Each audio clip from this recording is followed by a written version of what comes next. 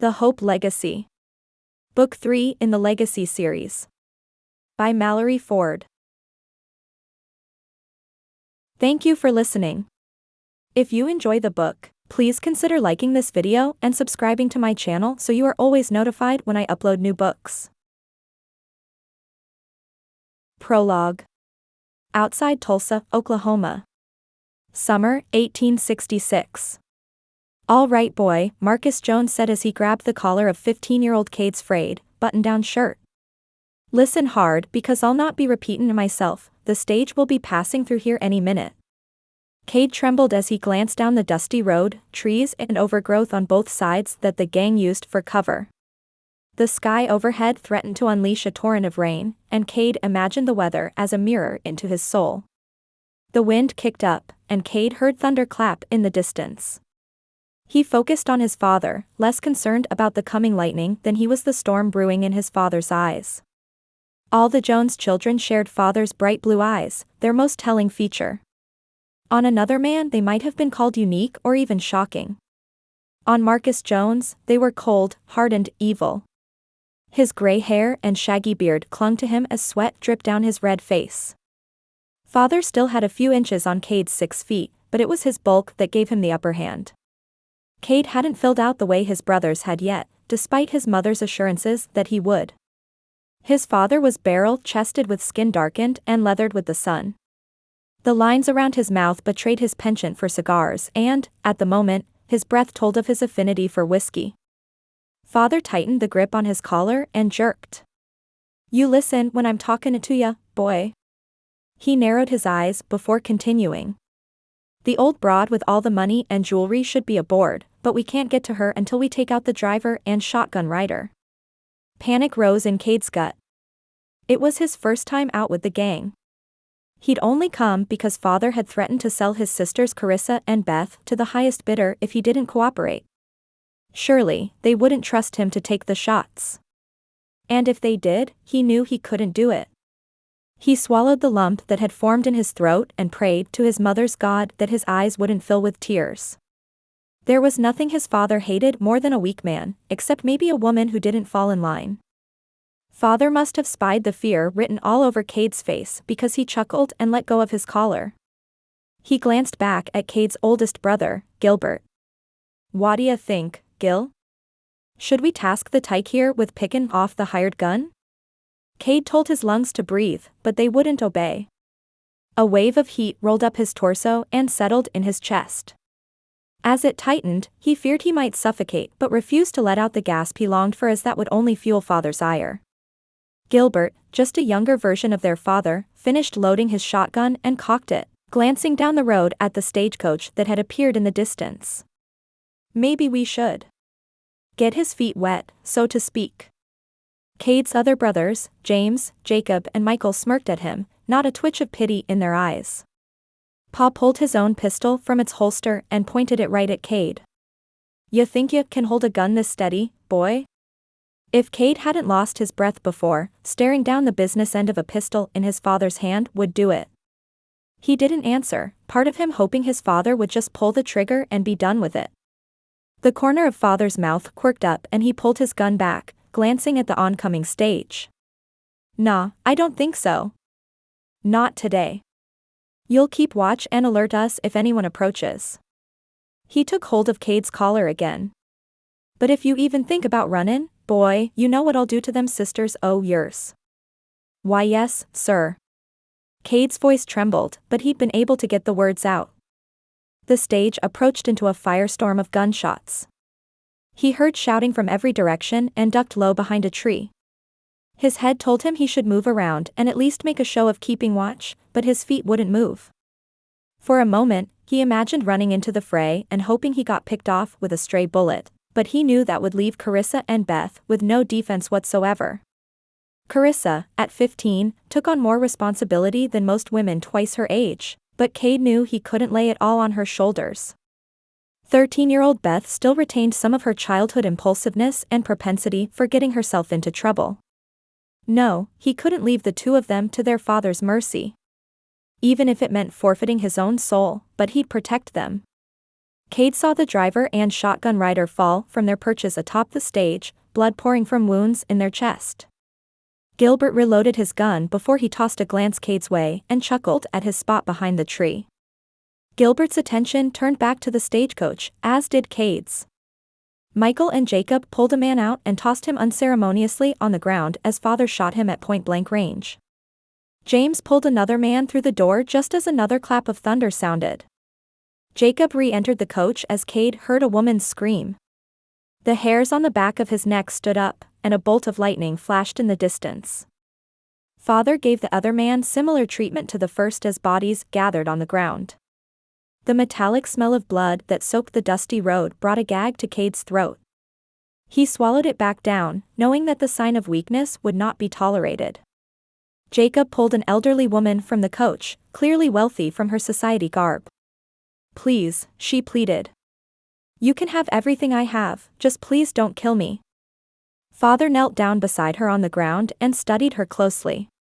Kade respected that the woman didn't pull back from his scrutiny. Father chuckled before he stood and backed away, jerking his head in Gilbert's direction. Another gunshot fired, and the woman lay dead on the ground. Kade watched as blood soaked the bodice of her traveling suit. That time, he couldn't swallow it down. His stomach contracted. He turned and retched into the foliage at his feet just as the storm reached them and the bottom dropped out. Chapter 1. Titus Federal Prison, Texas. March, 1878. The clang of metal on metal jarred Kade out of a fitful sleep, plagued with frequent nightmares of days gone by. He'd spent 4.5 years in federal prison, serving his time for his crimes as part of the Jones gang. His sentence was 5 years, but he knew they'd been merciful. He deserved much longer. A light filled the long, damp hallway as Kade swatted at the flies that buzzed around the cells, drawn by the smell of the chamber pots they emptied each morning. Boots clacked against the floor, at least 3 pairs. Their block must be getting a new inmate. Kade glanced at the empty cot in his cell. His cellmate, Hugh Branner, had been released recently after serving his term for armed robbery.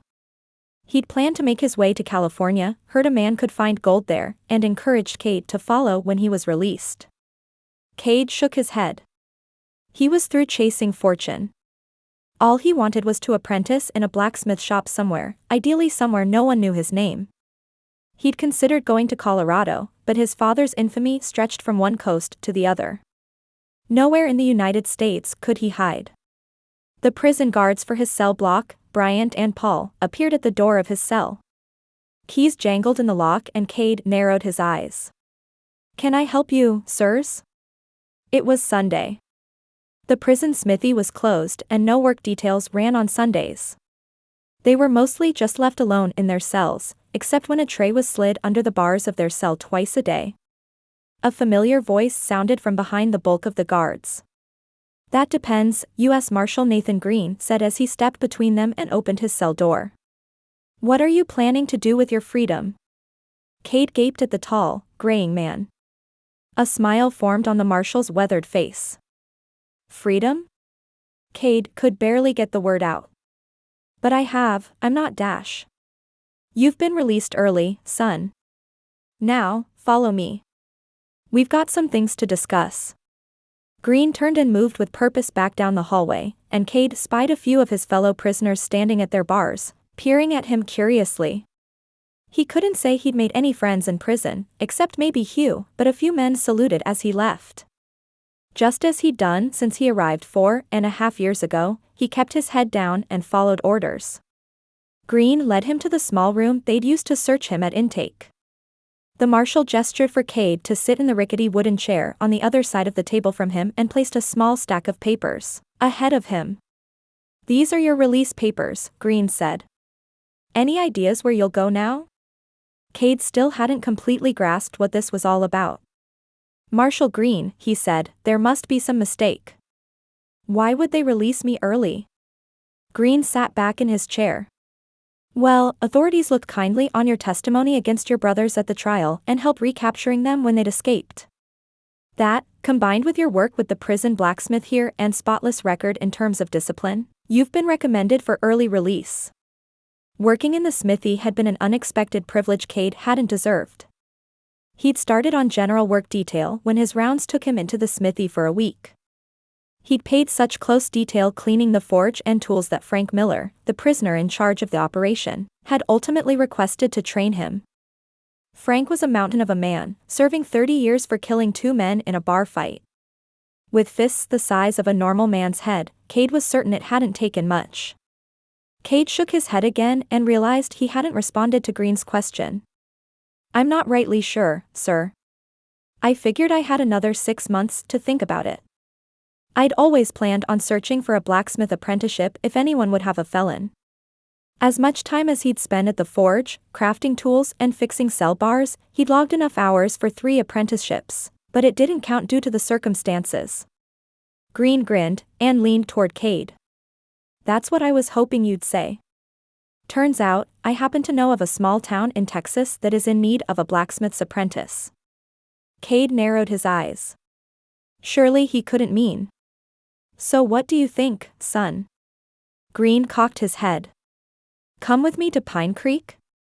Kade let out the breath he'd been holding, and the marshal's words sank in. "Go with you?" Last he knew, Green was based in Chicago at U.S. Marshal headquarters. "I've got a case I'm working on and need Matthew's help on it."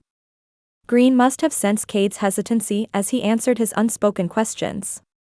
"They knew you were getting released, and Matthew's the one who set up the apprenticeship. Apparently, the old apprentice nearly got himself blown to Georgia and decided he'd rather be a lawman. He's Matthew's deputy now." Kade thought he remembered reading that in one of Carissa's letters. "You're sure they want me?" Green laughed. "Want you? I think your sisters practically have a calendar marking down the days until your release." His face turned serious then. "You're a free man now, Jones. You've served your time. It's up to you to decide what to do with that freedom." Kade thought only a second more before realizing he truly didn't have any other options. As he followed Marshal Green out of the dark and damp prison, holding only his release papers and the small bag they'd given him with his few belongings, he shielded his eyes as they adjusted to the bright sunlight. He'd been outside some during his time there, but once he started working the forge, it hadn't been often.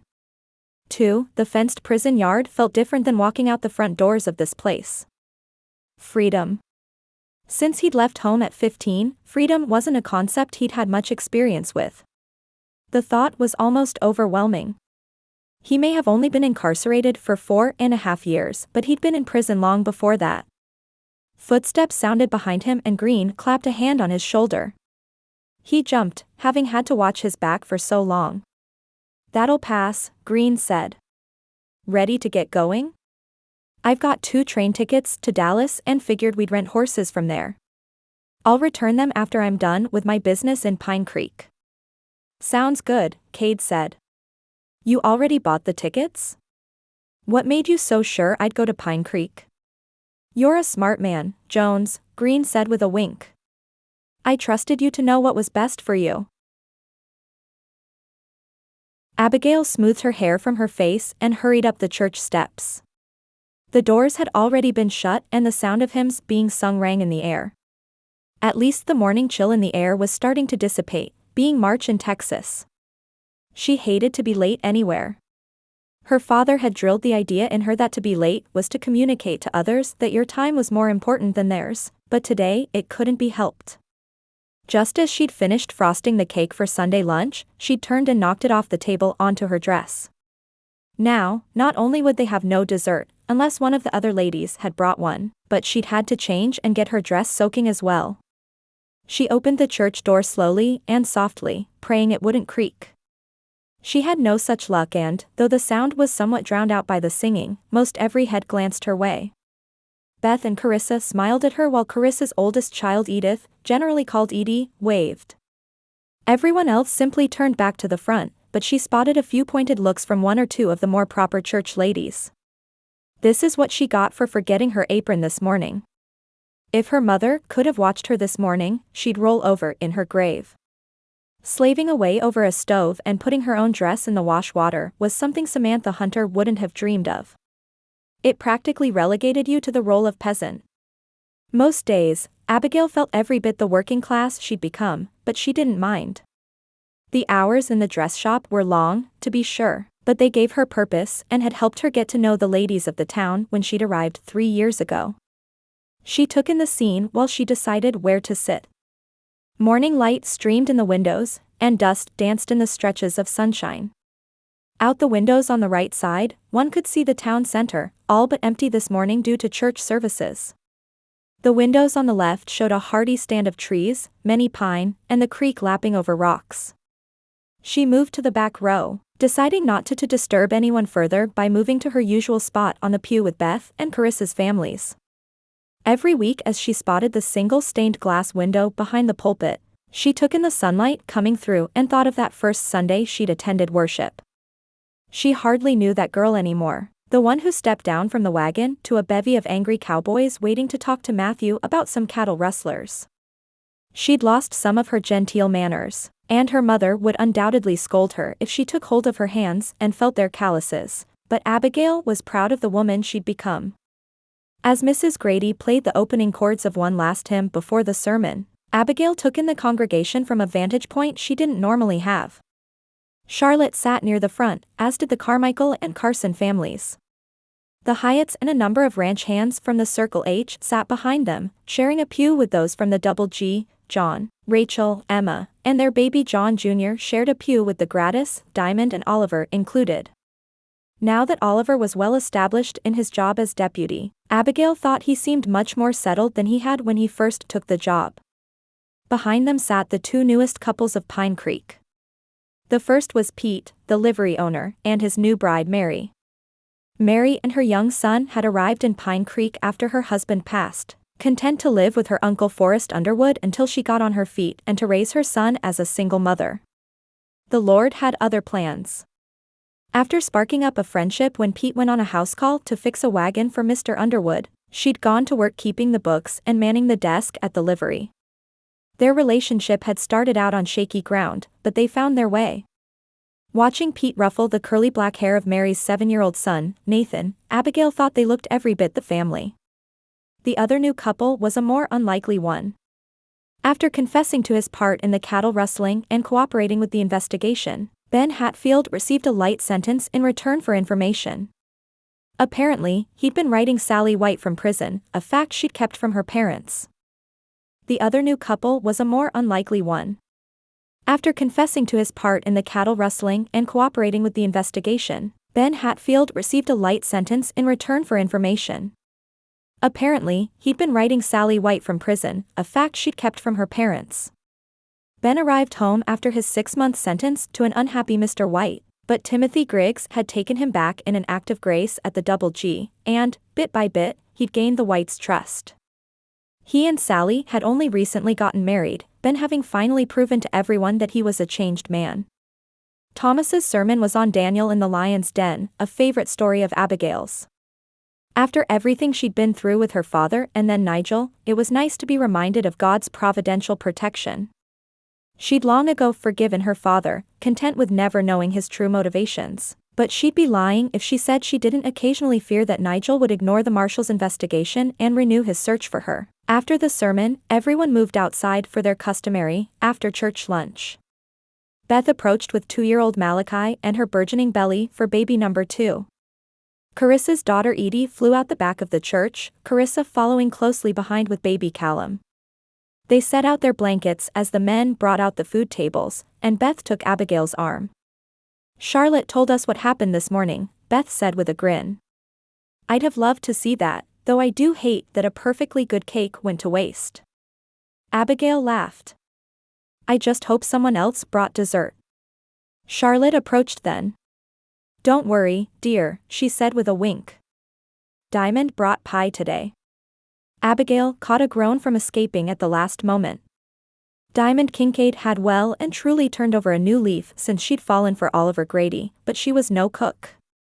Her pies usually tasted like she'd used salt instead of sugar and actually put her foot in it.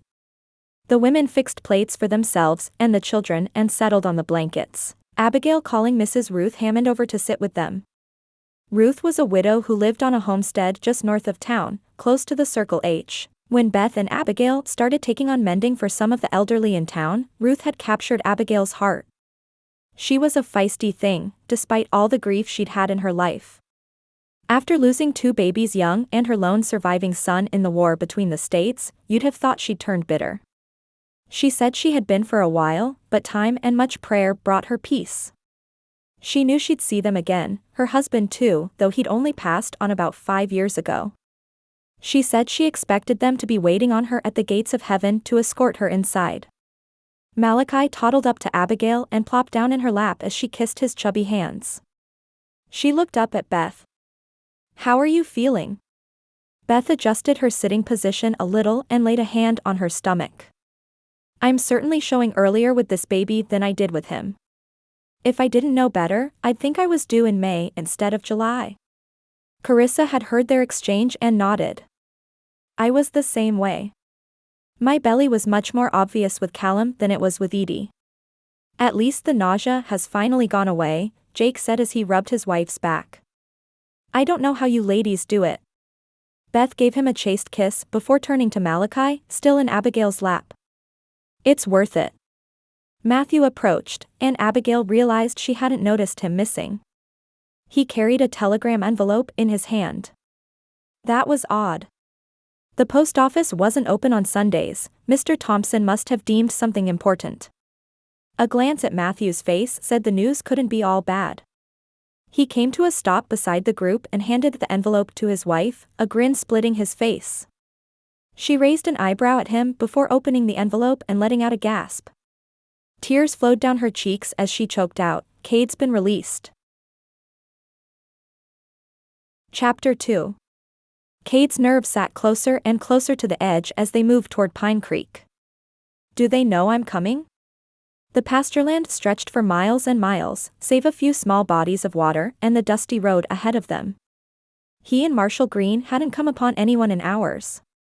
"I sent Matthew a telegram Sunday morning when I received your release papers," Green said. "I'm not sure if anyone mans the telegraph on Sundays, but surely he has it by now." It was now Tuesday and, as much as Kade longed to see his sisters, the knowledge that their reunion would take place in another hour or two threatened to pull him into a panic.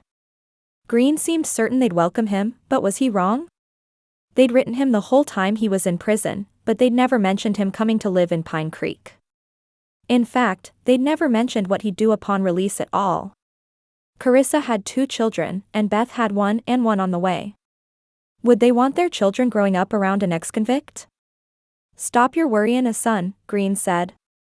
"Whatever's rolling around in that head o' yours will all be sorted out in due time." Then, as if reading Kade's mind, he added, "And Matthew wouldn't have set up this apprenticeship for you if you weren't welcome." Kade let out a deep breath and they finished their approach to town, a little too quickly for Kade's liking. The street was mostly empty, save for a few horses tied outside businesses and 2 freighters loading crates into a wagon outside the mercantile. As they came to a stop outside a 2-story White House just past the jail, Green turned to him. "Every man coming out o' a prison has some demons to fight." He swung his leg over his black mount and looked up at Kade, still in the saddle. "Just don't let him consume you, Jones. Let others help you heal. Accept the Lord's forgiveness and forgive yourself as well." Kade bit back a scoff. He wasn't sure he'd ever heal. The pastor who visited the prison often, George Williams, had convinced Kade of the truth of God, but Kade couldn't see how the God of justice could possibly show him mercy. He knew the stories of Paul and King David, but he just couldn't reconcile himself in those stories. No, he saw himself much clearer in the stories of those who'd suffered God's wrath for their sins.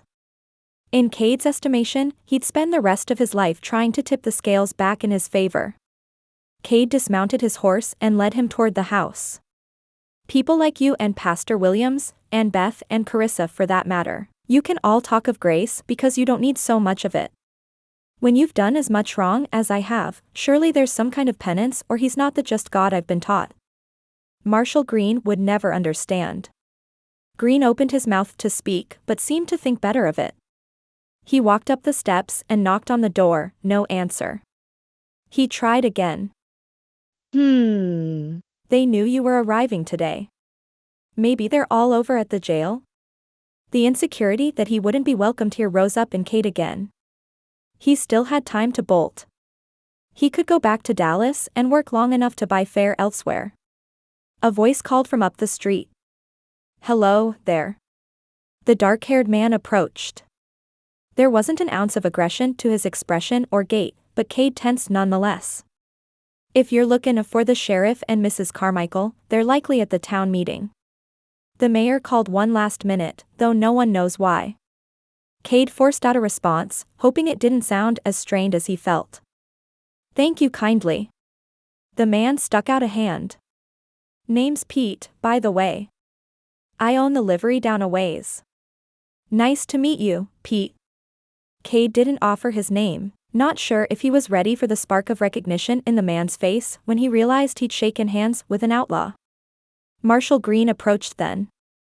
"Thank you, sir. We'll wait on them here." Pete's brow furrowed for a second. "You sure? I'd be happy to walk you down there if you'd like to join." His face lit in recognition. "Say, aren't you that marshal who's been running the investigation into that snake in New Orleans? That Garrison fella?" "The one, Abigail." Marshal Green cut him off then. "I am at that, Nathan Green, at your service. But I suppose you'd better get to the town meeting. We'll be fine here." Pete shrugged his shoulders and tipped his hat. "Have a good day." He set off toward the church, and both Kade and Marshal Green took a seat on the porch. Kade eyed Marshal Green. "You're investigating Nigel Garrison?" "That I am." Green didn't offer any further comment, but Kade had to know one thing. What does he have to do with Pine Creek? Pete had said something about a woman named Abigail. He remembered that name from his sister's letters. They'd mentioned her a few times. He thought she worked in the dress shop with Beth, had even lived with her before she got married. The thought that a criminal like Nigel Garrison could be even mildly connected to his sisters settled in his gut like a brick. They'd been through enough. "Not sure there's anything anymore," Green said. He seemed to be choosing his words carefully. "What do you know of Garrison?" Kade shook his head. "Not much, I don't even know that I could pick him out of a lineup. Father never trusted me to come with him when he made deals. He usually took Gilbert or Bronson. I know he and Father were friends, or I guess more occasional business partners." Kade thought back. "Nigel doesn't get his hands dirty. He hires people like my father to be the muscle for whatever scheme he's running or to collect money people owe him." Green leaned back against one of the posts in the porch railing. "That's the trouble with Garrison. He doesn't get his hands dirty at the top or the bottom. He uses investors to finance his dealings and then hires others to carry them out. He's the brains, but not the money or the muscle. Makes him slippery, from a law standpoint. But that still doesn't answer what he has to do with Pine Creek." "Hopefully nothing," Marshal Green repeated. Kade wasn't sure he wanted to know, but if it involved his sisters, he needed to.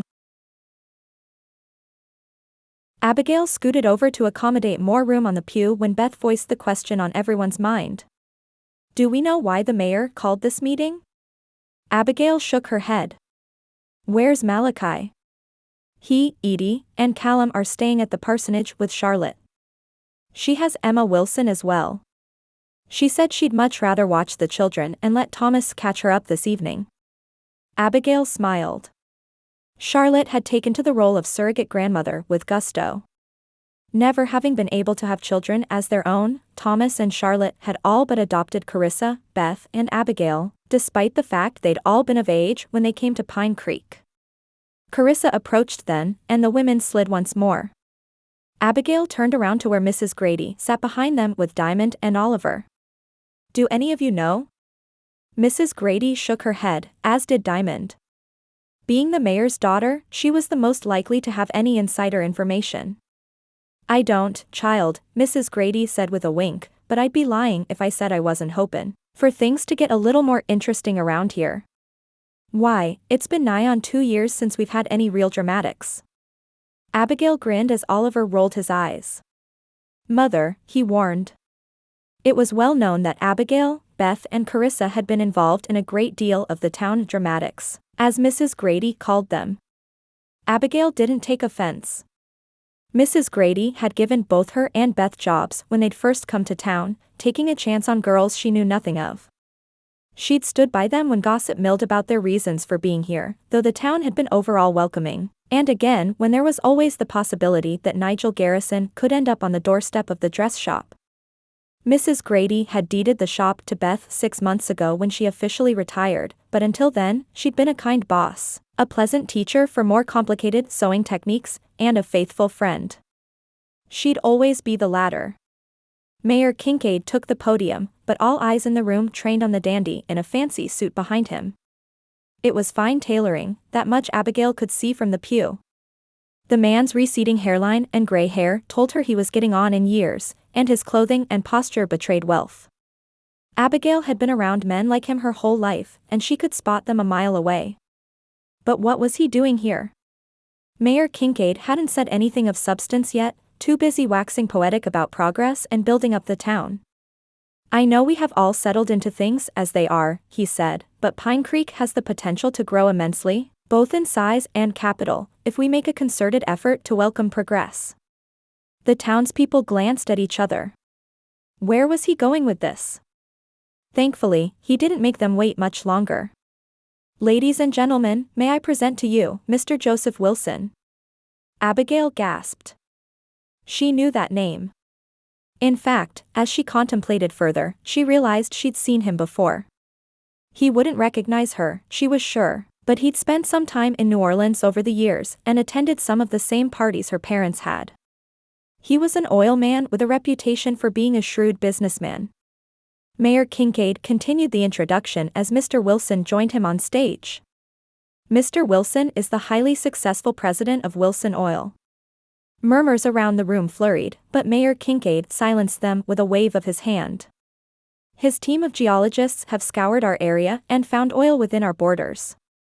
He grinned as though this was the best news he could imagine delivering, faltering a little when it seemed the crowd wasn't as certain. Mr. Wilson took over then, parroting the merits of an oil field for a town. Those benefits were primarily financial, as Wilson Oil pledged to order supplies through local businesses any chance they got. Abigail glanced at John and Rachel. No doubt, the mercantile would see a boom in sales from such an arrangement, but John still eyed the man with curiosity rather than excitement. He raised his hand then, and Mayor Kincaid introduced him to Wilson before allowing the question. Thank you, sir, John said. Can you tell us where the oil is located? Where will the camp be set up? Absolutely, Wilson said as he moved toward a large canvas on the side of the stage. He flipped back the covering, and Abigail narrowed her eyes to discern the area he'd outlined in black.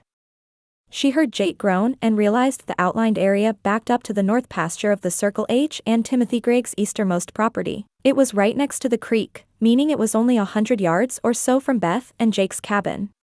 Jake's hand went up, and Mayor Kincaid introduced him. Sir, Jake said as he removed his hat. I mean no disrespect, but have y'all thought about how this will affect the ranchers and farmers? Heavy machinery banging around and spooking the cattle, not to mention the potential of the creek being contaminated with oil. Can you tell us what you'll do to keep those things from happening? Mr. Wilson rattled off an unsatisfactory answer, clearly one he'd given many times over. That didn't directly answer Jake's question. The ranchers in the room began to grumble, and Mayor Kincaid opened the floor for more questions, wiping his reddened brow with a handkerchief as he did so. Molly Hightower stood from a few rows behind them. Sir, what type of men will this bring to town? Her question was respectful but pointed. I've heard that roustabouts can be rather rough. Mr. Wilson smiled condescendingly at Molly, and Abigail saw her stiffen. I promise you, ma'am. We only hire the highest quality men, both in skill and character. Molly sat, eyes still narrowed at the man but satisfied for now. Mr. Wilson, Matthew stepped forward from his spot near the front of the church. I must echo Molly's concern. Have you had any issues with lawbreaking in the other towns you've drilled in? Abigail noticed Mr. Wilson answered Matthew's question with the same talking points he'd given Molly. Matthew didn't look convinced. She was certain this motion would be voted down until John stood again. What kind of revenue might the town expect to bring in from this? Wilson quoted a number that ushered gasps and more whispers through the room. He went on. Not only will the mercantile see increased revenue, the livery, bank, smithy, post office, and a number of others will too. He turned back to address the town as a whole. We've offered Mayor Kade the opportunity to drill on a trial basis. For 6 months, Wilson Oil would have the drilling rights to set up an oil field in the agreed-upon location. After that, the town can reconvene and decide if it's still in their best interest. He cocked his head toward the audience with a grin and winked. But you folks are smart and well aware of what's good for the town. I have no doubt we'll find this a mutually beneficial arrangement. Abigail couldn't help but be reminded of the politicians who campaigned in New Orleans as she listened to Wilson speak. A few more questions were asked, but ultimately, the consensus was that it was worth a try. Most of the ranchers still dissented, as did a few of the homesteaders north of town, but the oil eventually won out with cautious optimism. Mayor Kade closed the meeting, and Carissa hurried to speak to Matthew before going home. Kade was to arrive today, and Abigail knew she wanted him to receive a warm welcome. She'd only seen her friend so excited about the births of her 2 children and Malachi. Abigail waved a quick goodbye to Mrs. Grady and followed Carissa out the door, Beth and Jake on their heels. As Abigail glanced back, Matthew was prying himself away from conversation with Mayor Kade to accompany them. Carissa wasn't the only one anxious to see Kade. The group made their way down the street, and Abigail considered heading to Thomas and Charlotte's to help her bring the children over when Carissa let out a squeal and broke into a run. Abigail's attention turned to the front porch steps of Matthew and Carissa's saltbox house just as 2 men walked toward them. One of the men was Marshall Green, Matthew's old boss and the man trying to ensure Nigel Garrison was safely behind bars. The other must be Kade. She'd seen his wanted poster years ago, but it did no justice to the size or presence of the man standing before her. His dark hair was longer than most and roughly shorn, reaching down past his ears. His beard was thick but cut close as well, framing his face and adding to the overall effect. The most intimidating thing about the man, however, was his size. He was tall, well over 6 feet with a barrel chest and broad shoulders. She couldn't make out his eye color from here but knew he shared the same stunning blue as Carissa and Beth. Abigail wasn't sure she'd ever seen a more handsome man. Carissa flew into his arms as Beth waddled after them, moving as quickly as she could in her current state. Jake trailed behind her, arms relaxed but ready, lest her hurry cause her to stumble. As Abigail neared, she noted both Beth and Carissa had tears streaming down their faces. Carissa turned toward the group that now included Abigail, Matthew, Thomas, and a few odd townspeople, curious about all the commotion. "Everyone," she said, "meet Kade." Kade's initial reaction to seeing his sisters had been a huge smile, highlighting the eyes that were indeed the same blue as his sisters, but now, as the gathering grew by the second, Abigail could see he was uncomfortable. The parts of his face that weren't covered in dark brown hair flushed, and he shifted his weight. She could relate, her arrival in town had been unconventional as well. Matthew seemed to notice and stepped forward, hand outstretched. "Welcome to Pine Creek, Kade. We're happy to have you." He turned to Carissa. "Why don't I take him to get settled at the smithy, and we'll all meet up for dinner at the Fosters as we'd planned?" Carissa opened her mouth, seemingly to argue, before glancing at Kade. She pulled him into another hug, as did Beth. "Get settled, I'm sure you've had a long trip. But before you go, let me introduce you to a couple of people." Abigail noted Kade looked relieved, but that thought was short-lived as he glanced up and his gaze locked on hers. She barely heard Carissa introducing her and Thomas, too busy willing the flush in her face to go away. She wasn't afraid of the mountain of a man, but shivers ran up her spine nonetheless. She pulled her gaze away and noticed Carissa eye her, then Kade. Had she felt the surge of electricity pass between them? Abigail willed herself to recover and straightened her shoulders. It was nothing, and the moment had only lasted a few seconds. The man had just gotten out of prison, for goodness sake. He didn't need some woman he just met ogling him. Matthew and Kade had already turned toward the smithy, the new building only a stone's throw from the last building in town, Set apart in case of another fire.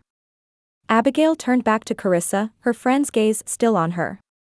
I'm going to head back home now, she said as though the past few minutes never happened. I'll see if Charlotte needs help with dinner or the children. Carissa's lips turned up in the smallest of smiles just as Beth, who'd apparently noticed nothing, spoke up. I'll go too, she said. There's no reason to drive all the way out to the ranch just to come right back. Plus, Charlotte must be tired of our children's chaos. Chapter 3. Sorry about that, Matthew told Kade as they approached the smithy. The town means well but has a tendency to be a little overwhelming. It's all right, Kade said, now past the worst of the panic that had threatened to overtake him as he had taken in the growing crowd. I appreciate all you've done for me. That's what family's for, Matthew said as he removed his hat and stepped inside the dark smithy, lit only by the forge in the corner and the open double doors. The brick building was hot and smelled of ash and iron. The brick forge sat in the back corner, a large flue open above it, 2 anvils on stands in front. Tools and other equipment lined the walls, horseshoes, hammers, crowbars, knives, wagon wheel rims hung in neat rows on hooks. A broken plowshare sat on a shelf, along with 2 buckets. One bucket held bullets of various shapes and sizes, the other held nails. A grizzled older man stood at the anvil, hammering down an axe head from Kade's vantage point. His sleeves were rolled up to his elbows and leather apron tied at his neck and waist. A dog lay asleep on a dusty blanket in the corner, apparently not bothered by the noise. The man stopped hammering and rose to his full height, only an inch or 2 shorter than Kade and just as broad. His muscles stretched his shirt, clearly formed from years at a forge. Matthew greeted the man. Hi Mac, missed you at the town meeting. Had too much work to do to waste time on some fool town meetin', the man groused. Kade liked him already. This my new apprentice? He studied Kade for a moment and nodded with a huff. Kade wasn't sure if he approved or not, but if there was one thing Kade excelled in, it was blacksmithing. He'd prove himself. Mac turned back to the men and raised an eyebrow. Well, ya comin'? Kade turned to Matthew, who shrugged, and the men followed Mac to the back of the long, narrow building. Matthew tells me you know your way around a forge, so I'll skip that part for now, Mac groused without turning around. Back here's your room. Kade looked at Matthew, not having realized he'd be lodging in the smithy too. That saved him the trouble of finding a place. The room was really more of a small apartment. To the left was a bed, chest of drawers and wash basin, while the right held a small wood stove and some cookware. The cookware was well made, and Kade imagined Mac forged it himself. Behind the cook stove was a window that overlooked the town center, plain brown curtains on the rod. Kade could hardly believe his good fortune. This is great, sir. Thank you. Call me Mac. Ya can use the water pump in the smithy for washin' and cookin', Mac continued. The old smithy didn't have a room like this, but when we built this one, it seemed like a good idea to have someone stay in here as much as possible, whether it be one of us or Brutus here. He gestured toward the dog, a large black and white mutt who'd come to see what all the fuss was about. Brutus walked up to Kade and sniffed his hand before giving it a good lick. Kade knelt down and petted the dog on the head, his shaggy fur clean and well kept, despite living in a smithy. Well, I'll be, Mac said, and Kade shifted his attention from the dog to his new boss. I've had that dog nigh on 2 years and he's never taken to someone that quickly. He glanced up at Matthew and chuckled. Nearly took a chunk out of Mayor Kincaid's hand when he tried to pet him. Mac's face sobered. Can't blame the beast, though. When I came across him on the way back from picking up supplies in Lehigh, I saw him chained outside an old homestead. He was skin and bones with a busted-up eye to boot. Kade could relate. How'd you convince the owner to let you take him? Matthew put a hand up. Mac, this dog belongs with you. But if you're about to tell me you stole him, give me fair warning so I can plug my ears. He winked and Mac grinned. Nah. I would've, but I offered his owner $2 and a couple tools I'd brought with me. He gave him up, no problem. So the old man wasn't quite the hard nose he'd like people to believe. Kade gave Brutus one last pet before standing. I think we'll get along fine. Matthew glanced at the clock on the wall. I best get going, men. He turned to Kade, dinner's at 6 at the parsonage. Walk out the doors of the smithy and head north for a quarter mile. It's a white house with a porch and a cottage in the yard. You can't miss it. Kade nodded. Thanks, Matthew. Matthew turned to Mac. You're welcome to join us. Charlotte would skin me if I didn't issue the invitation. I appreciate that, Sheriff, but I need to get on home. Thank ya, kindly. And say hello to the missus for me. Matthew walked through the double doors, leaving Kade and Mac alone. Well, Mac said, I guess the only thing left to discuss is the terms of your employment. You'll work 8 in the morning until 4 in the afternoon. We only work on Saturdays for large orders, but that doesn't happen often. Smithy is always closed on Sundays. Payday is Friday and it'll be $5 a week. When you finish your apprenticeship, that'll double. Kade's eyes widened and Mac pierced him with a glare. That gonna be a problem? No sir, Kade assured him. I honestly didn't expect to make that much, especially with the room included. I'm a fair man, Jones, Mac growled. I pay men what they're worth. And while we're at it, I believe every man deserves a fair shake, but make no mistake. I done been blowed up one time by some no-good outlaws, Mac said as Kade's stomach sank. I mean to let it happen again. Now, your brothers-in-law vouched for ya, and I'll give ya a chance to prove ya deserve it. Kade relaxed, thankful for the chance and knew what the man offered was more than what most would have done. I won't let you down, sir. I'm sure you won't. I'm gonna get going on home. You and Brutus have a good night. Mac left, and Kade sat down on the bed, glancing out the window. His arrival in Pine Creek had been a whirlwind, and Kade just now had a chance to breathe. He pumped some water into a bucket and cleaned up in the wash basin. The state of the water when he was finished told him just how dirty he'd gotten on the way here. Brutus hopped up on his bed and laid down. Oh, no boy, Kade said as he shooed him off the bed. You can sleep in here but not in the bed. Brutus gaped at him with wide, hopeful eyes, and Kade almost gave in before thinking of how likely this dog was to shed. Kade sat down, Brutus lying at his feet, and thought back on the day. He'd seen Carissa and Beth for the first time in years. He'd known they were happy from their letters, but the contentment that showed on their faces warmed him. That's all he'd wanted for them. They'd married good men, had a couple kids, and fulfilled lives. And then there was Abigail. Her auburn hair curled lightly and reached the middle of her back, her hazel eyes seeing into the depths of his soul. He shuddered. If she truly saw into his soul, she'd have gone running. Freckles dotted her fair skin and had pulled his gaze to her full lips. He shook his head to dispel the image. He had no business thinking about any woman's lips, much less Abigail's. Carissa and Beth had written about her on occasion, and Pete had mentioned her with the likes of Nigel Garrison.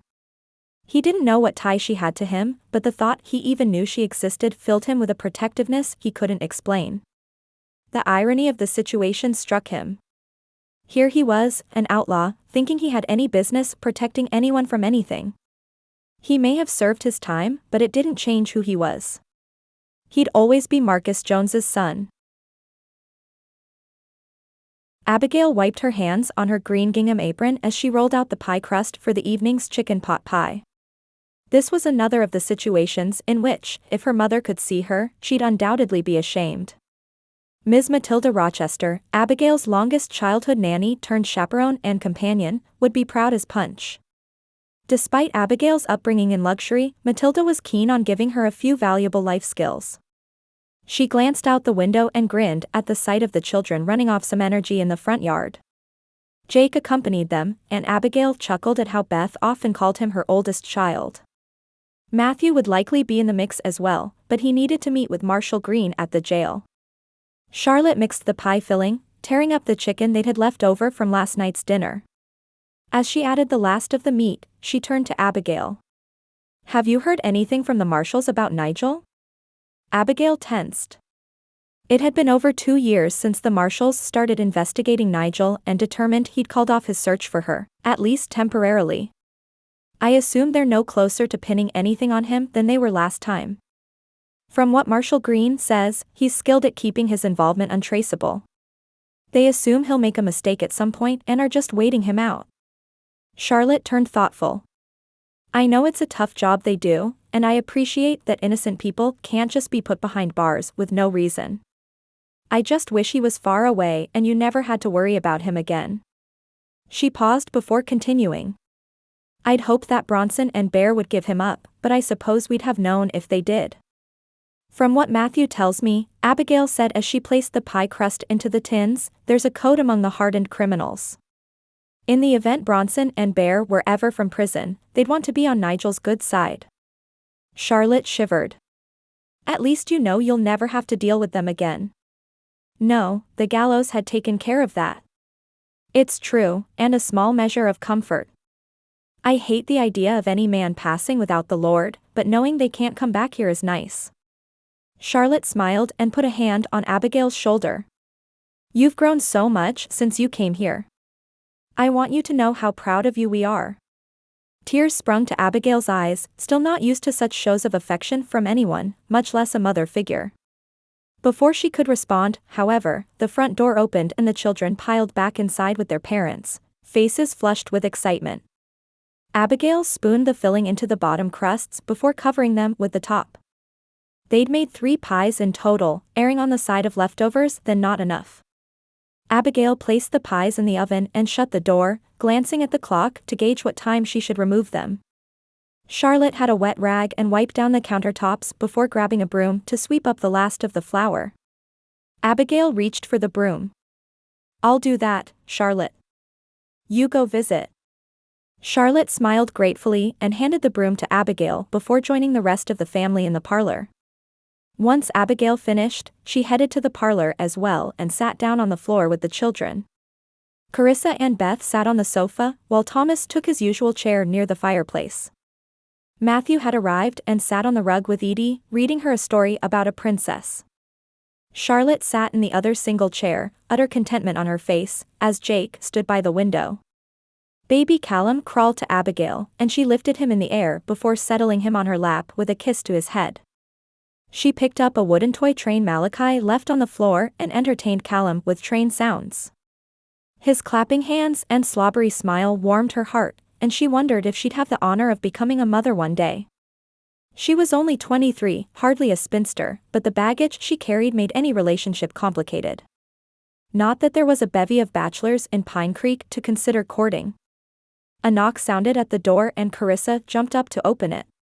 As expected, Kade's large build filled the door frame on the other side. As he entered, the adults welcomed him as the children looked up, wide-eyed, at him.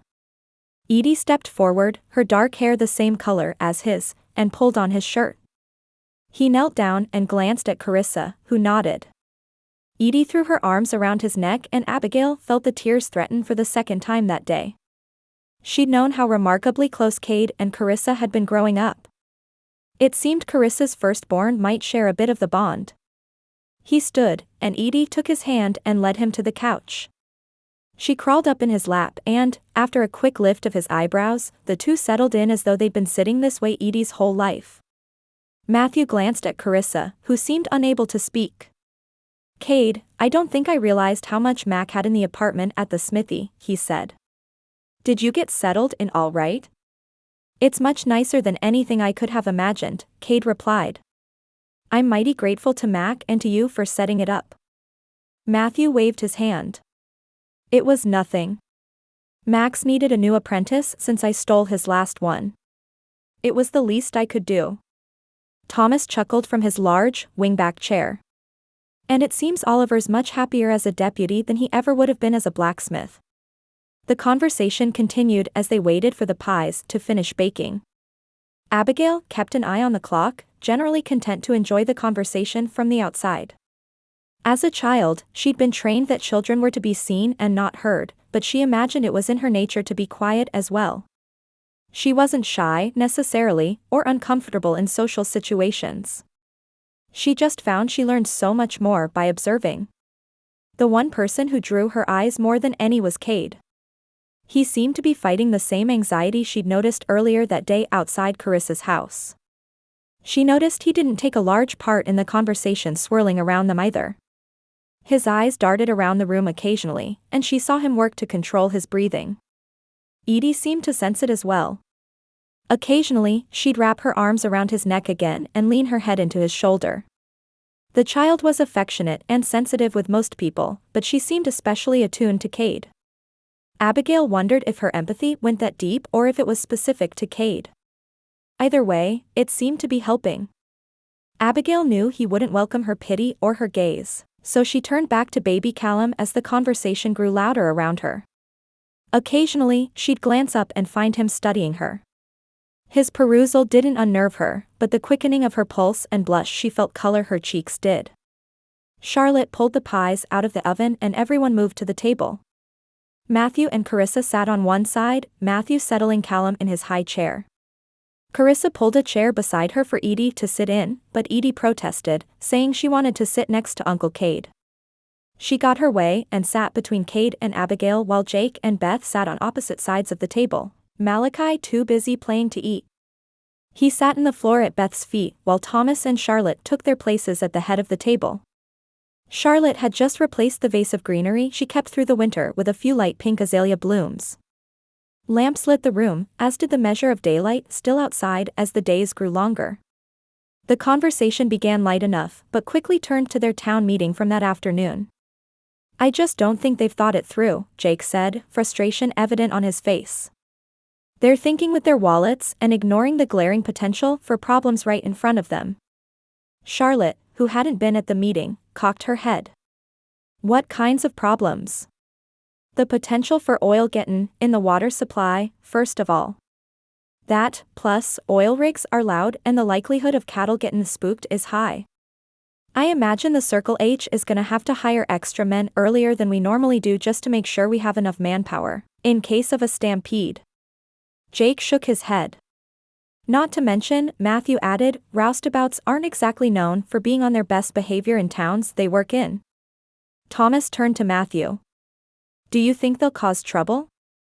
Matthew sighed. "I don't rightly know. I'd hope that what Wilson said was true, that he only hires the highest quality men, but I can't be sure of that.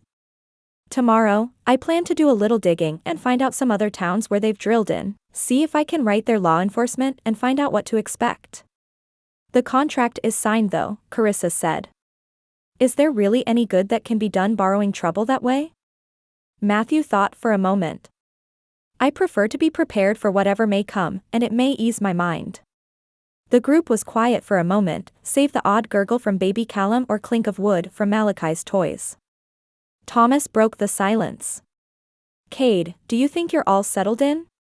Kade nodded, clearly a little out of his element. "I think so." A small smile crossed his face. "I'll say, I didn't expect to have a roommate."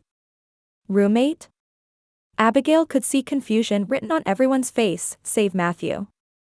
"He means Brutus," he snorted, and recognition settled on the group.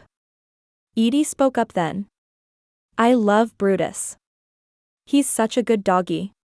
Papa lets me go with him sometimes when he goes to the smithy so I can pet Brutus.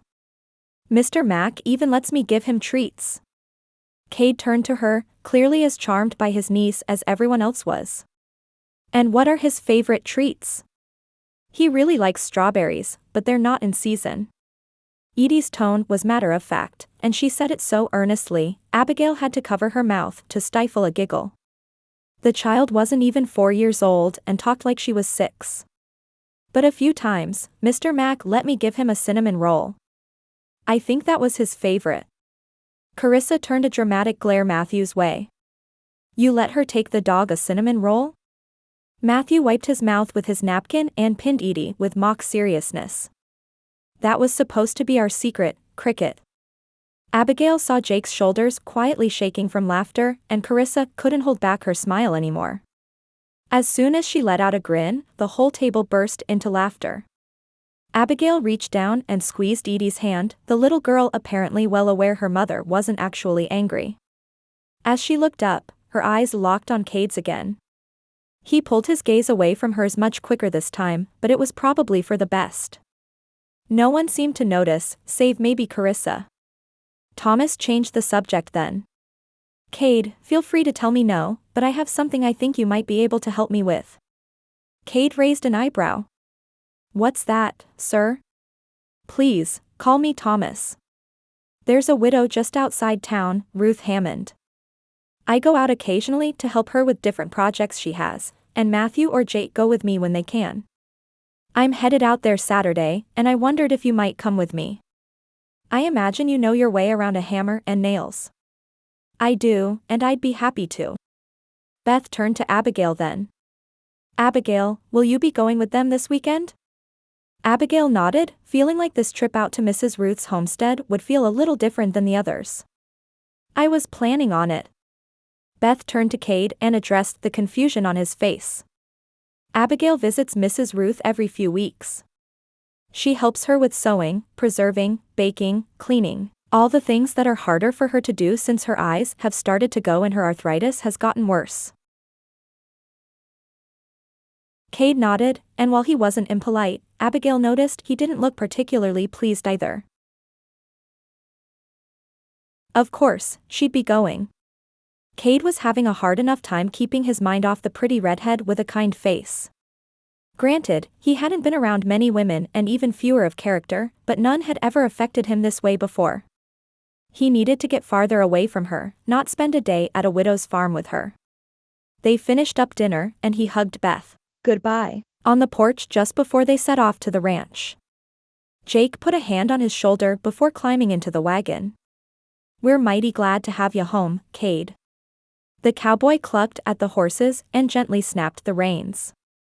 The wagon lurched forward, and the family set off north to some of the ranchland he'd come past on his way from Dallas. Carissa took his arm. You want to walk with us? We passed the smithy on our way home. She smiled, and he remembered why he'd never been able to say no to her. Sure, just let me grab some of that chicken Charlotte wanted to send for Brutus. She tightened her grip on his arm before letting him go. Jake's right, you know. We are all really glad you're home. Home. It was an odd concept for Kade. He'd never had a home, moving around so much as a child. Yet, here they treated him as if he'd grown up here, finally returning. It reminded him of the prodigal son.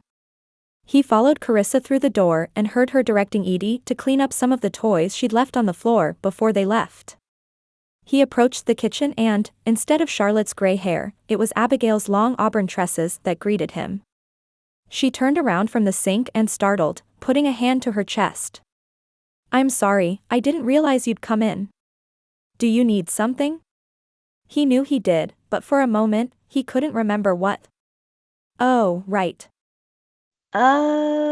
Charlotte said she had some. Chicken for Brutus?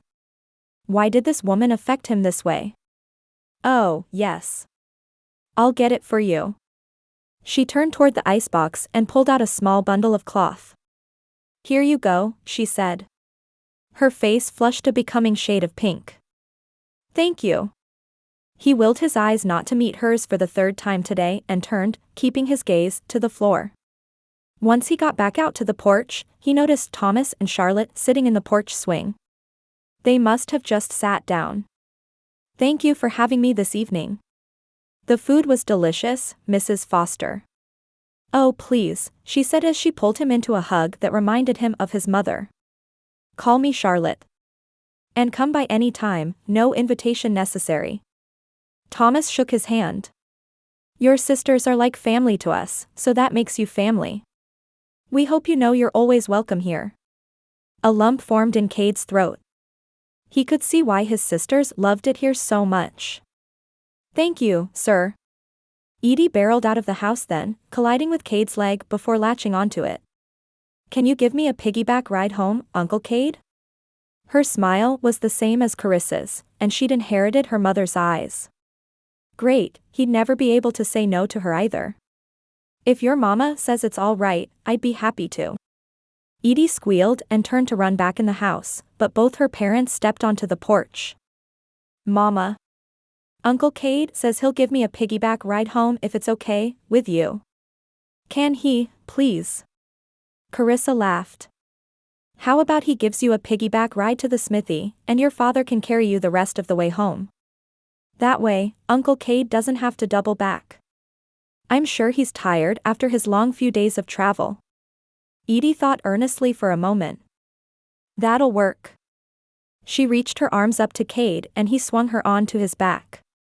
You ready, Pipsqueak? He hadn't meant to give her a nickname, it just came out. Her father had called her Cricket earlier, he might not like it if Kade gave her a pet name too. Glancing at Carissa and Matthew, however, both wore wide smiles. He glanced at Matthew and raised a brow, and his brother-in-law gave the smallest of nods. Kade had seen Matthew in action as a lawman throughout his capture and trial, but it wasn't until then that he understood why the man was so good at what he did. He could read a man like a book, something that had to be useful in his profession. I'm ready, Uncle Kade. Giddy up. Kade obeyed his orders and stepped down the steps carefully before galloping in a circle in the front yard while Matthew and Carissa said their goodbyes. As they descended the steps, baby Callum in hand, Kade glanced back up at the kitchen window and saw Abigail standing there watching him. When she saw she'd been caught, she quickly backed away and the white lacy curtain fell back into place. That night, after he'd given Edie to her father and Carissa one last hug for the evening, he moved into the smithy to ready for bed. Brutus approached with a growl. Easy boy, it's just me. He lit a lantern and Brutus's aggressive stance relaxed as his tail began to wag. I've got something for you, too. He dropped the chicken on the ground and watched Brutus lap it up in only a few bites before lumbering back to Kade, his eyes asking for more. Kade laughed and scratched the dog's head. That's enough for tonight, boy. Don't want you going soft on us. Kade unbuttoned his shirt and laid it over the chair in the corner of the room. As he sat down on the bed, he picked up the small bag he'd been issued as he left prison and pulled out the Bible that Pastor George Williams had given him there. He opened to a familiar passage, one he had no trouble understanding. He read again the story of Lot's wife and the judgment God exacted on Sodom and Gomorrah. Their sin too great, their repentance non-existent. He saw himself in the people of the cities that lay in ruins, slaves to iniquity and debauchery. He saw himself in Lot's wife, tempted to turn back to her wicked ways and turned into a pillar of salt. He didn't want to return to the life of an outlaw, that wasn't even a question. But the things he'd done and seen, the things he'd stood by, would haunt him forever. He might not be a literal pillar of salt, but the Lord's judgment on him was clear. He'd spend the rest of his days a dry shell of the man he could have been. Were he born to a different family? Had he found some way to get his sisters out? Had he somehow escaped after they realized his sisters were missing? But none of those things were true, so he'd spent his life trying to tip the scales back in his favor, to garner some favor with the Almighty. Were God to demand anything less, he wouldn't be the God of justice. Kade deserved every ounce of panic he felt, every battle with anger he fought, every time he felt the world close in around him. Maybe if he begged for mercy every night until he died, the Lord would allow some form of heaven for him, even if he didn't make it all the way inside, like Moses and the Promised Land. Yes, that was the best he could hope for after all the pain he'd caused. That night, as he did most nights, he awoke from a nightmare with sweat pouring down his face, neck and chest. His heart raced and his head pounded, teeth sore from clenching his jaw. He'd had that dream before, the one from a bank robbery they'd carried out in Ohio. His father made him bar the door, telling him he'd kill every man, woman and child in the building if even one escaped. Kade followed instructions and, still, for innocent people lost their lives that day. The last thing he'd heard before waking was their screams.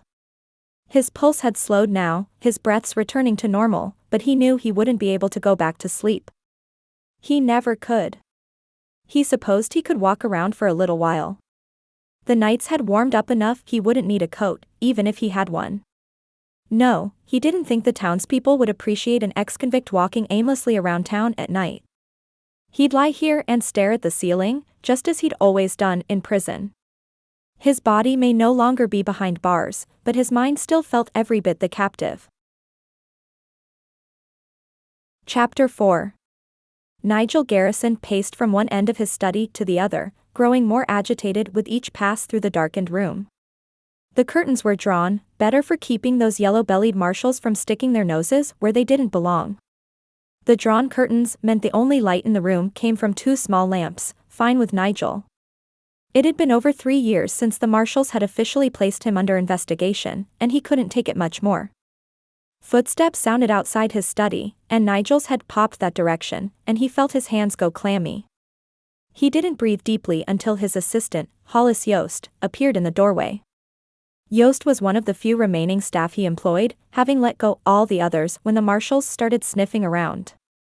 He'd laid low since they started investigating, but he'd reached the point where something must be done. "What do you want, Yost?" The sniveling manservant adjusted his collar, his head and ears reddening beneath his thinning hair. That is. Spit it out, Yost." "I've located the investigator you requested, sir. He's on his way here from Richmond. Charles Smith. The finder." His reputation was impeccable, and his friends said he could find a needle in 10 haystacks. Nigel's haystack was smaller than it could have been. They knew Bronson and Bear had been arrested and tried in Texas, but that was all they were able to snuff out before the outlaws were hanged. "Is that all?" Nigel knew he barked the question, but a healthy dose of fear was good for Yost. He needed to toughen up. "Why yes, sir." Yost glanced at the empty whiskey glass on Nigel's desk. "Would you like a refill, Mr. Garrison?" "In a bit." "You're dismissed." Nigel needed to keep his wits about him. Smith could find Abigail, of that he was sure. After that, he'd procure her father's ships and fortune before following his business ventures to the West Indies, far from the marshal's reach. He hadn't decided yet whether he'd kill her or bring her along for his amusement. She was a pretty thing, just like her mother had been. He'd only seen her a few times over the years. Hiram Hunter preferred to keep his daughter far away from his more questionable business practices. If only Hiram had held up his end of the bargain and changed his will like he said, he wouldn't be in this mess. Nigel slammed his fist down on the desk. The girl would pay for her father's mistakes. If only her signature weren't on bank documents, he could just forge it, but he was out of luck there too. "Yost." The bumbling oaf appeared in the doorway a moment later, out of breath and sweating as though he'd sprinted from the kitchen. "Yes, sir, Mr. Garrison?" Nigel grinned. He liked having his employees snap to at his every whim. It was why he'd kept Yost around despite how he grated on Nigel's nerves. That, and he'd sufficiently terrified the man into submission. Yost would never rat him out to the authorities. "I'll take that whiskey now." Yost returned shortly with another glass, replacing the one Nigel had just dirted. It burned on the way down, and Nigel relished the feeling. He'd find Abigail Hunter, wherever she was, and he'd finally have his due. "Well, Jones," Mac said as they doused the forge and cleaned up their tools. "I reckon you coulda done a lot worse the past few days." Kade appreciated that the man had taken him at his word about his experience as an apprentice for Frank Miller at the prison, and hadn't insisted on starting from the ground up. He'd have listened, thankful just to have a job, but it would have made his first few months there tedious ones. Today, after a brief summary of the systems Mac kept in place for organization, he'd more or less given Kade free rein on their list of projects. Kade spent the morning repairing the plowshare one of the farmers brought in before making the rounds to a few ranches to reshod some horses. He spent some time manning the bellows to keep the forge hot, but Mac said Mr. Collier's teenage son Wyatt normally did that job. He'd been needed at the farm that morning. Kade didn't mind, he'd do whatever was needed to keep the operation running smoothly. Mac glanced at the clock. "It's closin' time. We'll get all this cleaned up and you're off for the night." He glanced at the small kitchen in Kade's rooms, still as bare as it was before Kade arrived. Mac narrowed his eyes. "You got dinner plans, son?" "Yes, sir, Carissa and Matthew have invited me over. And I'll clean up, you can head out." It was typically the job of the apprentice, after all. Good, Mac was appeased. Can't have my apprentice goin' a week on me from hunger. As if on command, Kade's stomach growled. He hadn't had a chance to go to the mercantile for supplies, not that he had money yet to purchase anything. Carissa had stopped by his first morning here with a loaf of fresh bread and homemade jam, but he'd polished that off over the past 2 days. He'd skipped breakfast that morning and worked through lunch with Mac, mostly distracted by his work. Mac looked like he might comment but thought better of it. Well, I best be gettin' home. Have a nice evenin', and tell your sister and the sheriff I said hello. I will, sir. Mac left the smithy, and Kade heard a faint whistle as he moved down the road, an old saloon song traveling through the air. He cleaned up the space, setting everything to rights before rinsing his face and hands in the wash basin. He knew his clothes were filthy as well, but nothing could be done about that right now. He didn't have time to wash them and couldn't afford more until he got his first week's pay. Brutus walked in the back door then. Mac had trained the dog well. He all but disappeared through the day, prowling the prairie land and woods, only to return right at closing. Mac seemed happy to let the beast go, so Kade didn't see an issue with it. He had apparently become something of a town pet and received treats most everywhere he went. Kade's stomach growled again and he chuckled. Maybe you oughta bring me some of those treats, boy. The dog stood under Kade's hand and he obliged, scratching the spot behind Brutus's ears he seemed to like. The dog's tail wagged, and Kade swore he saw something of a smile on his face. He passed through the doors of the smithy, turning to lock up and head to Carissa's when a group of 4 women exited the dress shop across the street. He spied Abigail's hair immediately but didn't recognize any of the others. The group spotted him, and the 3 unknown women made no attempt to hide their shock. He supposed he couldn't blame them. He hadn't left the smithy since dinner Sunday evening, and none of those women were the kind of people who might have needed something from a blacksmith.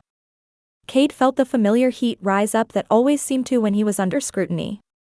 He took a deep breath and willed his heartbeat to slow. This wasn't a group of outlaws or lawmen. It was a group of ladies. They began talking without taking their eyes off him, though he couldn't hear what was said. He thought to just put his head down and hightail it to Matthew and Carissa's, but Abigail broke through the group and headed his way. Even if he'd wanted to move, his feet had a mind of their own until Abigail reached him with a wide smile. She held a bundle in her hand, tied with twine. Good afternoon, Kade. I trust you're settling in all right? She fidgeted a little but maintained the air of a proper southern lady. He could only tell she was uncomfortable by the light flush on her cheeks. I am. He glanced up at the group of women, still looking his way and talking.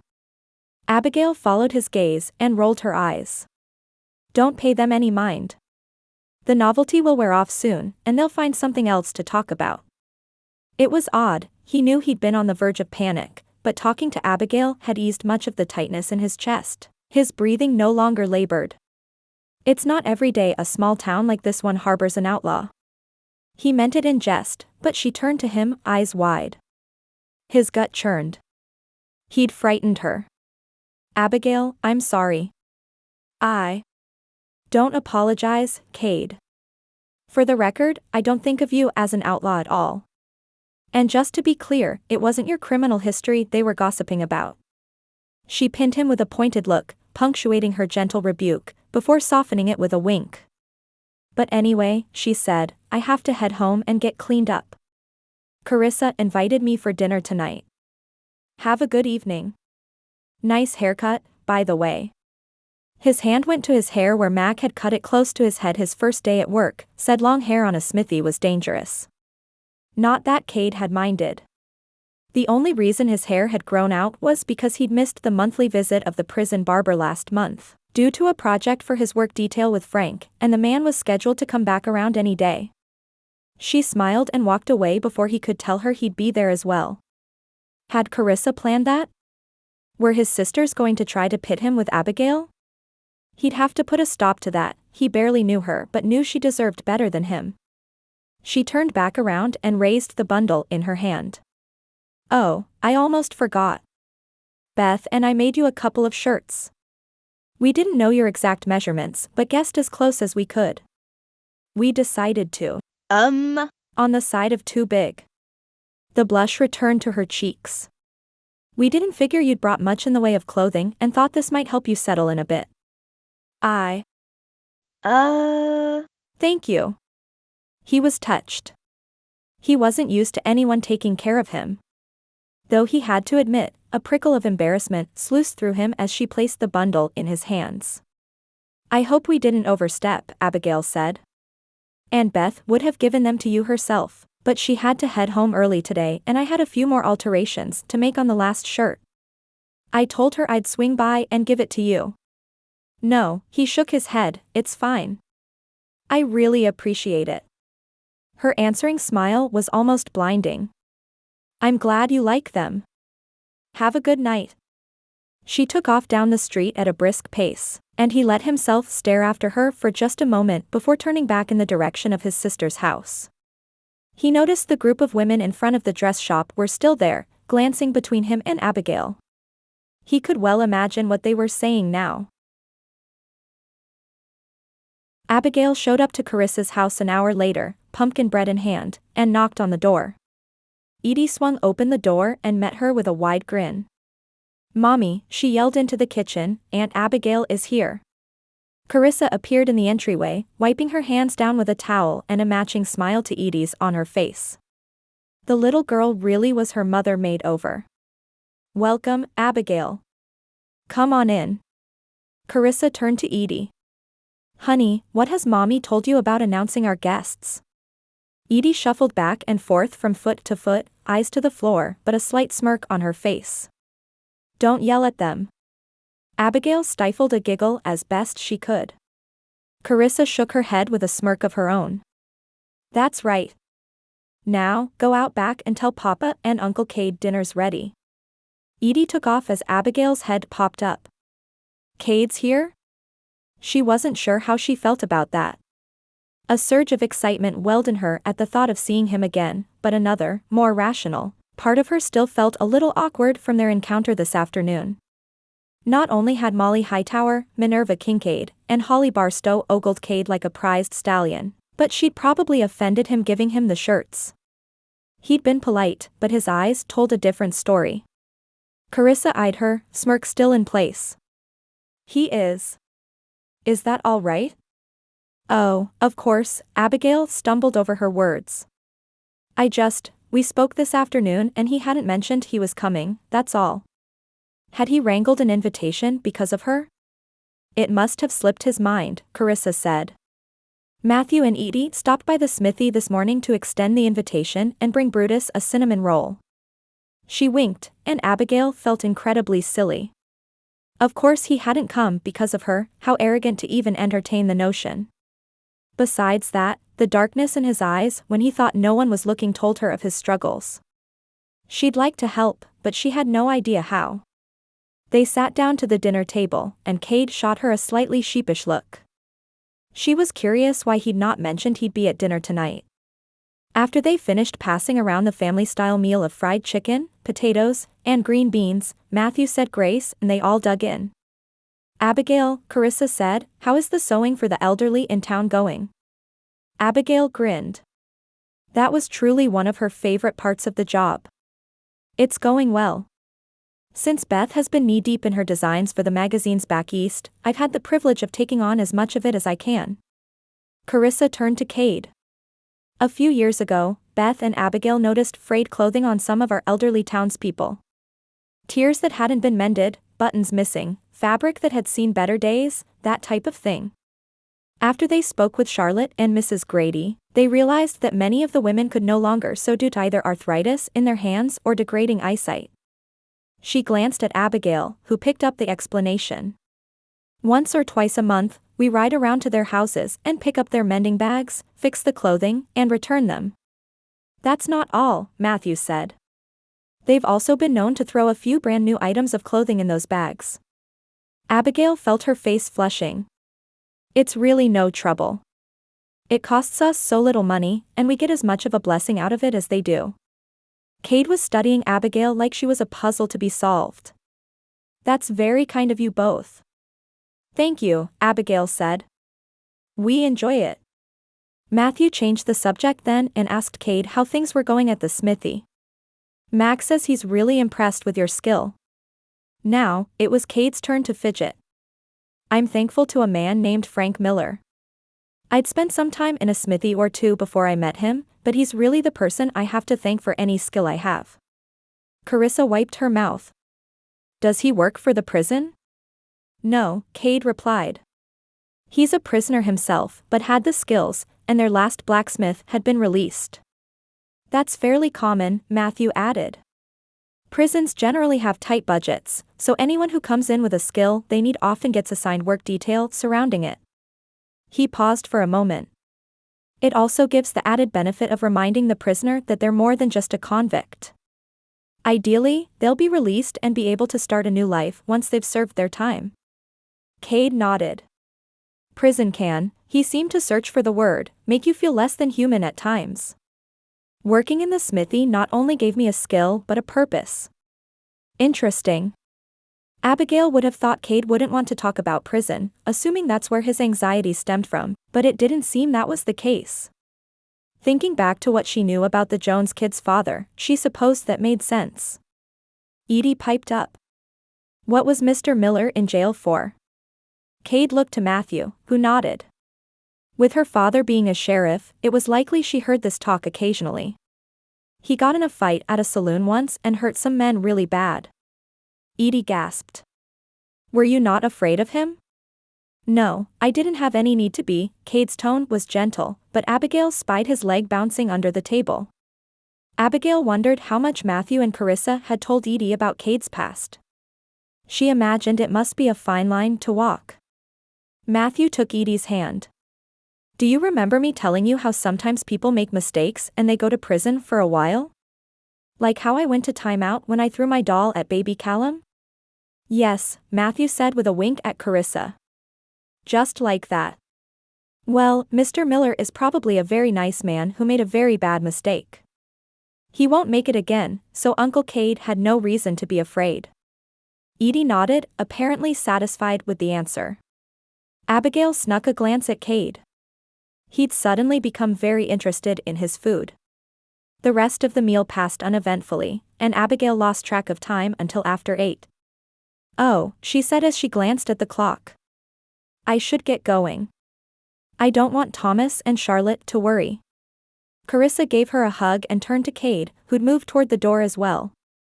Kade, would you mind escorting Abigail back to the parsonage? Bedtime goes much smoother if both Matthew and I are here. Of course, he leaned down and kissed his sister's cheek. Thanks so much for dinner. Oh, before you go, Carissa said as she scurried into the kitchen. This is for you. She handed Kade a basket Abigail imagined was full of food. Carissa continued, there are a few goodies in there for Brutus as well. Kade stared at the basket for a second or two before taking it. Thank you, Carissa. Carissa smiled and shooed them out the door into the night. The night air was still a little crisp, so Abigail pulled her shawl tighter around her shoulders. The sounds of crickets and owls filled the night sky, as did the occasional yip of a coyote. It was a full moon, so they had no problem finding their footing down the steps and making their way down the dusty road. Abigail wondered if they might finish the walk in silence, but Kade surprised her by speaking first. You mentioned Beth designing for magazines in there. I don't think I knew about that. A few years ago, Beth sent a few dresses to a publisher in New York. Her designs fit a niche they felt had gone underserved and wanted more. Over time, it's morphed into Beth creating designs and then easy-to-follow patterns for them so that women can recreate them at home. Her clothes are simple but elegant and beautiful but serviceable for life in the West. Kade chuckled.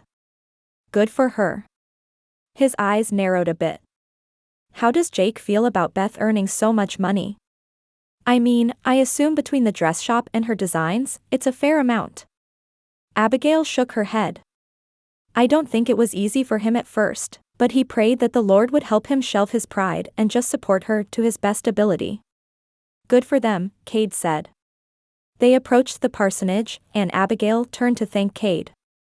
I appreciate your walking me home, I know it was out of your way.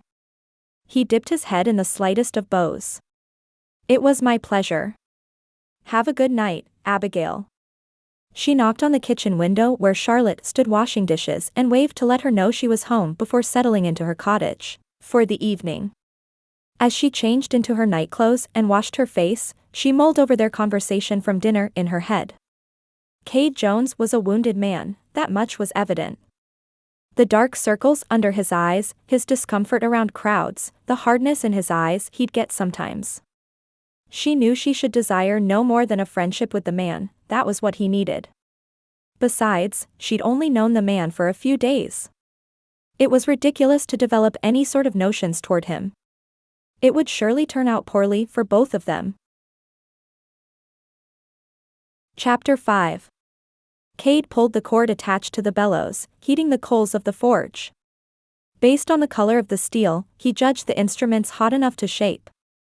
That day, his task was to refill the nail bucket after Hank Barstow cleaned them out of their supply the day before.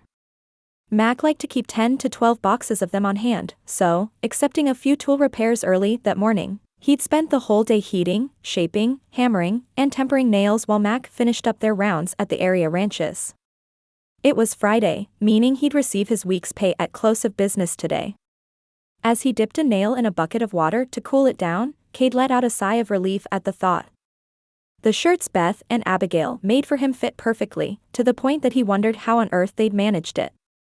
Jake and Matthew, and most other men in town he'd seen, had some breadth to them, but Kade hadn't noticed anyone with quite the same build. Mac was probably the closest from shoulder to shoulder, but Kade had at least 2 inches on him. He tossed his latest nail in the bucket just as he heard a child's voice outside the smithy, and Carissa appeared in the doorway with Edie, a wide grin on his niece's face. "Hi Uncle Kade, whatcha doing?" He approached the short brick wall that separated all the equipment from the waiting area.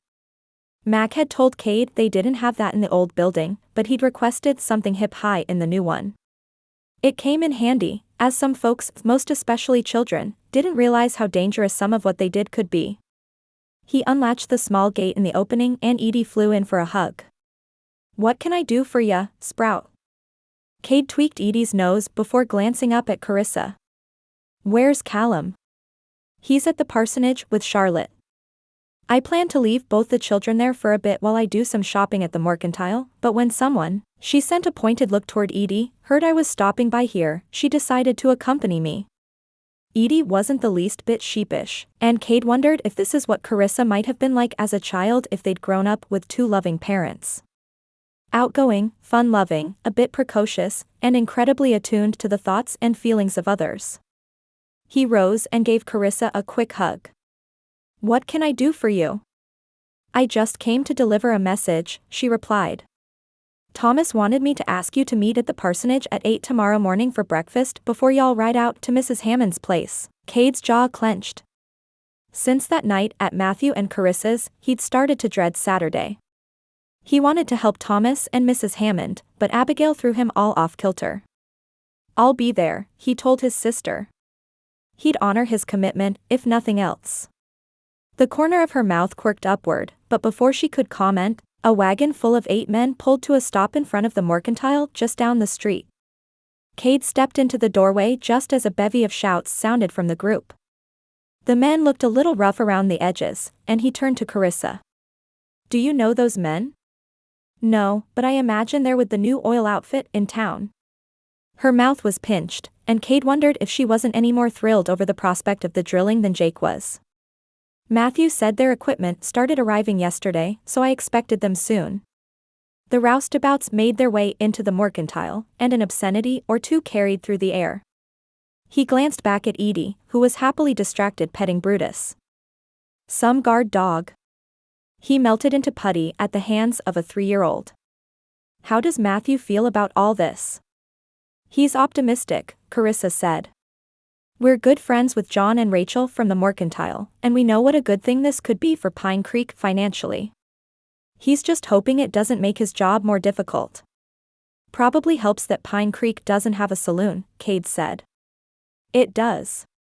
For now, they'll just do what the ranch hands do and go into Hunter's Gap, but who knows what businesses will come to town if the oil field is placed here permanently."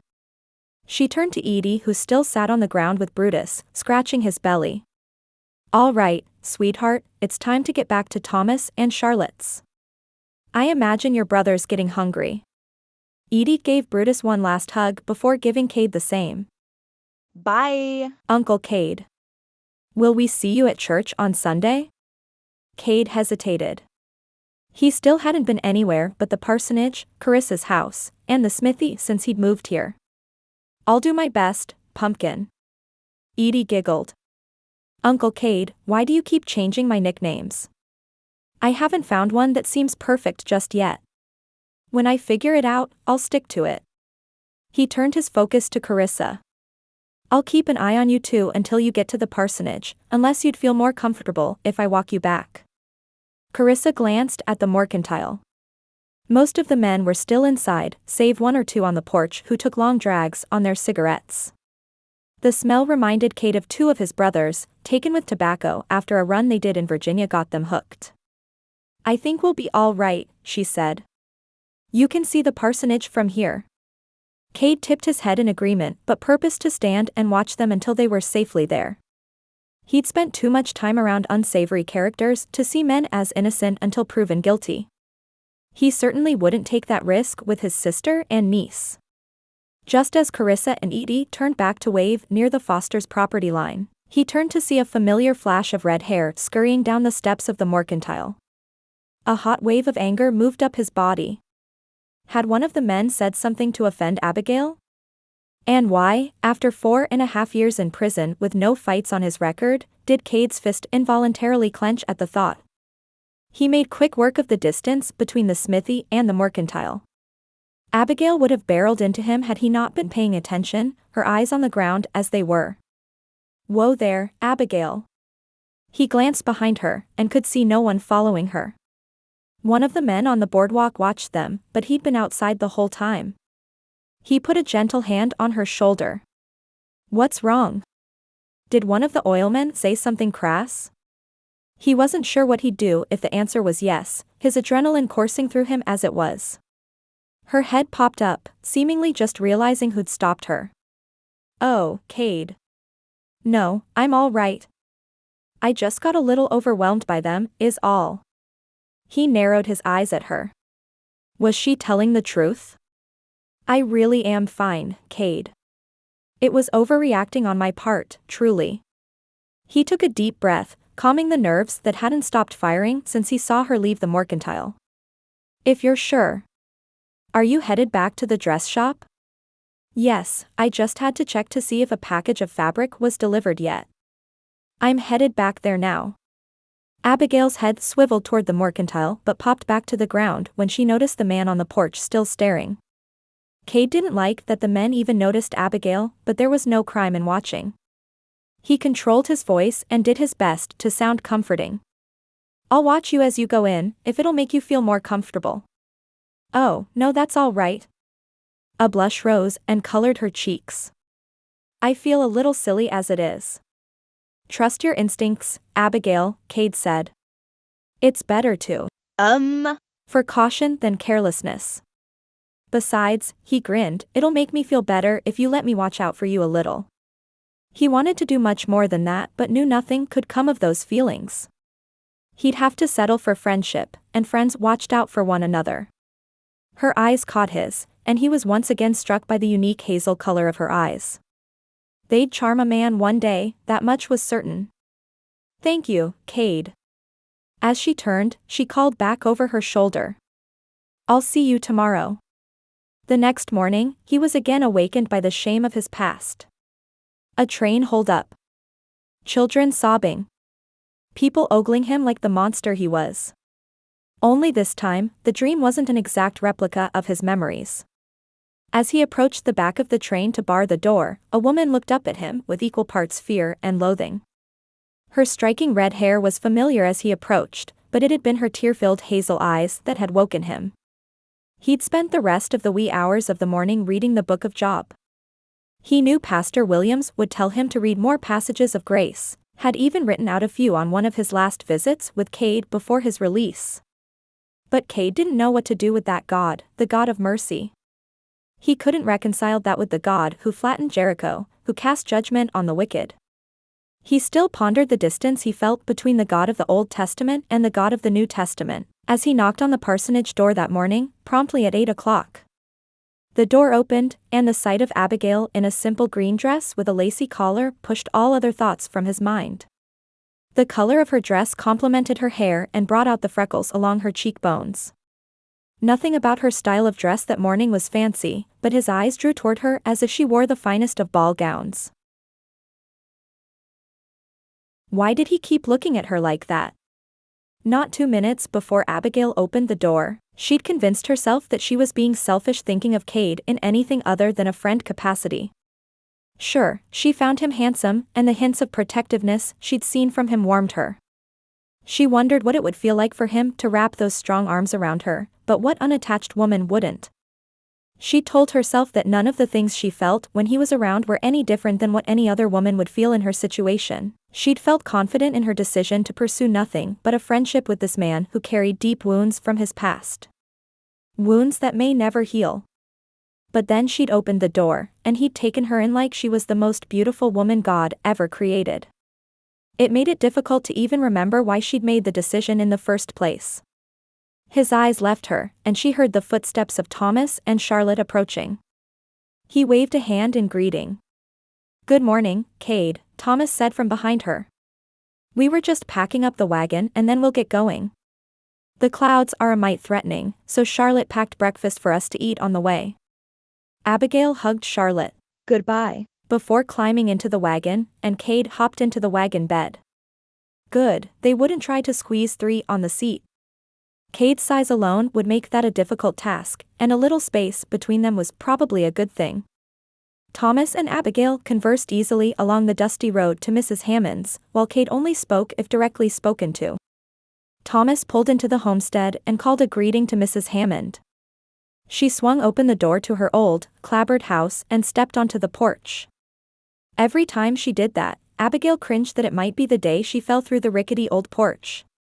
The porch railing was long gone, and a body had to step around 2 rotten parts on the steps to even reach the porch.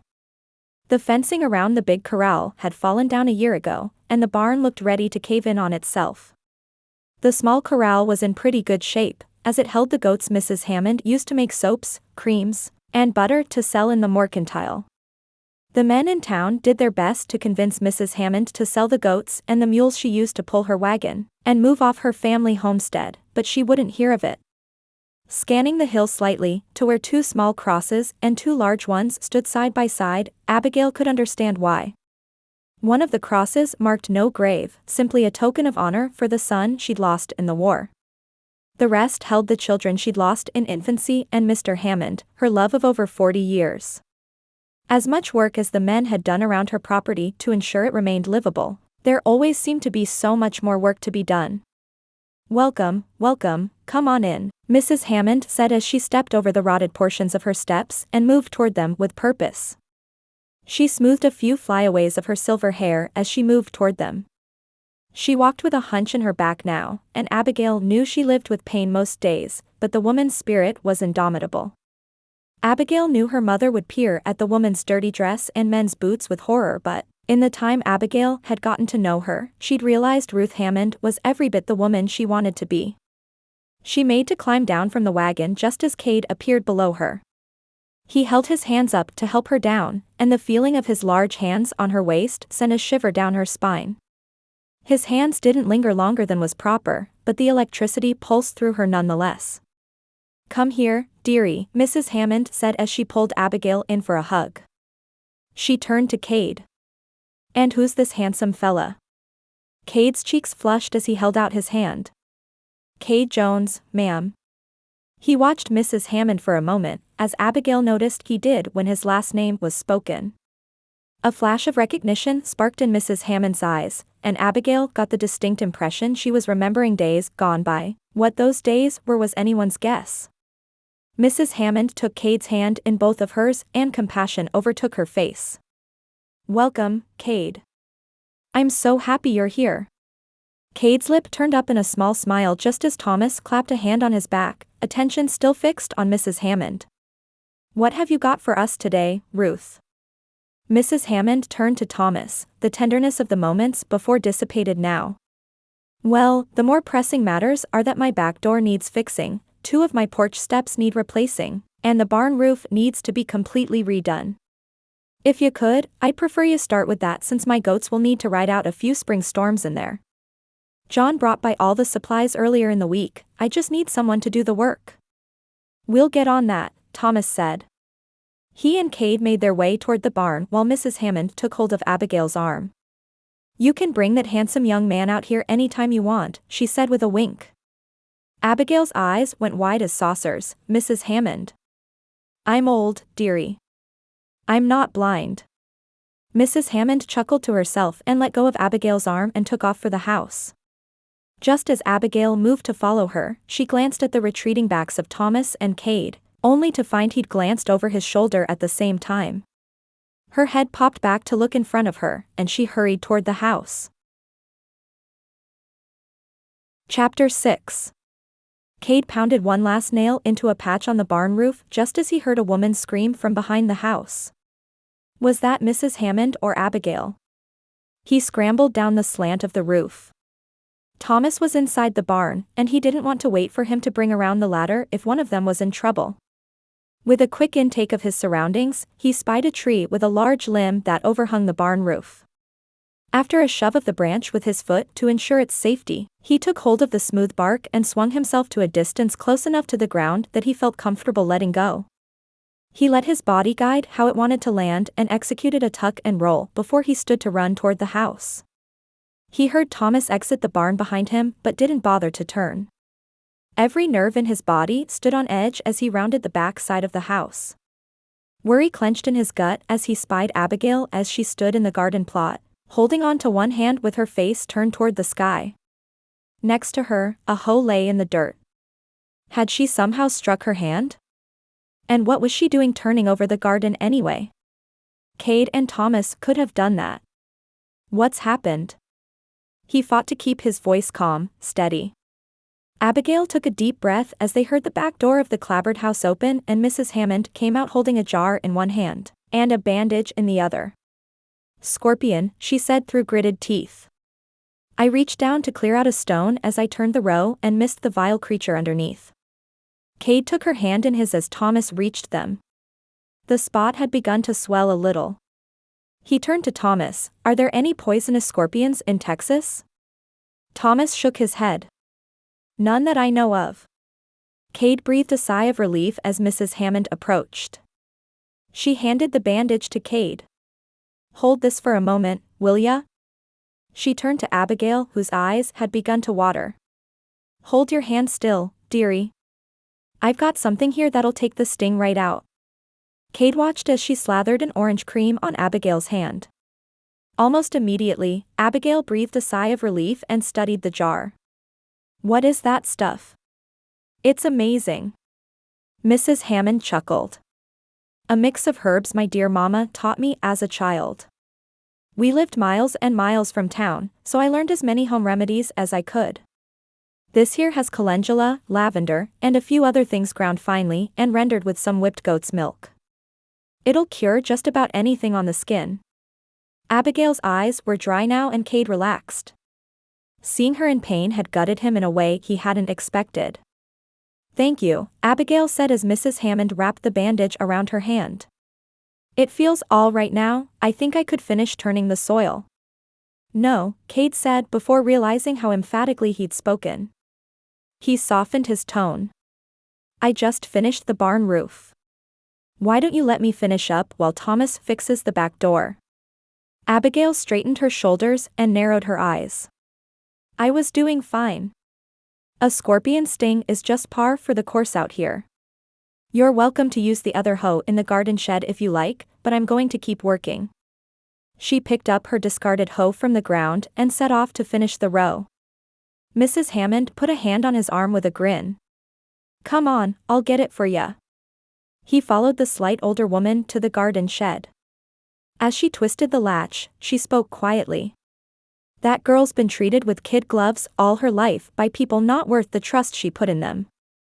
Keep that in mind when you're trying to woo her, or protect her for that matter. Kade's mouth fell open as she opened the door. "Mrs. Hammond, I think you've misread the situation." She glanced over at Abigail, her face thoughtful. "I might have, but I don't think so." She winked and handed him the hoe. "Now get, before I start spoutin' the rest o' my life's wisdom." Was he that obvious? He'd only known the woman for a week, for goodness sake. How could she possibly have crawled up under his skin so quickly? The next day at church, Abigail sat in her normal pew with Carissa, Beth, and their families. Kade sat at the end of the pew, looking just as uncomfortable he had his first day in town. After spending time with him over the week, she'd almost forgotten about that. But then, she'd only seen him around family and Mrs. Hammond. "I'm telling you, Matthew," Jake said angrily. "They're gonna cause a stampede with the machinery being so loud. We've already had to run 24-hour detail, and the drills aren't even running yet." Abigail noticed his accent thickened when he was heated. Matthew spoke calmly. "I understand it's difficult right now, Jake, but there's nothing I can do.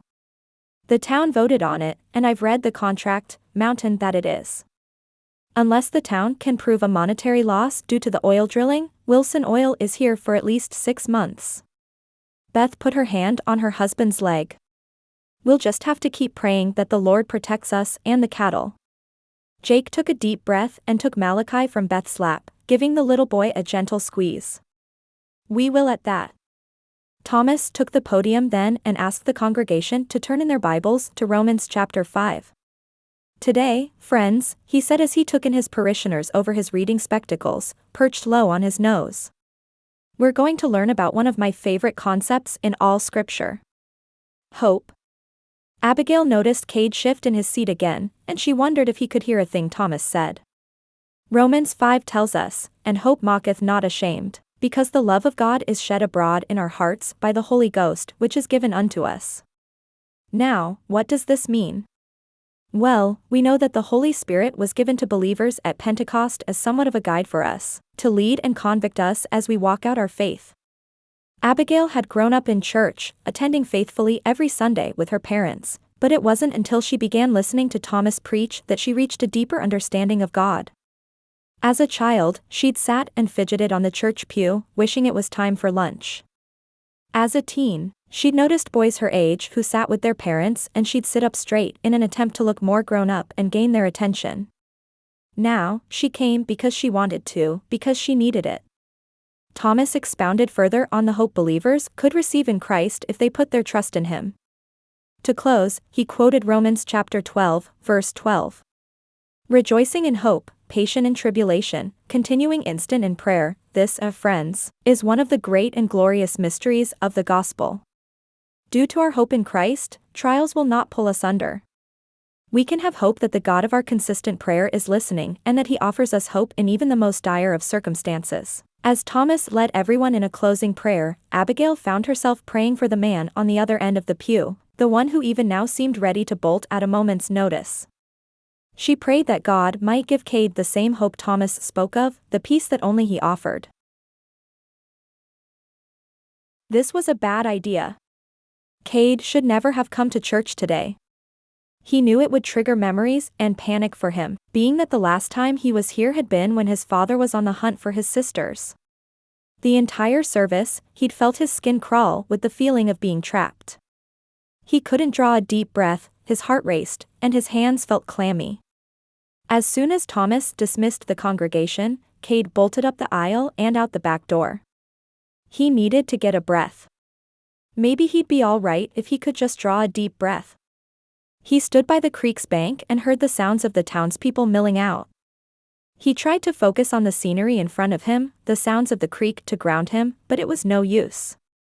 He fought to get control of his emotions before he lost it. He'd expected more dirty looks than he'd received this morning, but the few he got still grated on his already frayed nerves. It was no more than he deserved, but it was just one more reminder of who he was.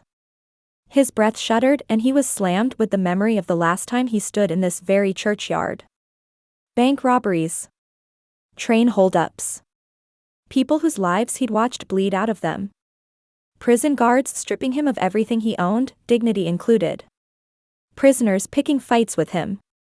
He just decided he couldn't do it. He'd beg off and go back to the smithy when a hand touched his shoulder. On instinct, he turned quickly, knocking the threat's arm back. Horrified, he took in Carissa's wide eyes, Beth beside her wearing the same shock. He'd just struck her. As the panic and self-hatred rose in him like a wave, his feet involuntarily moved backward. Just as he'd taken a step, Matthew reached them and guided Carissa behind him. Jake followed at his heels, doing the same with Beth. Both men projected calm but stood ready to protect their wives against any threat. But this time, that threat was him. Matthew pinned Kade with a look that could make a man twice his size cower. "Go on, Kade. Walk it off, brother." Kade continued to back up before he realized he was pinned by the river. He looked up to see the terrified faces of his niece and nephew and the tears in his sister's eyes. The townspeople eyed him warily and whispered among themselves. Self-preservation prevented him from searching for Abigail, to see the fear that undoubtedly marred her beautiful face. Jake pointed to his horse Thaddeus, tethered to a nearby tree. "Take Thaddeus," Jake said. "Go get some air. I'll come get him later." Kade nodded, unable to speak, and took the horse as far away from the churchyard as possible. His first instinct had been correct. It had been a mistake to come here. As Abigail watched him ride away, she thought about the only other creature she'd ever seen with that terror in their eyes.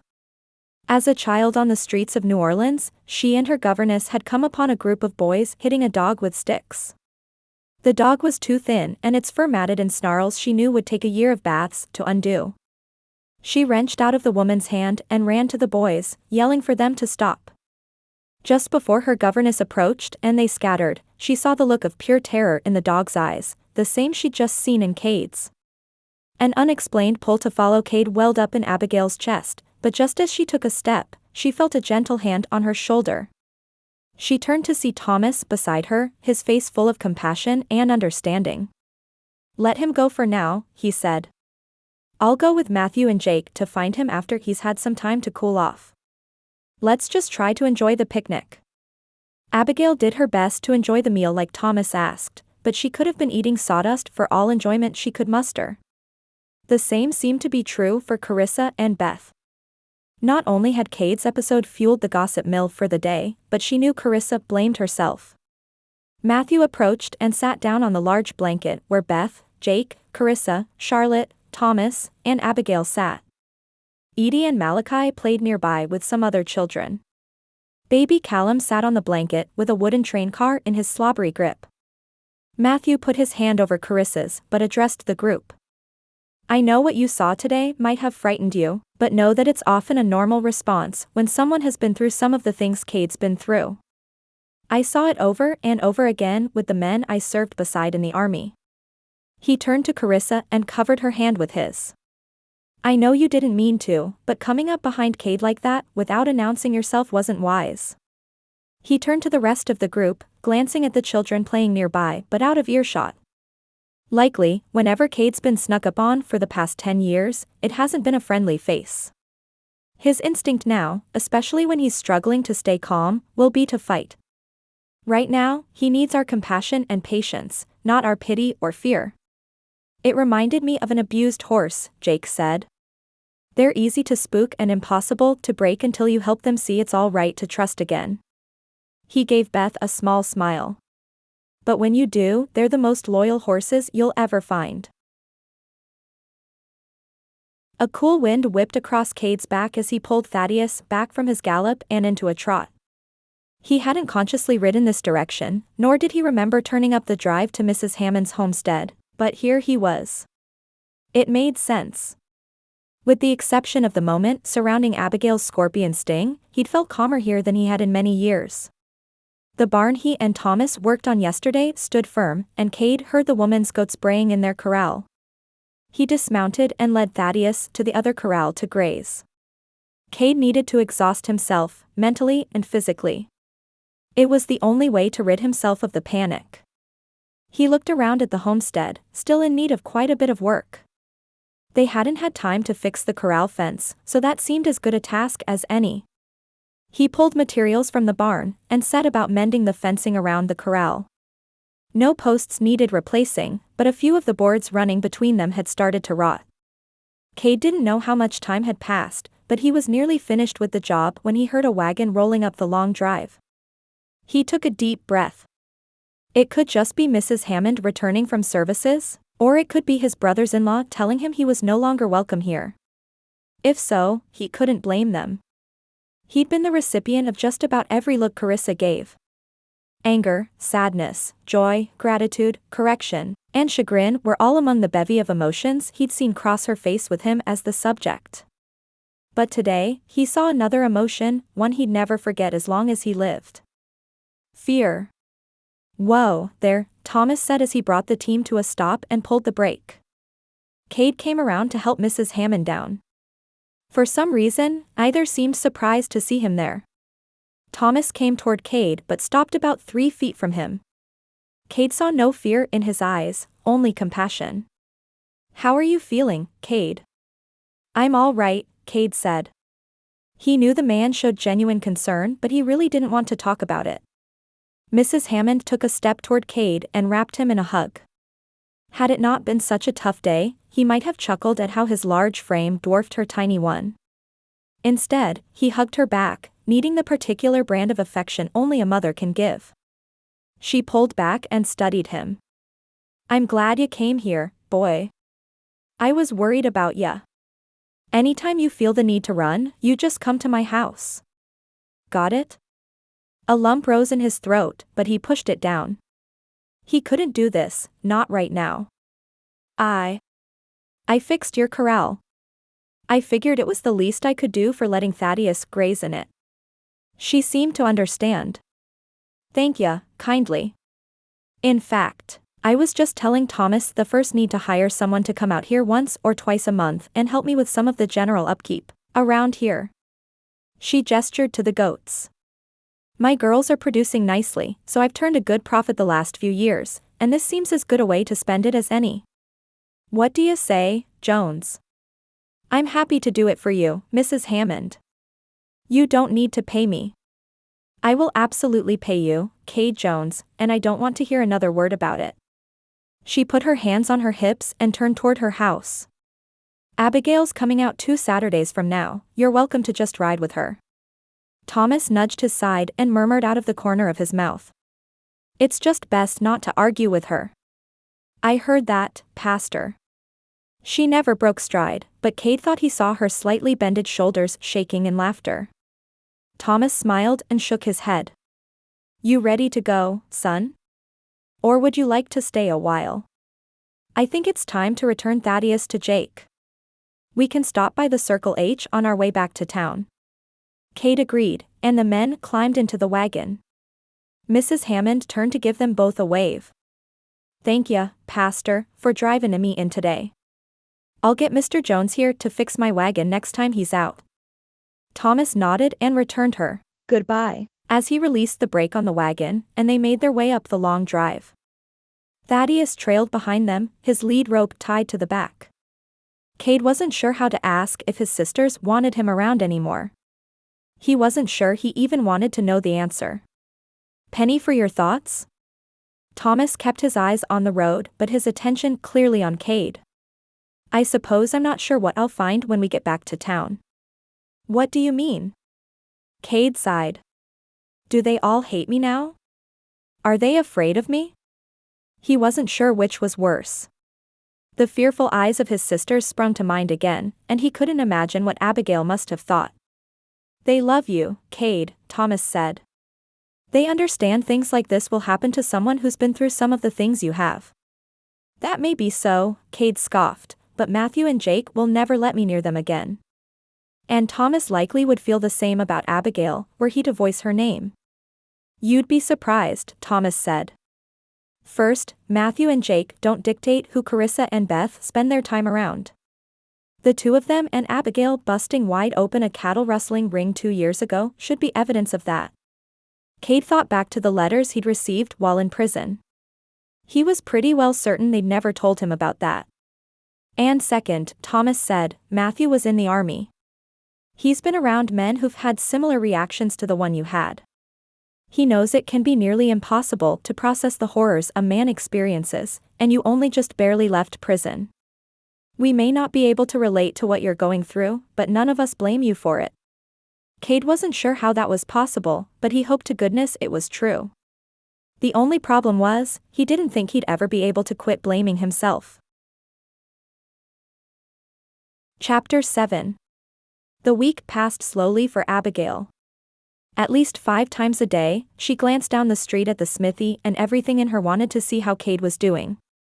Beth had gone to check on him and reported that he seemed embarrassed but overall fine. By Wednesday, Abigail decided she couldn't take it anymore. After work, she'd go by and see for herself. Friends could check on each other. It didn't have to mean anything. Just as she went to close the shop, however, she checked the next day's schedule and realized a design Beth had asked her to create a sample of was due to ship out tomorrow. It was nearly finished, but Abigail had thought she had another day. She relit the lamps and decided she'd just go ahead and finish that evening. She was sure Beth would understand if she just voiced her mistake, but she didn't have plans this evening. She could finish.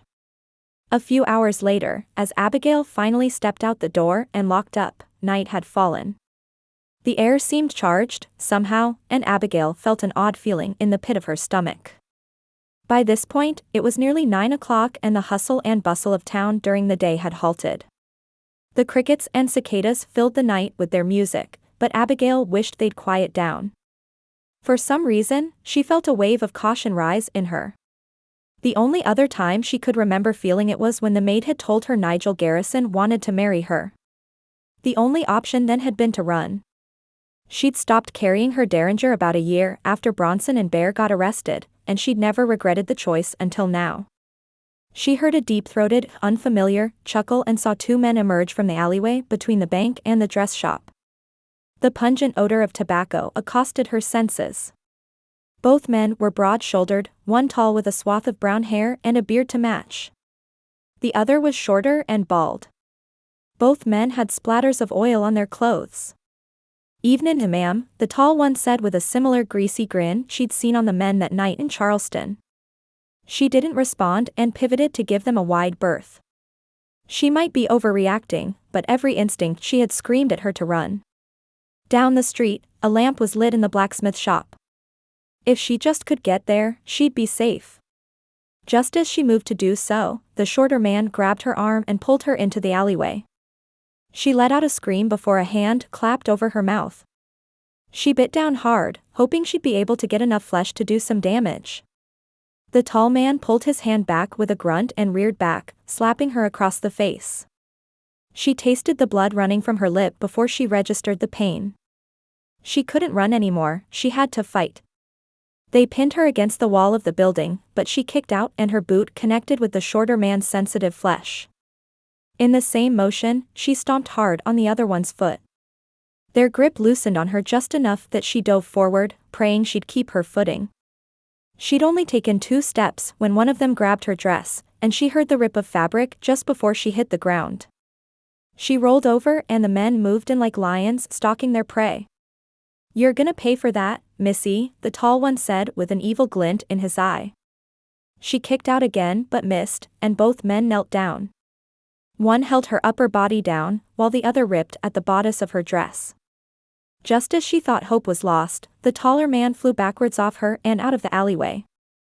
Seconds later, she felt the weight removed from her chest as the other received the same treatment. Kade rushed toward her, kneeling a few feet away. Holding his hands in the air, he spoke in hushed tones. "It's me, it's Kade. I won't hurt you. It's over." Her brain felt like it was misfiring. What had just happened? Was this just a terrible nightmare? She moved to sit up, and Kade scooted closer, helping her into the sitting position. His voice was low and strained, barely above a whisper. "Are you all right?" She nodded, unable to speak just yet. A glance down at the ripped bodice of her dress brought color to her cheeks, and while they hadn't torn enough fabric that she was indecent, humiliation washed over her nonetheless. If only she had a cloak to cover herself. And Erin thought of what her mother would have said if she could see her crossed Abigail's mind. She looked past Kade into the street where Matthew and Oliver had rolled the men over to their backs and cuffed them. Dr. Light turned the corner beside the dress shop, trailed by his wife. Kade stood and backed away as the doctor assured Matthew he had it from here. Unless she has anything that needs stitching, Matthew directed, take her to my house please, document. Dr. Light nodded, and Mrs. Light draped a large blanket around her shoulders. Moments later, Abigail climbed the front porch steps to Carissa's house, grateful it was late enough that Edie wouldn't see her busted lip or the state of her dress. Carissa hurried out the door, and Abigail could only imagine what was running through her friend's mind. Kade hadn't strayed more than a foot from her since helping her to her feet in the alleyway. She could feel the tension radiating off him, and since he asked her if she was all right, he hadn't said a word. Carissa welcomed them inside, and Abigail could have sworn she heard Kade let out a low growl at the sight of her face in the lamplight. He'd backed away now, standing in the corner as Dr. Light examined her and cleaned her up. Carissa brought wet cloths, and she and Mrs. Light fussed over her in a manner that made her somewhat uncomfortable. As a child, she'd been conditioned to be seen and not heard. Now, despite the logical side of her brain telling her they only did it because they cared, the other side longed to seek the refuge of her cottage at the parsonage. It didn't help that she barely kept a lid on her emotions as it was.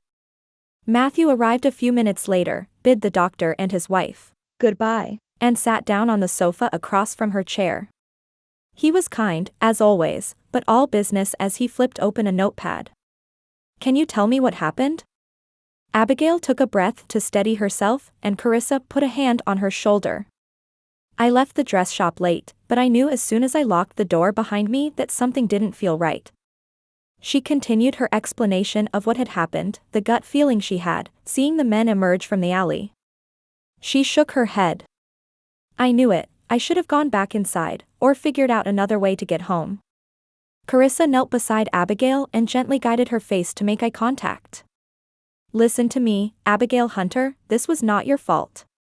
Your gut told you something was off, but that could have meant anything. Abigail felt her eyes well up with tears at the compassion, and it gave her the strength to continue. When I realized they were dangerous, I noticed the lamps in the smithy were still lit. Kade's head popped up at that, and she told the next part of her testimony straight to him, forgetting all the others were even there. I knew if I could get to the smithy, I'd be safe, so I tried to run for it. If possible, Kade's shoulders tightened even more. His eyes locked on hers, and he gave her a small nod, confirming her suspicions. She'd always be safe with him. When they grabbed me, she continued with her eyes back on Matthew, I knew my only chance was to scream. I hoped someone would hear me. Matthew nodded. We did. Oliver and I happened to be working late tonight doing research on Wilson oil, and we heard your scream. Dr. Light did as well. He looked up at Kade, who nodded again. She finished the testimony of what happened before turning to Kade. Thank you for saving me, but who helped you pull those men off me? As far as they'd flown into the street, surely there'd been another man there. Had Matthew helped? It was Matthew who responded, not Kade. Abigail, Kade beat Oliver and me there. He tossed the second roustabout into the street just as we arrived. Abigail's eyes widened as she turned back to Kade, still firmly placed in his corner spot, elbow resting on an oak bookshelf. It was as though an invisible anchor held him there. He'd calmed slightly, his face held less tension, but he was clearly agitated. She stood from her chair and approached Kade, ensuring the blanket Mrs. Light had given her was still firmly in place, and laid a hand on his arm. This time, with decidedly more effort due to the lump in her throat, she repeated her gratitude. Thank you. Before Kade had a chance to respond, the door swung open to the entryway, and Kade stepped in front of her in a protective stance. When they realized it was just Mayor Kincaid and Thomas, he relaxed and moved aside. The dam that had been barely shoring up Abigail's tears burst as soon as she saw Thomas, the man who she loved as she'd loved her father. She crossed the room in 2 strides and barreled into his chest, letting the tears flow as she barely registered the mayor telling Matthew that Dr. and Mrs. Light had come to tell him what happened. Believing Thomas needed to come as well, he'd fetched him and they'd come right away. Abigail didn't care how they got here. She just knew she needed Thomas's calming presence or she was liable to completely fall apart. Seeing Abigail fall apart in Thomas's arms was nearly Kade's undoing. It reminded him of every time he'd helped his mother clean herself up after his father left her bloody and battered, every time he'd been unable to keep him from turning on Carissa and Beth. It reminded him of every time his brothers came back to their camps bragging about a conquest they'd made, conquests he knew not all the women wanted. When he'd heard Abigail scream, he'd inexplicably known it was her. He dropped the tools he'd been holding and ran as fast as he could toward the noise. He heard the scuffle in the alleyway and saw a flash of red hair just as one of the monsters started to rip her dress. Nausea rose in him, and suddenly the room felt much smaller than it had a moment before. He knew Matthew still needed to question him, but Kade couldn't stand in his corner one more moment. He stepped past Abigail and Thomas into the entryway. The door had been left open, and he walked to the porch. The slight chill of the night air felt good on his face, bolstering him as he took deep breaths and willed himself not to vomit. A few moments later, he wasn't sure how long, he heard light footsteps on the porch behind him and Carissa say, "Kade, it's me." He turned, and his sister hurried forward to give him a similar hug to the one she'd given him the day he arrived. He realized he hadn't seen her since Sunday in the churchyard. Beth had been by the smithy to check on him, but not Carissa. "I'm sorry," he said. Carissa pulled back, an eyebrow raised. For what? He could have written a list of all the things he was sorry for, but he'd narrow it down for now. For losing it on you Sunday. For scaring you. "Kade," Carissa shook her head. "You don't need to apologize for anything. I understand your healing will be a journey, not an immediate change." She let loose a small laugh, though it was devoid of any real mirth. "If anything, I should be apologizing to you for walking up behind you like that. I thought you were angry with me since you haven't come by." Kade wouldn't have blamed her if she was. "No, I haven't come by because I felt terrible for my part in it. I could see how tense you were, noticed you fidgeting all through the service. It didn't occur to me that the last time you'd been there had been with Father." She'd released him from the hug but put her hand in his, just like she'd always done when they were children. "I'm sorry. Can you forgive me?" "There's nothing to forgive," Kade said as he pulled her back in for a second hug. Just as he let her go, Thomas and Abigail appeared on the front porch. His eyes met Abigail's, and the look in her eyes churned the feelings he'd been fighting so hard. His eyes swept over her, taking in the tattered dress she still covered with the blanket. He'd nearly been too late. He could tell himself his response was merely a reaction to his past, to the idea of any woman being violated, but he knew better. He wanted to be the one to love her, to protect her, to give her everything she deserved. It was a shame what she deserved was so much better than he could ever be. He prayed his voice wouldn't fail him. "Are you sure you're all right?" "I will be," she nodded stoically, an air of determination about her as she straightened her posture. He dipped his head in response as Thomas bid Kade and Carissa Goodbye. Before he realized what he was doing, he called out to them. "Wait, may I accompany you both home?" He glanced at Carissa. "Can you tell Matthew I'll come by tomorrow to give my testimony if he needs it?" "I will," she said as she moved toward Abigail to hug her. "Have a good night." Thomas, Abigail and Kade set off down the street toward the parsonage. Kade knew he couldn't escort Abigail everywhere, but he knew he wouldn't be able to rest tonight until he knew she was home safe. On the way home, Thomas turned to Abigail. "Would you like to sleep in the big house tonight? We have the room." Abigail was silent for a moment, and Kade silently hoped she'd say yes. He didn't love the idea of her staying in the cottage alone any night, but especially not tonight. "No," she shook her head. "I'm not going to let those men run me out of my home." Kade felt the worry rise, but couldn't help the small surge of pride that welled up in him at her words. This woman was a fighter, that much was certain. As they reached the house, Kade gently reached for Abigail's hand. "Could I have a quick word?" He glanced at Abigail, then Thomas, who both nodded. The night was clear, the moon full and bright. He could smell a hint of mint on the air, a scent he realized he wasn't typically close enough to her to catch.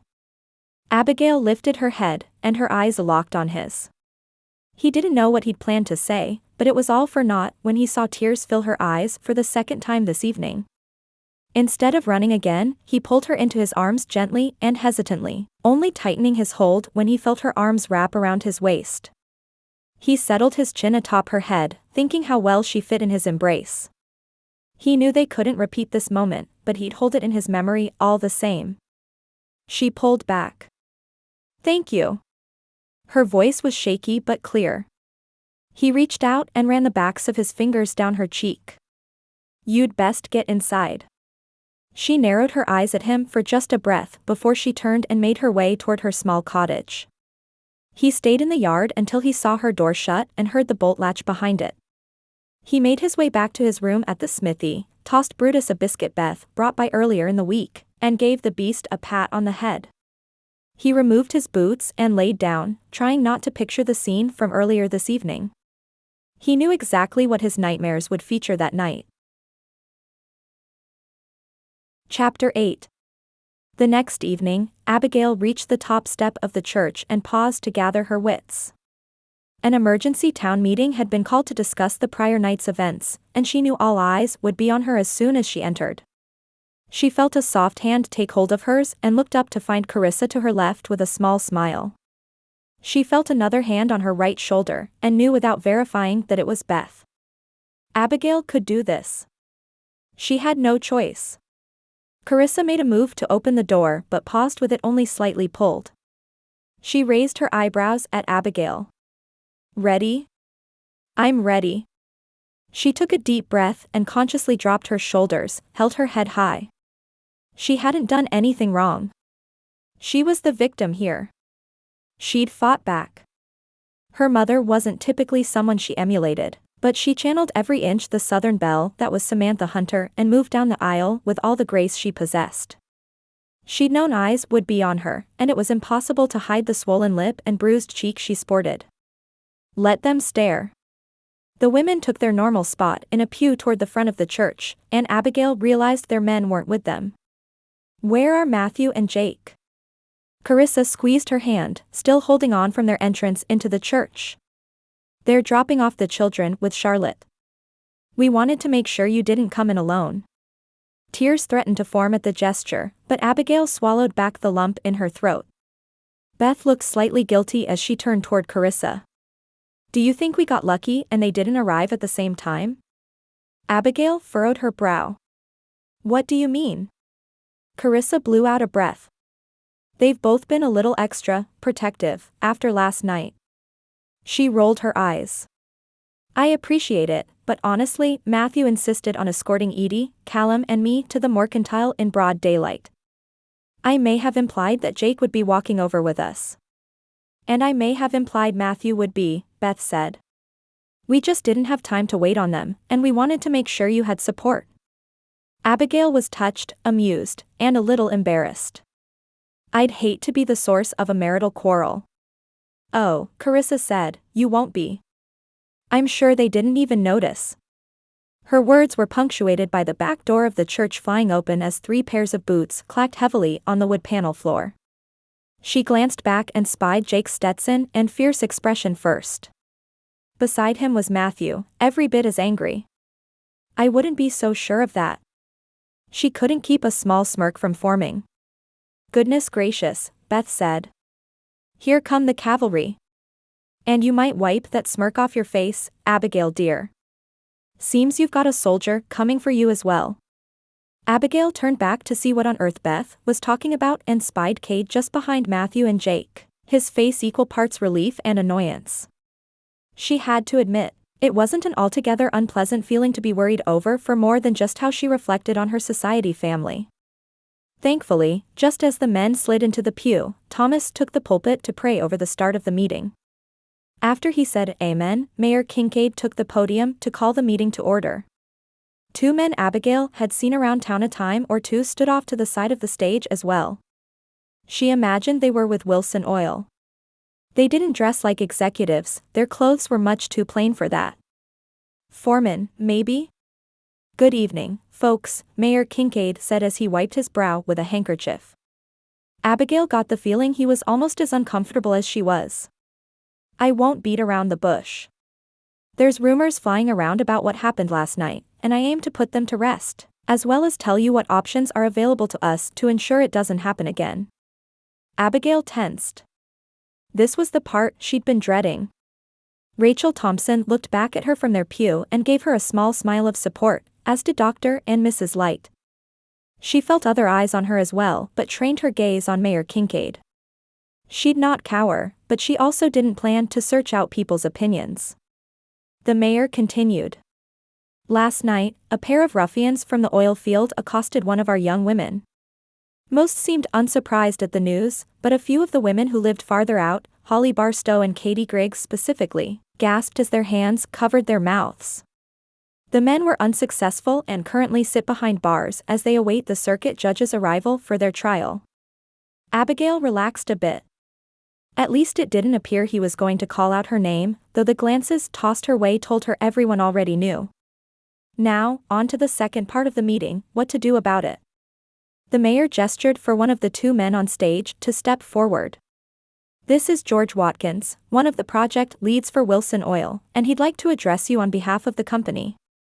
Mr. Watkins took the pulpit then, looking decidedly unbothered by the recent turn of events. He was a stocky gentleman, with a swath of blonde hair and a long beard. He smoothed his beard and cleared his throat before speaking. Ladies and gentlemen, we at Wilson Oil want you to know that we're taking these accusations very seriously. Accusations? The men had been thrown off her into the street and practically into the hands of two lawmen. It seemed pretty open and shut. Mr. Watkins kept on. We've wired Mr. Wilson, and he'll be here within the week to help us decide how to move forward. He backed away from his spot at the podium with a smarmy grin at the other oil man. The second was taller and lankier, brown hair and no beard. Abigail saw his jaw tighten as Mr. Watkins reached him. Interesting. Mayor Kincaid took the pulpit again. Thank you, Mr. Watkins. Now, I'm sure some of you will be clamoring for the oil operation to be shut down. He scrutinized a few of the ranchers, Jake included. But I'm afraid that's not possible. Our contract with Wilson Oil states that they have the right to drill the land for 6 months unless the town can prove a clear and present loss of revenue or threat to public health for the town. He was interrupted by exclamations of dissent from all over the room. Abigail could only make out a few distinct complaints as everyone began to talk at once. I've had to hire extra hands to keep my cattle from stampeding due to that infernal noise. I don't feel at all comfortable allowing my daughters to walk to school by themselves. Every time I pass one of them in the mercantile, I smell tobacco on them. I heard they've been heading into the Hunter's Gap Saloon every evening after work. Abigail didn't point out that many of the ranch hands did the same thing, albeit less frequently. Someone else groused about how the business owners were the only ones benefiting from the arrangement, and Matthew stood quickly to his feet. All right, everyone. Quiet. Abigail didn't think she'd ever heard him raise his voice before. Matthew had always been calm and steady in her presence, but the man striding toward the front of the church now exuded the authority of a lawman. He was still calm, but his presence had changed from protective to authoritative. Everyone sit down, Matthew said. He glanced at the mayor who shot him a look of gratitude. I am as angry about this as anyone, but we have to be proactive about the things we can control and accept the things we can't.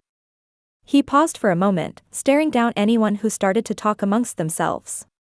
When the room was so quiet you could hear a man's stomach gurgle, he continued. Deputy Grady has spent much of today setting up a patrol of volunteers who will work nights in shifts for the foreseeable future. Mayor Kincaid has also approved the hire of an additional deputy, and will be posting notices throughout the county for applicants. Now, will all those who've agreed to work night patrol stand? Abigail wasn't surprised to see Kade stand. Around the room, John Thompson, Joseph Halstead, and Charles Lawler had moved to their feet as well. Matthew continued. These, ladies and gentlemen, will be your night patrol in town. Deputy Grady and I will also be sure to have a visible presence during daylight hours as well. Matthew asked John to come to the front. John, he said, as a business owner in Pine Creek, you've undoubtedly benefited from Wilson Oil's presence in town. Correct? Correct, John said. Deputy Grady approached the other members of the patrol and asked for their help, but you found out and came to us to volunteer. Why? John glanced at Rachel before he answered, turning to address the whole room. Look, I know we've benefited more than anyone in town with the oilmen coming in. As part of their contract, they have to use local businesses whenever possible. To be honest with you, we've been incredibly blessed. He stopped, and his eyes turned serious. But this is our town, you're our family. We want Pine Creek to be a safe place for our children to grow up. I want my wife to feel safe walking the streets. I felt it was my responsibility to help. Matthew clapped John's shoulder. And that's not all, folks. John and Rachel, along with a couple of other local businesses, graciously came together today to foot the bill for a second deputy as long as Wilson Oil remains in town. Our businesses are not the enemy here, nor is Wilson Oil. But we will do everything we can to keep each and every resident of Pine Creek safe. Mayor Kincaid closed the meeting, and Abigail made her way outside. She didn't feel like staying to answer questions about what had happened. She knew some people were genuinely concerned, while others just wanted fuel for their gossip. Speaking of gossip, a group of women stood off to the side of the church steps. Molly Hightower, Minerva Kincaid, and Kristen Buchanan leaned in close to one another, too engrossed in their conversation to notice Abigail standing on the bottom step, waiting for Beth and Carissa. I'm just not so sure that we can trust that Jones fella on the patrol, Kristen said. After all, he might still have loyalties to his former life. Surprisingly, it was Minerva Kincaid who came to his defense. My husband tells me that he's the one who saved Abigail from those awful men. He said he wrenched them off of her and tossed them at least 10 feet, clear into the street. I'll feel much safer on the nights he patrols than when Joseph and Charles do. Why, didn't they just graduate last year? Abigail bit back a grin. It hadn't been quite 10 feet, she didn't think, but she wasn't going to correct them. Kade wished Mayor Kincaid would hurry up. He'd asked for a quick audience with the patrolmen after the town meeting, but Kade couldn't see Abigail inside the church anymore and didn't want her walking home by herself. Matthew must have noticed his agitation, as he did his best to speed along Mayor Kincaid's long-winded gratitude. By the time Kade felt comfortable leaving, many others in the church had cleared out as well. Just as he turned to do so, Matthew handed him a piece of paper that he stuck in his shirt pocket. He assumed it was their patrol schedule, so he'd look at it later. Right now, he had to make sure Abigail wasn't walking the street alone. He covered the distance to the door quickly, and sighed in relief to find Abigail sitting on the bottom step. Mind if I walk you home? She smiled. I'd appreciate it. Let me just tell Carissa and Beth I'm leaving. She poked her head inside the church and did just that before climbing back down the steps and threading her arm through Kade's. He was sure this would have been perfectly normal to do in her former life in the upper-crust society of New Orleans, but he couldn't help but feel a bit disjointed at the feel of her arm in his. It was then that he remembered the paper Matthew had given him. He pulled it from his shirt pocket and could only just make out the words in the fading dusk of the evening. He smiled at the words. His brother-in-law was a good man. What's that? Abigail glanced over at the paper. Who's George Williams? It's the pastor who visited me in prison, Kade said. He surprised himself by not feeling more self-conscious speaking of prison.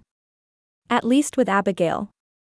I mentioned him to Matthew right after I arrived and said something about wishing I had his address. I didn't think much of it, but Matthew must have written the prison and gotten his information for me. That was very kind of him, she said. Will you write to Pastor Williams? I will, I'm just not sure what to say. I'm sure he'd just love to know that you're settled and doing well in your job. You have family and friends who care about you and a dog who thinks you hung the moon. She winked, and Kade chuckled at the thought of how Brutus would undoubtedly rush him as soon as he stepped inside the smithy that evening. Though, how much of that was Kade and how much of that was the food he normally brought was debatable. The next day, Mac came in earlier than usual. Kade noticed a rig hitched up outside the smithy. "Come on, Jones," Mac said gruffly. "We're goin' to Lehigh to pick up those supplies I ordered." "Sure thing, boss," Kade said. He threw a biscuit on the ground for Brutus before donning his boots and following Mac out the door. It wasn't until they'd already started down the road that Kade realized the last time he'd been in Lehigh was when he'd been arrested, with the rest of the gang. Their camp just outside town was where he'd shot his father. He was suddenly transported back to that moment. Gilbert held Kade back, hands tight on his shoulders as Bronson moved toward Carissa to brand her.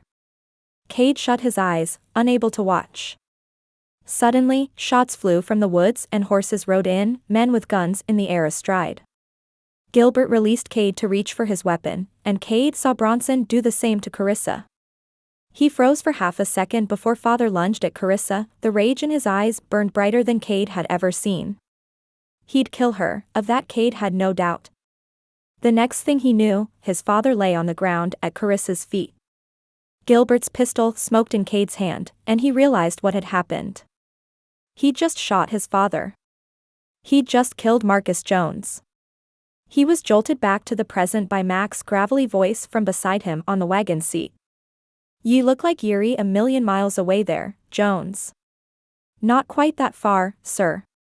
"Ya were arrested in Lehigh, weren't ya?" Kade nodded. "I was indeed.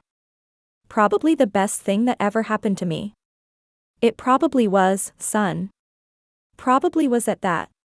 Mac's thoughtful statement caught Kade off guard, not expecting anyone else to understand. Mac continued. "Matthew ever tell ya I was in the Confederate Army?" "No, sir." I served as a blacksmith for the 73rd Artillery in Texas. Repaired arms, made bullets, things like that."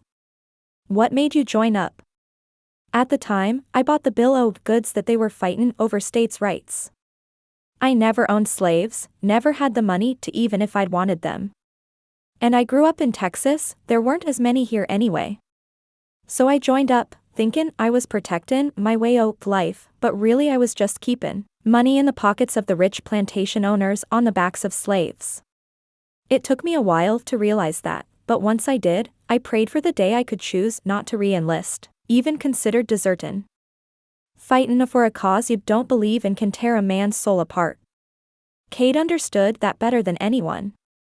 "When did you finally leave?" "War ended before my re-enlistment came up. I came home a shell o' the man I'd been before. My Betty was an angel durin' that time. Our daughter married and moved to Austin with her husband while I was gone, and it was a good 6 months until I could bring myself to see her." "What changed?" "Surely, something had to." Mac was still a gruff old man, but he didn't have the haunted look in his eyes Kade knew he still sported. "The Almighty got hold of my heart," Mac said. "And my Betty got hold of my head." He chuckled. "She said she had been patient long enough. She'd married a grumpy cuss, but not the one that stood before her.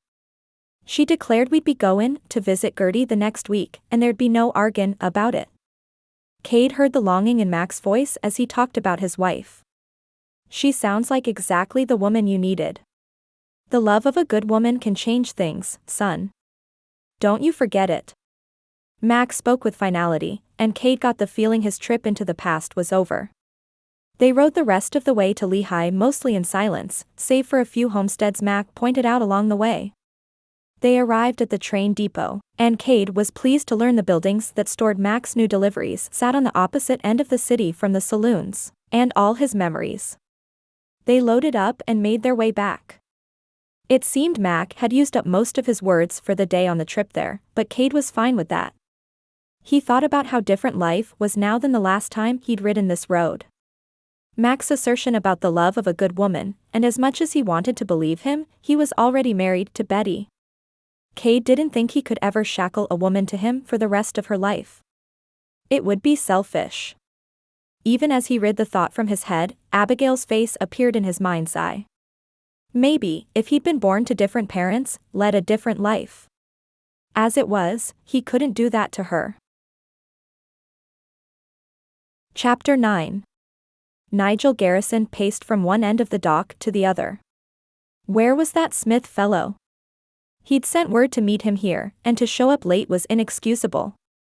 Sweat poured from Nigel's forehead despite the breeze coming off the water.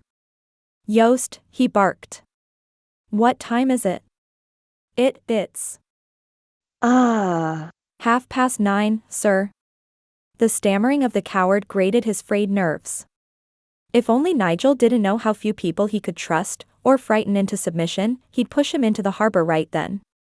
Night had fallen over the port, only the few sailors and street urchins who slept there remained. The night was cloudy, as though they were in for another spring storm. Fine with Nigel, it'd mirror the storm swirling inside him. It grew a little each day Abigail remained out of reach. He'd almost run out of money, the result of a few business ventures and card games gone wrong. He needed her, and he needed her now. A figure approached in the distance, his silhouette visible only due to the few lanterns still lit and the odd campfire or two. It better be Smith, or Yost might end up in the harbor after all. Garrison, the man said softly as he approached. Finally. He wore a long, dark trench coat and a suit underneath. His eyeglasses sat low on his nose and a pocket watch hung from his lapel, a watch he apparently didn't know how to use. Smith. Nigel knew his tone was clipped, but no one kept him waiting. I have the information you need. The two outlaws were captured just outside a town called Pine Creek, Texas. The sheriff there, a man by the name of Matthew Carmichael, is the one who filed the report. The Texas Rangers were on scene for backup. Miss Hunter's testimony is on record in the case. Nigel breathed a sigh of relief. Is she still there? That is yet to be determined, Smith said. Garrison's fists itched to plow into the investigator's face. So, he growled, you still don't know exactly where she is. It's been 3 years, man. I was hired to determine where Bronson and Bear were arrested, Smith said.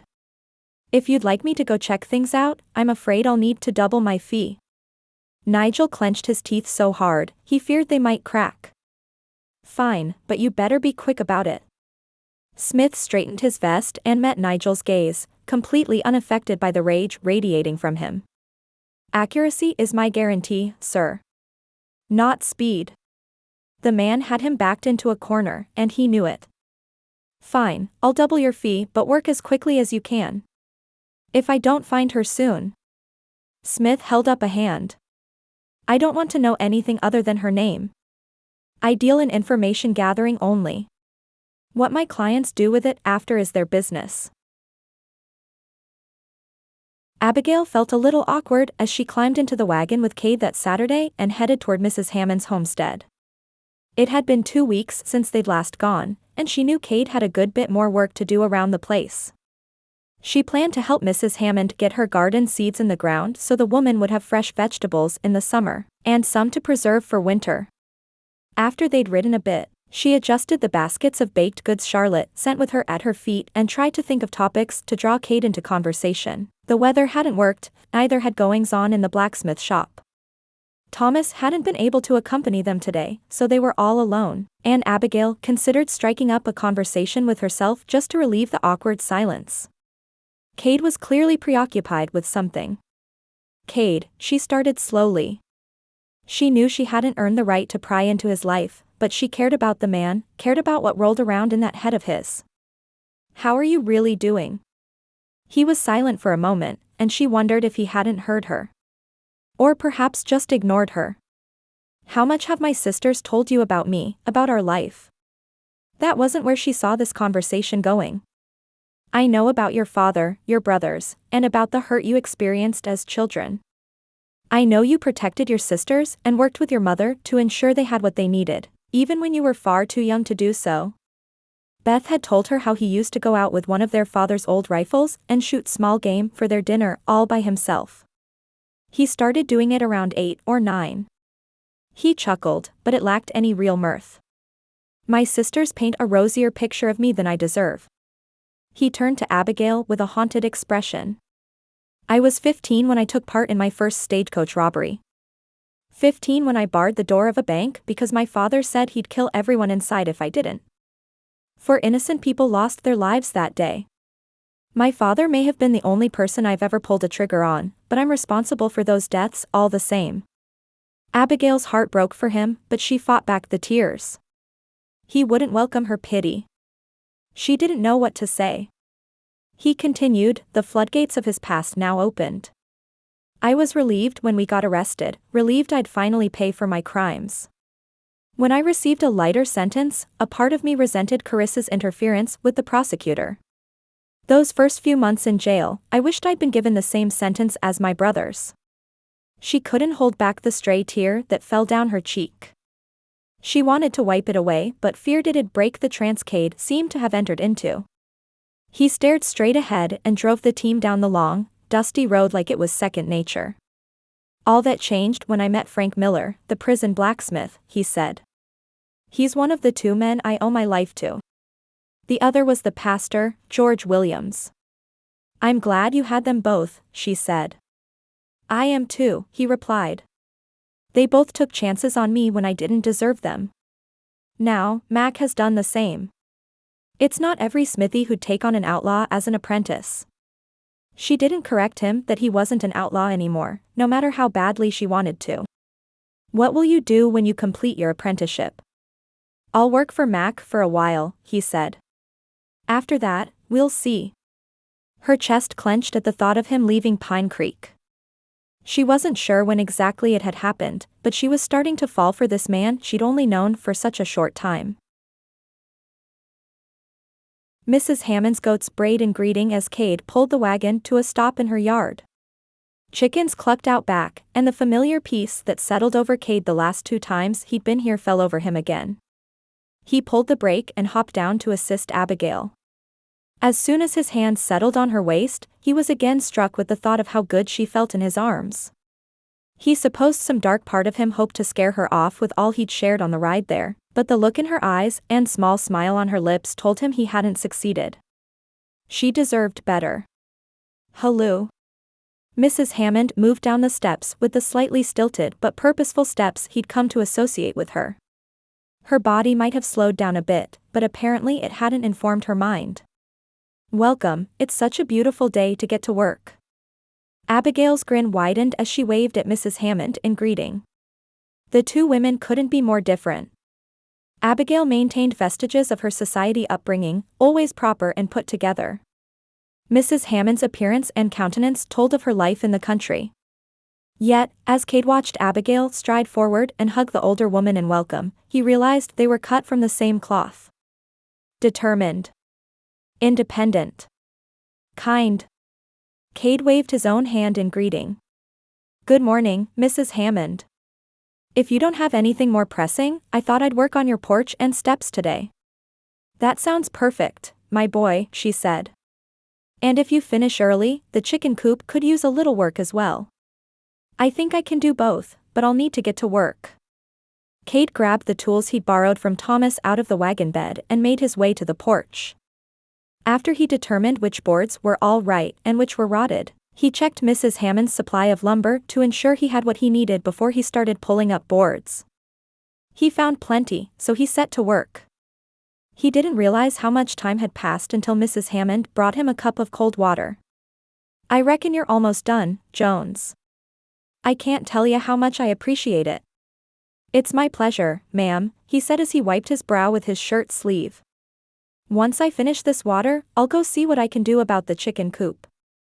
As he made his way toward the backyard where the chicken coop and corral resided, he noticed Abigail still hard at work planting seeds. Mrs. Hammond had returned to help her by that point, handing her seeds and having her placed too close together before moving down a few steps. Some of the plants need a little more room, Mrs. Hammond said. Others just need something to climb. I made so many mistakes my first year, planting them too close together. But I have you plant 2 in case one doesn't sprout. If both sprout, I'll just move one down the line. Abigail seemed to be taking in every bit of the information Mrs. Hammond gave her. What happens if you plant them too close? For some, nothing. With others, the roots choke each other out or they'll get diseased.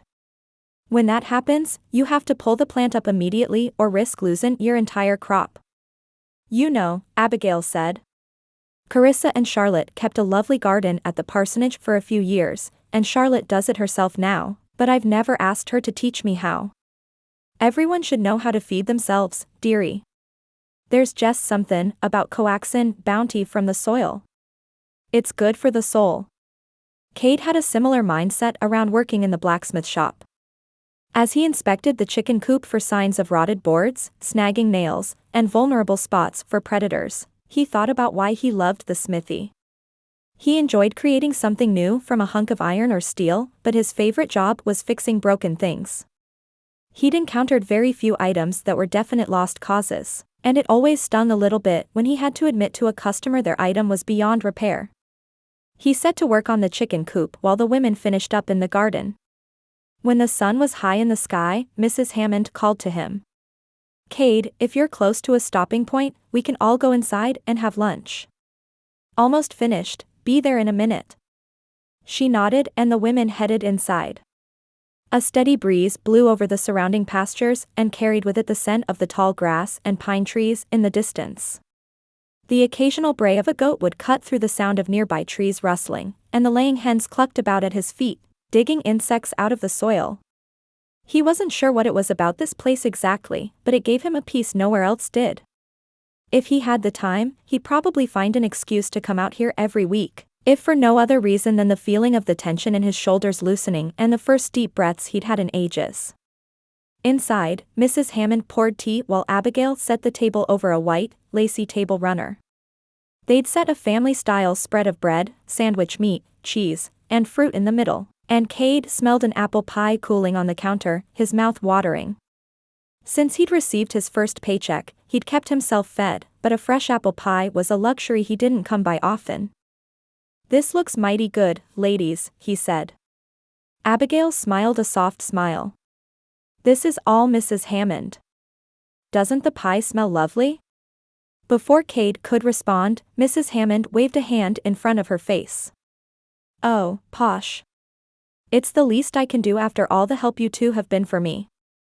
Kade didn't point out that she'd planned to pay him, not that he'd take her money anyway. If she insisted, he'd use it to fix up the place further. Her supply of lumber wouldn't last forever. Mrs. Hammond pulled out a chair on her side of the table and sat down. "So Kade, tell me how you've been settling in. How are you liking your job?" Max still as grumpy as ever? He wasn't sure which to answer first. "I like it plenty. Max a fair boss. Tough, but fair. He holds all the work coming out of the smithy to a high quality." Mrs. Hammond chuckled before raising her eyebrows. "And you? Do you find Pine Creek suits ya?" It took everything in Kade not to glance at Abigail as he replied. "Yes, ma'am, it suits me just fine." "Good," Mrs. Hammond said. She turned to Abigail. "I'm ready for those oilmen to get out of here. It just made me sick when I heard what they did to you." Kade's gut tightened, the first real anxiousness he'd ever felt on this property. "Thankfully," Abigail said, "their plan was thwarted. No irreparable harm done." Once again, Kade kept his eyes on his plate. He didn't want to know whether her hazel eyes were trained on him. Mrs. Hammond either didn't notice his tension or chose to ignore it. "Yes, and I'm mighty grateful to young Kade here for coming to help you." She put her wrinkled hand on his, and an errant thought crossed his mind that this was what his mother's hand might have felt like, if she'd still been alive. "Yes," Abigail said. "I'm incredibly thankful as well. Have you had a hard time feeling safe in town since then?" Mrs. Hammond seemed to relate to what Abigail had been through, and Kade wondered just how much he didn't know about the woman. Abigail sighed. "I've had a tough go of it with nightmares since it happened. Beth and Carissa both tell me it's normal and they'll fade." Kade felt a familiar anger rise up in him at not only the men who attacked Abigail, but also at his father for all the nightmares he'd given his sisters over the years. "They will," Kade said, surprising himself. He didn't realize he'd spoken aloud until he saw both women studying him, silently urging him to continue. "It'll take some time, but they'll become less frequent." Abigail's eyes filled with compassion. "Do you still have nightmares?" This wasn't something he wanted to discuss with Abigail, but he'd brought it up. I do, but not every night anymore. Mrs. Hammond smiled knowingly. Prison can do that to a man, as can bondage outside their stone walls. Again, Kade was struck with the thought that Mrs. Hammond had lived a life few in town knew of. An hour later, after they'd cleaned everything up and loaded Kade's tools in the wagon, Kade and Abigail set off back to town. "Oh," Abigail said as they reached the drive to the Circle H, "can we stop by Beth's? Rachel had some orange marmalade at the store this week, and I know Beth's been stretched pretty thin lately. I thought she'd enjoy some."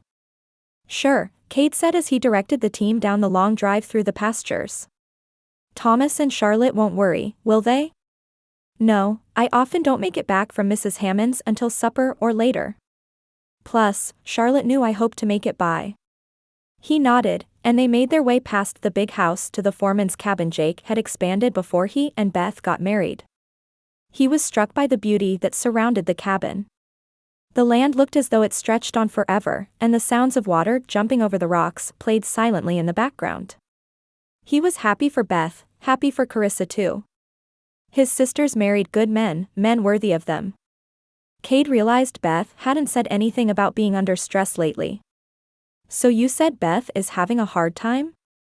"The oil rigs are loud," Abigail said, "and Malachi doesn't nap like he used to because of it. That, combined with picking up some of Jake's stress that he tries not to communicate, is tough." "I can imagine," Kade replied. "Yes, apparently the banging spooks the cattle. Plus, Jake's just waiting for the day they hit a gusher and spill oil all down the creek. That'd ruin the water supply to just about the whole town, but especially the ranches." Kade shook his head. "I still can't imagine what possessed Kincaid to push this deal through. The money, I suppose. Sometimes greed gets the best of us all." Abigail stared off in the distance. Kade turned to face her. "Why do I get the feeling we aren't talking about oil or Mayor Kincaid anymore? Let's just say I have more than my share of experience with men who let greed overtake them," Abigail said. "I'll tell you more about it when we have time, but here Jake comes now." His brother-in-law approached on Thaddeus. Kade thought he looked right at home in the saddle, his Stetson and chaps both faded and well-worn. "Hello," he called as he approached. "What brings you two out here?" "We brought Beth some orange marmalade and a few other goodies from Charlotte," Abigail said as she held up a second basket Kade hadn't noticed her tuck in the wagon. "She'll be thrilled," Jake replied. He was wound tighter than a clock. From Beth's letters, Kade knew Jake to be an easygoing presence most of the time. Seemed Abigail was right that Jake also carried extra stress at the moment. Jake tipped his hat at Kade before glancing between the two of them curiously. "What brings you two out here together?" "We were helping Mrs. Hammond this morning at her homestead," Kade replied before the cowboy could get any wild ideas. Abigail asked to stop on the way back. That seemed to pacify Jake. Just then, a loud bang sounded in the distance, and Kade noticed the oil rigs about 100 yards behind Beth and Jake's cabin. The clamor continued, and the cattle started bellowing. "Great," Jake said. "We're gonna have to move them back to the south pasture again today. If this doesn't stop soon, they're gonna overgraze it, and then we'll be in a world of hurt." Abigail shook her head sympathetically. "They still haven't gotten used to it, I take it." "Not in the slightest," Jake said. "Mr. Hyatt's concerned the stress will poorly affect the beef." Kade hadn't heard of that before. "Is that possible?" Jake shrugged. "We don't rightly know, but rumors of such things happening have circulated. I'd rather not find out for certain." He let out a sigh before glancing back at the cattle and ranch hands behind him. "Well, y'all enjoy your visit with Beth. I've got to get back to work." Bye. "Jake," Abigail said as she and Kade both waved. Goodbye. Kade doubted he'd heard it, as he'd already turned Thaddeus and nudged him into a trot toward the cacophony of bellowing cattle. Abigail stared after him for a moment. "Beth's right, he looks like he's wound tighter than a coil." Kade clucked the team forward toward the small fence set up around the cabin. "I can't imagine. A foreman's job is to get the cattle to market in a way that makes profit. Stressed out cattle are difficult at best, dangerous at worst." I'm praying this mess gets resolved quickly, Abigail said. Just as he moved to reply, the front door opened and Beth came out with a broom in hand. She shielded her eyes from the sun to see who'd arrived, and Kade waved in greeting. Kade wasn't sure he'd ever seen his sister so frazzled. Once he'd parked the wagon and helped Abigail down, they approached the house. As they got closer, he heard Malachi screaming at the top of his lungs. Beth's belly seemed to have grown since the last time Kade had seen her, and she waddled down the steps to greet them. Kade noticed her eyes were red and puffy, as though she'd had a good cry recently. Abigail pulled her into a hug, clearly noticing her distress as well. We brought you some orange marmalade, and Charlotte sent a whole basket of bread.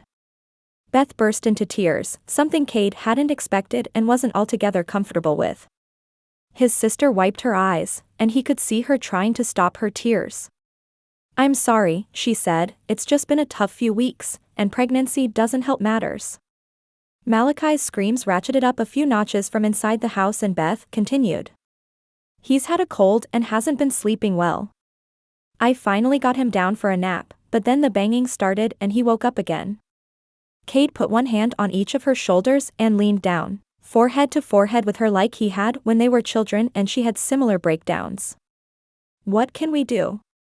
She started to shake her head, but he removed one hand from her shoulder and moved it to stay her chin. Let me rephrase, he said, what needs doing? Please Beth, Abigail said, we want to help. Beth let out a breath before answering. Thank you both.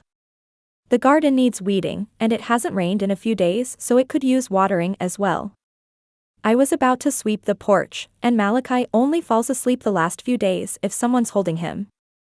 I haven't even begun to think about supper, and Malachi's diapers need washing. On top of all that, I have a design due in 2 weeks that I haven't even begun drawing, let alone sewing or creating a pattern.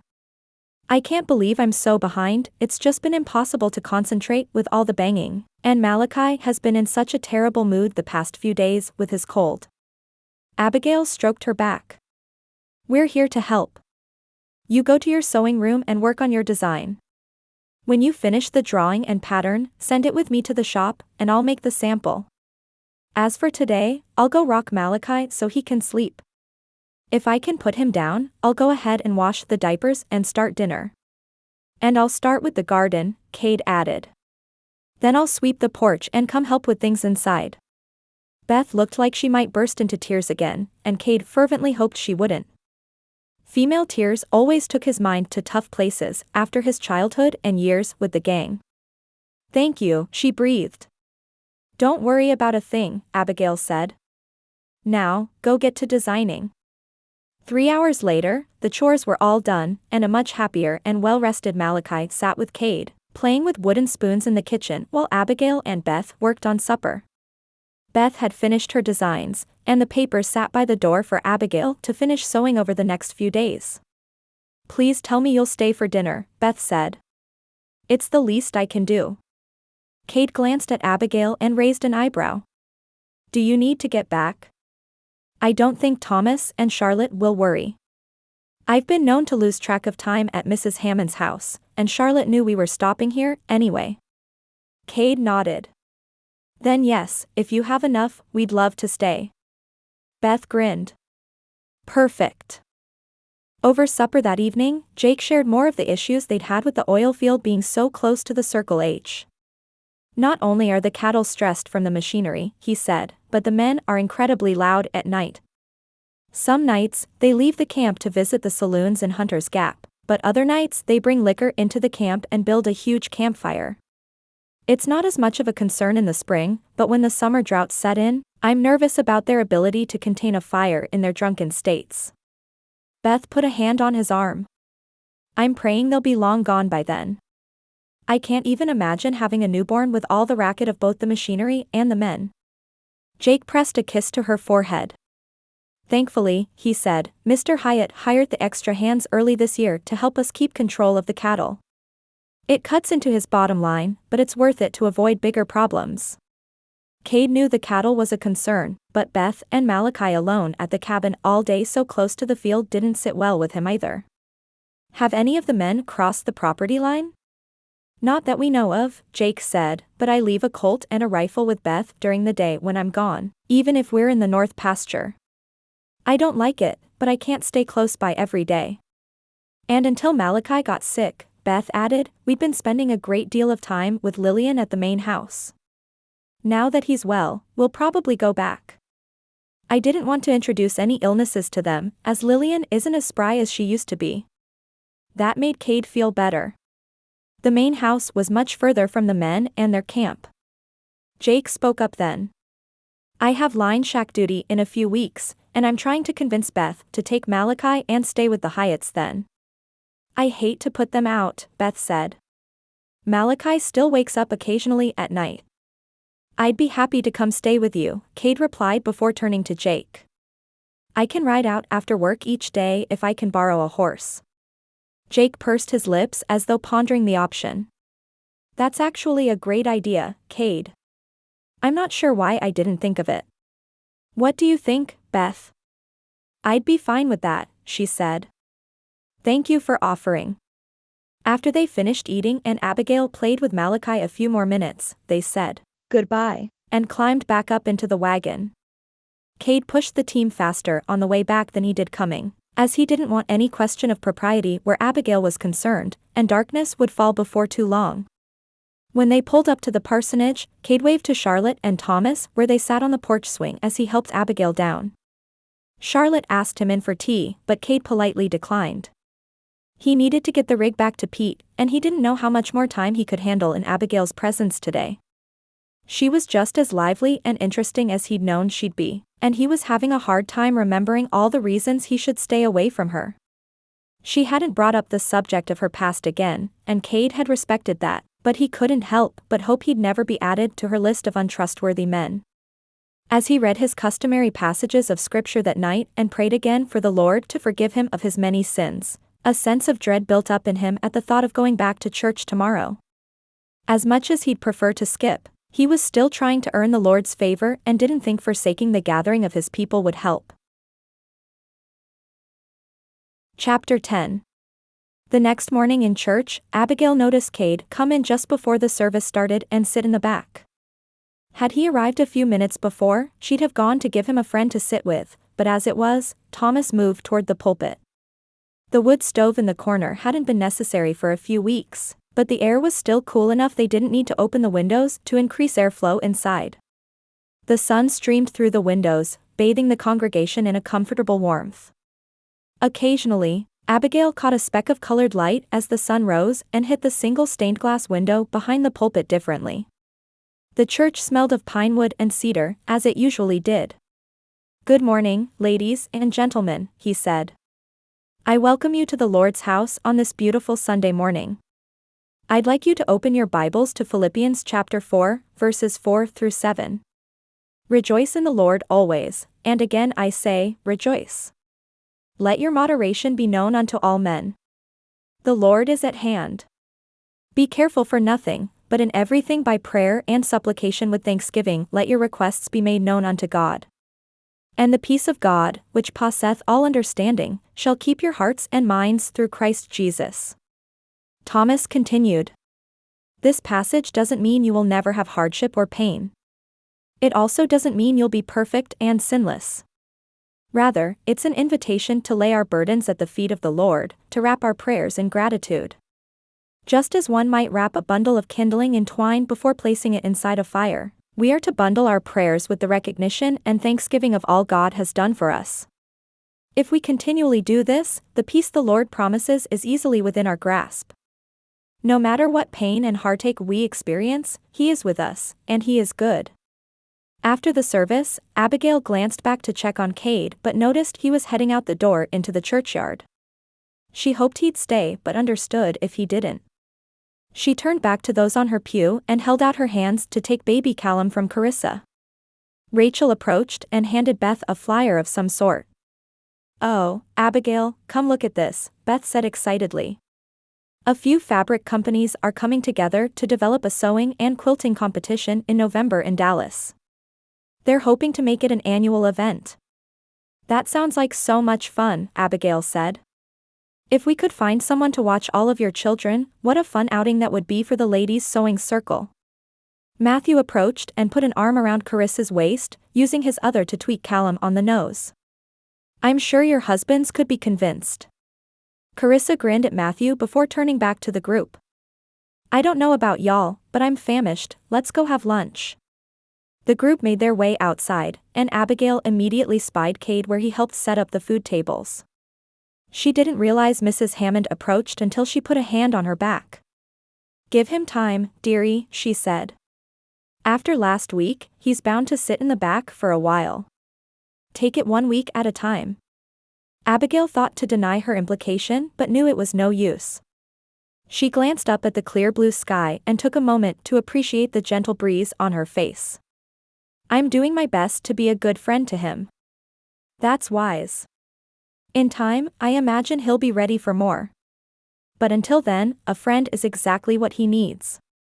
Abigail turned to link her arm in Mrs. Hammond's, and they moved to where Carissa and Charlotte set out their quilts. Charlotte spotted Mrs. Hammond and moved in for a hug. Will you be joining us today, Ruth? If you'll have me, Mrs. Hammond replied with a wink. The group moved through the line, and everyone, including Kade, joined them with their plates. After lunch, Abigail saw Kade pull Thomas aside. He appeared to be asking him a question, though Abigail couldn't hear what it was. She'd been praying since she met Kade that the Lord would become real in his life. The letters he'd sent Beth and Carissa, as well as his presence at church, testified he believed in God, but Abigail suspected his understanding of his role in their lives had some growing to do. She prayed again that God would reveal himself to Kade in a way that would bring him some comfort and healing. Kade and Thomas sat on the churchyard grass facing the creek, not far from where he'd come in his panic the week before. So, tell me, Kade. What's on your mind? Thomas studied him over his spectacles, and Kade saw the compassion and curiosity there. His gray hair sparkled a little in the bright sunlight, while the deep-set wrinkles in his face gave him an air of wisdom. Kade wasn't sure where to begin. I guess I had some questions about the Apostle Paul.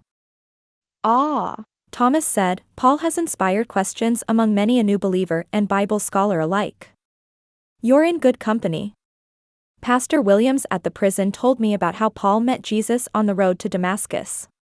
He told me all the things Paul was said to have done beforehand. I guess it's hard for me to understand how the same man who approved the murder of Christians could hold the same peace you talked about today. Thomas looked over the trickling creek, seeming to ponder his answer. Kade, what do you know of grace? His tone was gentle, but Kade felt anxiety build up at the concept. I guess I haven't really given it much thought, because I just don't see how I deserve any. I guess it's what Beth and Carissa showed when I fell apart last week and they didn't run me out of town. He still wasn't sure that wouldn't have been the best decision. Exactly, Thomas said. Though, they understood you didn't necessarily have control over your response, so there was compassion and understanding mixed in as well. Grace is being forgiven when we don't deserve it. In fact, the Bible says the more we sin, the more grace we are given. Really? Kade thought he remembered Pastor Williams covering this, but his head hadn't been in a place to hear it. Absolutely. Romans 5, verse 20 states, moreover, the law entered, that the offense might abound. But where sin abounded, grace did much more abound. Kade couldn't believe what he was hearing. I don't think I've read that verse before. How can a just God just forgive sins like that? It didn't seem fair to people like his sisters, who hadn't done anything wrong. It's not a license to sin, Thomas said, but proof of the goodness of God. When Jesus died on the cross, he took on all the sin we'd ever commit. To continue to hold on to sin forgiven you is to try to empty the cross of its power. Kade remained silent. This wasn't at all the understanding of God he'd formed in prison. Thomas seemed to understand. I don't think this is a one-conversation type of discussion. How would you like to come over once a week for dinner? After, you and I can retire to my office, and we'll walk through any questions you may have about the gospel. That sounds good, Kade said. A fleeting thought entered that he'd have a chance to see more of Abigail, but he pushed it away. It appears I have a lot to learn. Chapter 11. It had been about 2 weeks since the roustabouts attacked Abigail, and she'd finally begun to walk about town without constantly checking over her shoulder. The nightmares still plagued her, but they were odd. At first, she'd more or less dreamed the scene in the alleyway as it had happened, but the last few days she'd looked up expecting to see their faces, but it had been Nigel Garrison who stared back at her. She didn't know if the dreams were trying to tell her something or if the stress of them just tapped into something in her subconscious, but it unnerved her all the same. That morning, as she stopped by the mercantile to pick up a fabric shipment for the dress shop, her mood was instantly lifted at the sight of Emma Wilson and Edie Carmichael playing tag around the store shelves. "Edith Grace Carmichael," Carissa said with mock sternness from her spot at the counter, a hint of a smile on her face. "If you break something, you will do extra chores for a month to pay for it." "Yes, Mama," Edie said as she dashed by, giggling at the sight of Emma hot on her tail. This early, the store was almost empty, the only reason Abigail imagined Rachel and Carissa allowed the game. Rachel appeared from the back with a notebook in hand. She greeted Abigail before turning back to Carissa. "I'm sorry, Carissa. Your package hasn't arrived yet, but John said he expects it this week." "That's all right," Carissa said. "I can wait." Abigail approached the counter, and Carissa pulled her in for a hug. "Oh, hello Abigail. I didn't see you come in. I imagine you were a tad busy playing mediator to a rousing game of tag," Abigail said with a wink. "That I was," Carissa replied, and shook her head. "But I do love that Edie's old enough to play with Emma now." Rachel smiled. "Emma is too. She's so excited for Edie to start school in the next couple of years so she can watch out for her." "I'll certainly appreciate that," Carissa said. "Though, if Matthew had his way, she'd stay a little girl forever." Rachel gazed lovingly at her daughter, who now tickled a giggling Edie, if only they could. It wasn't often that Abigail felt the pangs of envy for the lives her friends led, but lately she found herself wishing for it more and more. She was happy they'd found such fulfillment in their families, and she longed for the same thing. She turned away from where Edie and Emma played to see Carissa smiling softly at her, compassion swimming in her eyes. "How are you doing with everything?" Abigail sighed. "I just wish things could go back to normal, the way they were before Wilson Oil arrived." Her hand went to her pocket, as it had occasionally since the attack. She'd stopped carrying her derringer for years, but it was back in place. "Matthew says the circuit judge is due in town soon," Carissa said as she put a gentle hand on Abigail's arm. "They'll be behind bars for a very long time." The idea of having to testify sent a wave of nerves through Abigail. "I can't say I'm thrilled to face them again." "I know you're not, but Beth and I are here to support you. You won't be alone in this, Abigail." After so much of her life without the emotional support of her parents, having it now in her friends still gave Abigail a lump in her throat. Rachel didn't seem to notice and flipped open her ledgers. "Is it that shipment of fabric you need, Abigail?" "Yes, if it's in. I'll check with John." "Did you have anything else you needed?" "Just a few odds and ends from the sewing section," Abigail replied. "I'll just peruse while you look for the package." She rifled through the sewing section in the back of the store with Carissa, the girls having calmed down enough to play with dolls in the corner, when she heard the door open and the voices of Kristen Buchanan and Minerva Kincaid carried through the store. "I'm just saying," Minerva chirped, "no one else has been bothered." "Are we sure she didn't welcome their advances?" "I can't imagine she would," Kristen replied as they entered the next aisle over. "That doesn't sound like Abigail." At the sound of her name, a sense of dread filled Abigail. She'd been raised to make no waves, to stay as unnoticed as possible. She'd been away from that life for a long time, but old habits held fast. Reputation was everything, and the gossip hurt. Be that as it may, Minerva continued, what on earth was she doing out and about at that time of night if she wasn't up to something? Even if she didn't intentionally make overtures at the men, her very presence there tempted them. Abigail dropped the spools of thread she held back in their basket and felt the sting of tears in her eyes. All of a sudden, the stress of the last few weeks combined with her lack of restful sleep, she couldn't hold the tears back. Without a glance at anyone, even Carissa, she rushed out the door to the mercantile and all but flew down the steps. She still faced the ground and didn't see the large pair of boots just ahead of her until she collided with the wall of muscle, belonging to their owner. She could barely make out Kade's face through her tears, but his voice betrayed his alarm. "Abigail, what's wrong? What's happened?"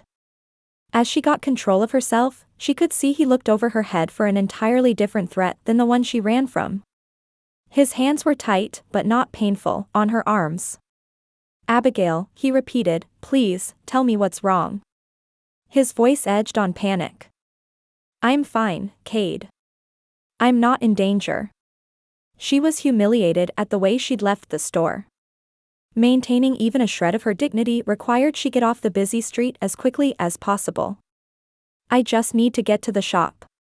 She tried to push past Kade, just as she heard the mercantile open and footsteps sound on the boardwalk behind her. Kade made eye contact with the person, probably Carissa, and looped one arm behind her back. The other gently held her chin and guided her gaze to his. Her eyes held his for a heartbeat, before remembering the horrible words Minerva Kincaid said about her, the kind of woman she thought Abigail was. She jerked out of Kade's hold and glanced back at Carissa, momentarily making eye contact. Her friend's face held curiosity and something else Abigail couldn't name. She'd seen the tender moment, to be sure. I have to go." Before Kade could answer or try to stop her, she quickened her stride toward the dress shop.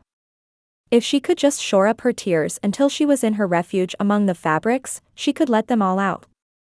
She knew she was somewhat overreacting to Minerva's assertions, the people who mattered knew them not to be true. But she'd spent most of her childhood failing to measure up to her mother's expectations, occasionally even shaming her parents by acting out in front of their friends. She'd worked hard to put her willfulness behind her, to become the perfect daughter they'd wanted. Her father was the only one who ever showed her much in the way of affection, but even he'd abandoned her by falling in with the likes of Nigel Garrison. She was raised to believe reputation was everything, and she'd been proud of the one she'd built for herself here in Pine Creek. It had finally felt like home. But Minerva's words confirmed one of her worst fears. Despite how long she'd been here and how much she'd given of herself to this town, she'd always be an outsider not to be trusted. Kade stared after Abigail, warring with himself over whether to give her space or go after her. Everything in him wanted to follow, but he didn't think she was in any physical danger. If she wasn't, what could he do? "Just give her some time," Carissa's voice sounded from the boardwalk. Her gaze followed Abigail as well. "She'll be all right." He turned back to his sister. "What on earth happened?" Mayor Kincaid's wife and another woman Kade recognized from around town opened the door to the mercantile and stepped out, sheepish looks on their faces. Carissa glared at their backs as they hurried down the boardwalk. Minerva was sharing some of her more salacious theories about what happened the night Abigail was attacked, not realizing Abigail and I were in the next aisle over. She must have noticed the way his whole body tensed as he watched their retreating figures.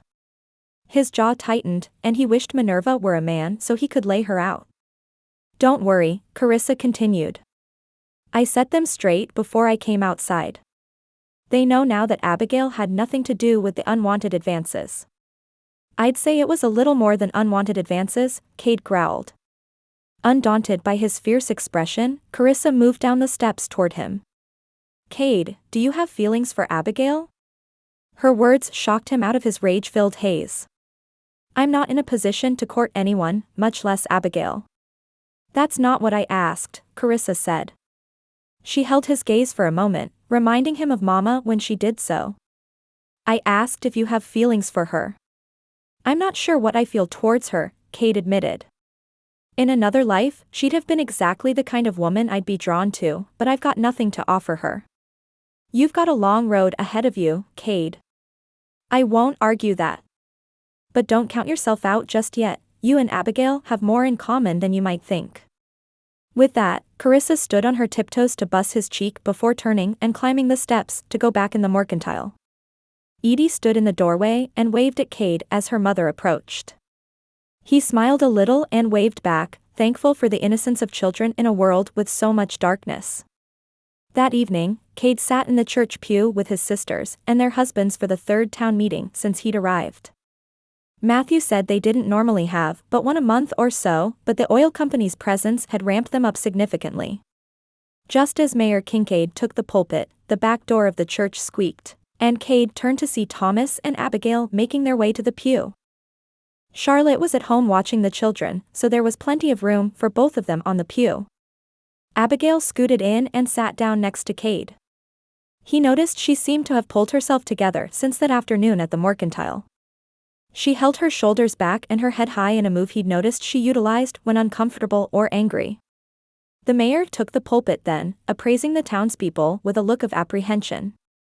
Kade wasn't sure if the man always sweated bullets or if it was a more recent occurrence. Good evening, ladies and gentlemen. As promised, Mr. Wilson has returned to address our concerns regarding the oil drilling on the north side of town.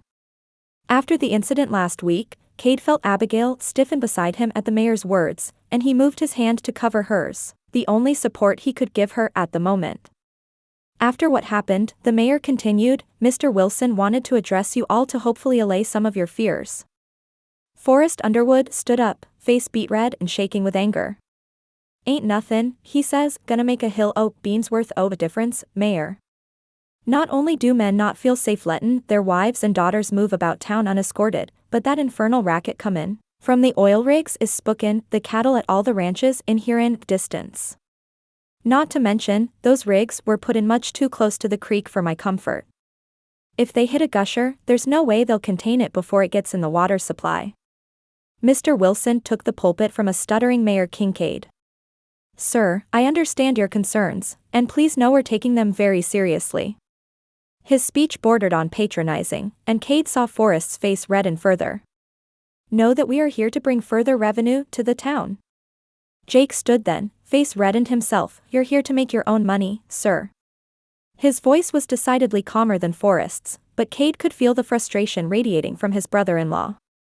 Jake glanced up at Matthew, where he sat with his deputy in the front. Matthew, have you received any reports from the sheriff in Hunter's Gap about the roustabouts causing trouble? Yes, Matthew said.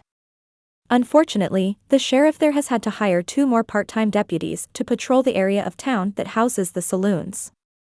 We've got our own extra deputy coming next week. He pinned his gaze on Mr. Wilson. We're not saying that all of your men are involved in any of this, Mr. Wilson. We know that plenty of them are upstanding men, content to earn their pay and keep to themselves. But the few who are causing trouble are a loud minority. Mr. Wilson straightened his tie. We'll take your concerns into consideration, Sheriff. His tone didn't indicate he'd do any such thing. As it is, has the town suffered any direct monetary damages as a result of the drilling? Hattie Lawler stood. You might call having to hire an additional deputy monetary damages. You might, Mr. Wilson replied. But it'd be a stretch. Besides, aren't the business owners pitching in for the temporary deputy out of the additional income they've enjoyed? His meaning was clear. The contract stated that Pine Creek was stuck with them for 6 months unless they could prove a loss of income. When no one answered, Mr. Wilson gave a slight bow to the mayor before stepping back. I believe the floor is yours, sir.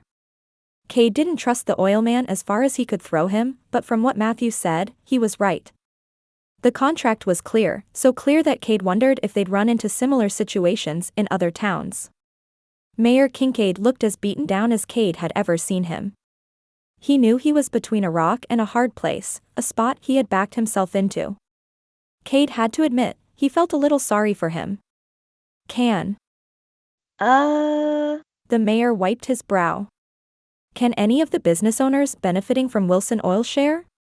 Kade heard Mac's gravelly voice from the back. I can.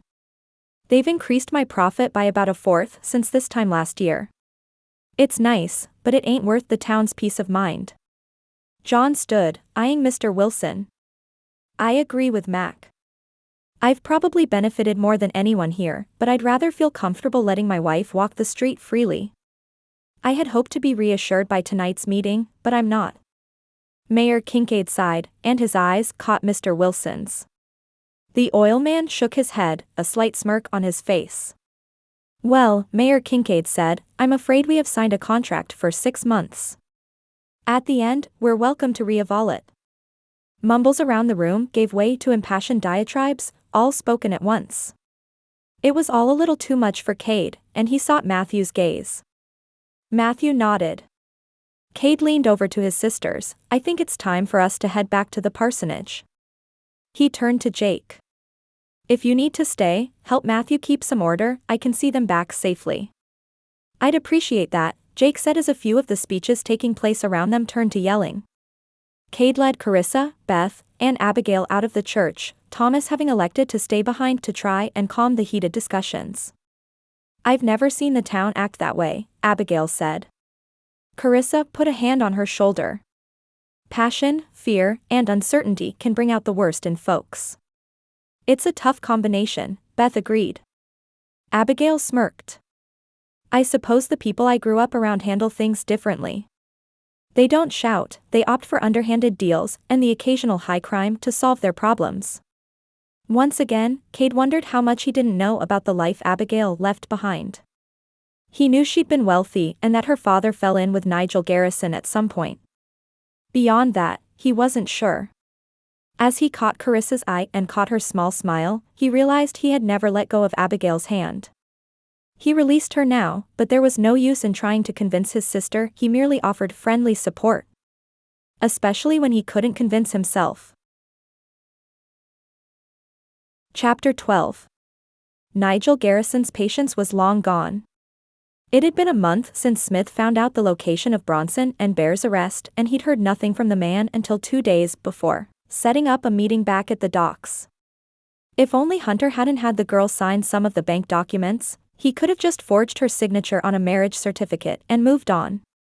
As it was, he'd have to continue with his plan to marry her, kill her, and play the grieving widower until he could empty the bank accounts and sail to Hispaniola. The night was pitch black due to the cloud cover, and rain misted the air. Smith couldn't have chosen a worse night to meet, but Nigel didn't care. He pulled a flask out of his coat pocket and took a swig. Tonight, he'd have the information he needed.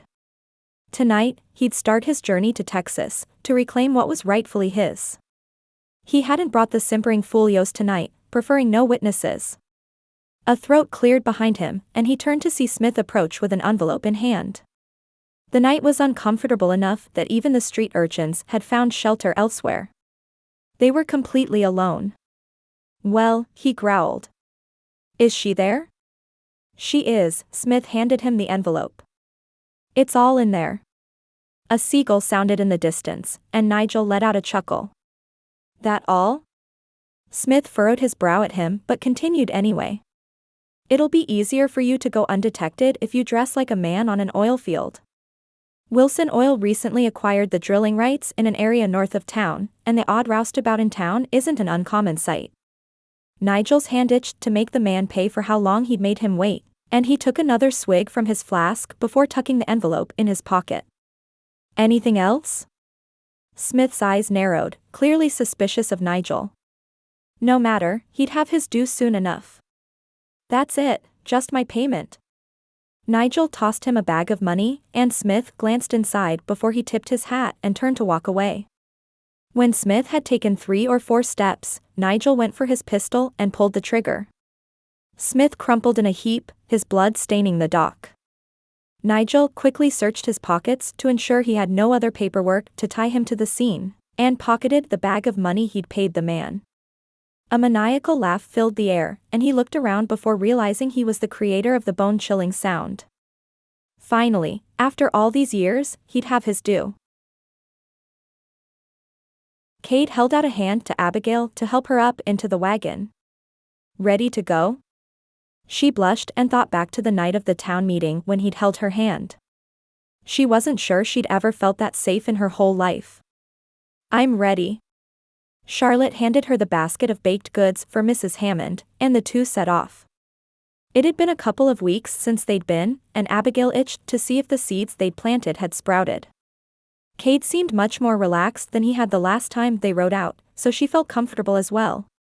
The bright blue sky was dotted with the occasional puffy cloud, and Abigail giggled at the sight of a mother and baby bunny hopping beside the road, apparently unconcerned by the sight of the wagon. A cool breeze wafted over the pastures, the heat of summer still a few months away. Save the occasional bellow of cattle at the ranches and the clop of their horses' hooves, the road was quiet. She turned to Kade. "How have your meetings with Thomas been going?" He didn't answer immediately, but she knew he heard her. "They've been going well. We're going through the Gospels chapter by chapter. There's so much there I never considered before." "Like what?" "I suppose I took one specific view of God's character and wouldn't entertain the idea that he was as complex as humans can be. It's hard for me to reconcile that a God of justice and a God of grace could be the same God. But Thomas says reading about the life and ministry of Jesus may help me with that." She didn't respond, content to let him continue. "I know Pastor Williams taught me some of these stories," Kade said, "but Thomas said sometimes scripture is impossible to understand until our hearts are ready for it. I suppose I must be more ready for it now." Her heart soared so that she thought it might fly out of her chest. "That's wonderful, Kade. What is God to you now?" "He used to be this almighty being I was trying to convince to forgive me of all the wrongs I've done. I thought I'd spend the rest of my life trying to appease him, trying to tip the scales back in my direction. I never imagined I'd have any peace or hope in this life, nor did I deserve it." "None of us do," Abigail said with a smile.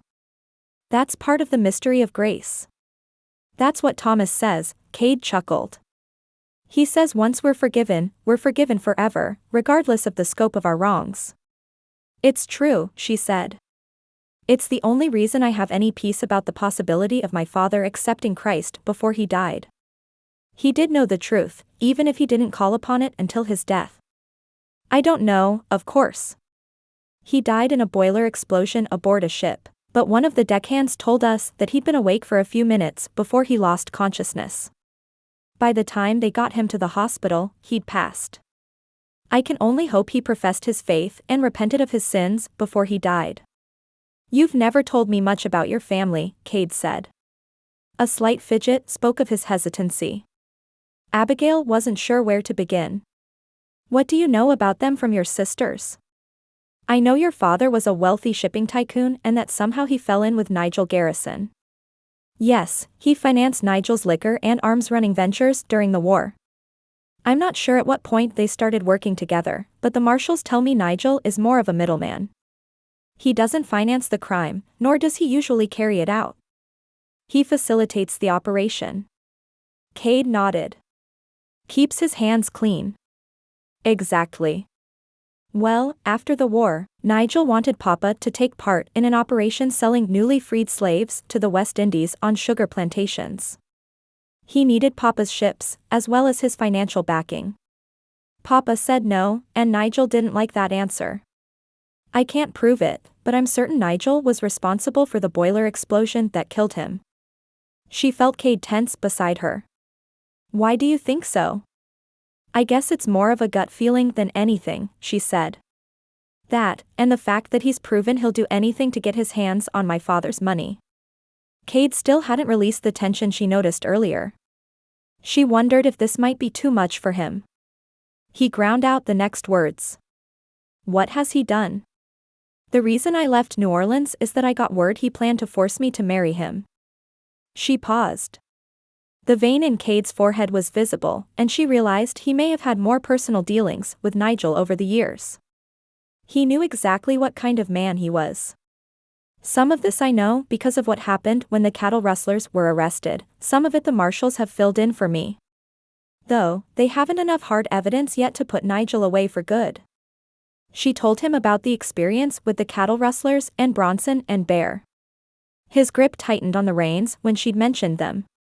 When she got to the part about the outlaws being arrested and Nigel being watched closely by the U.S. Marshals, he seemed to release some of the agitation he'd been harboring.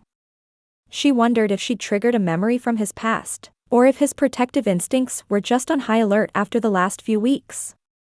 Either way, they'd turned down the drive to Mrs. Hammond's homestead, and she wouldn't have the chance to ask. As usually happened though, his entire body relaxed once they reached the familiar sight of the old clapboard house and the sounds of her chickens and goats. Mrs. Hammond stepped out onto the porch, waving a rag at them with a wide smile on her time-worn face. Good morning, she called from the porch. After Kade helped Abigail down from the wagon, she hugged Mrs. Hammond in greeting. What can we help you with today?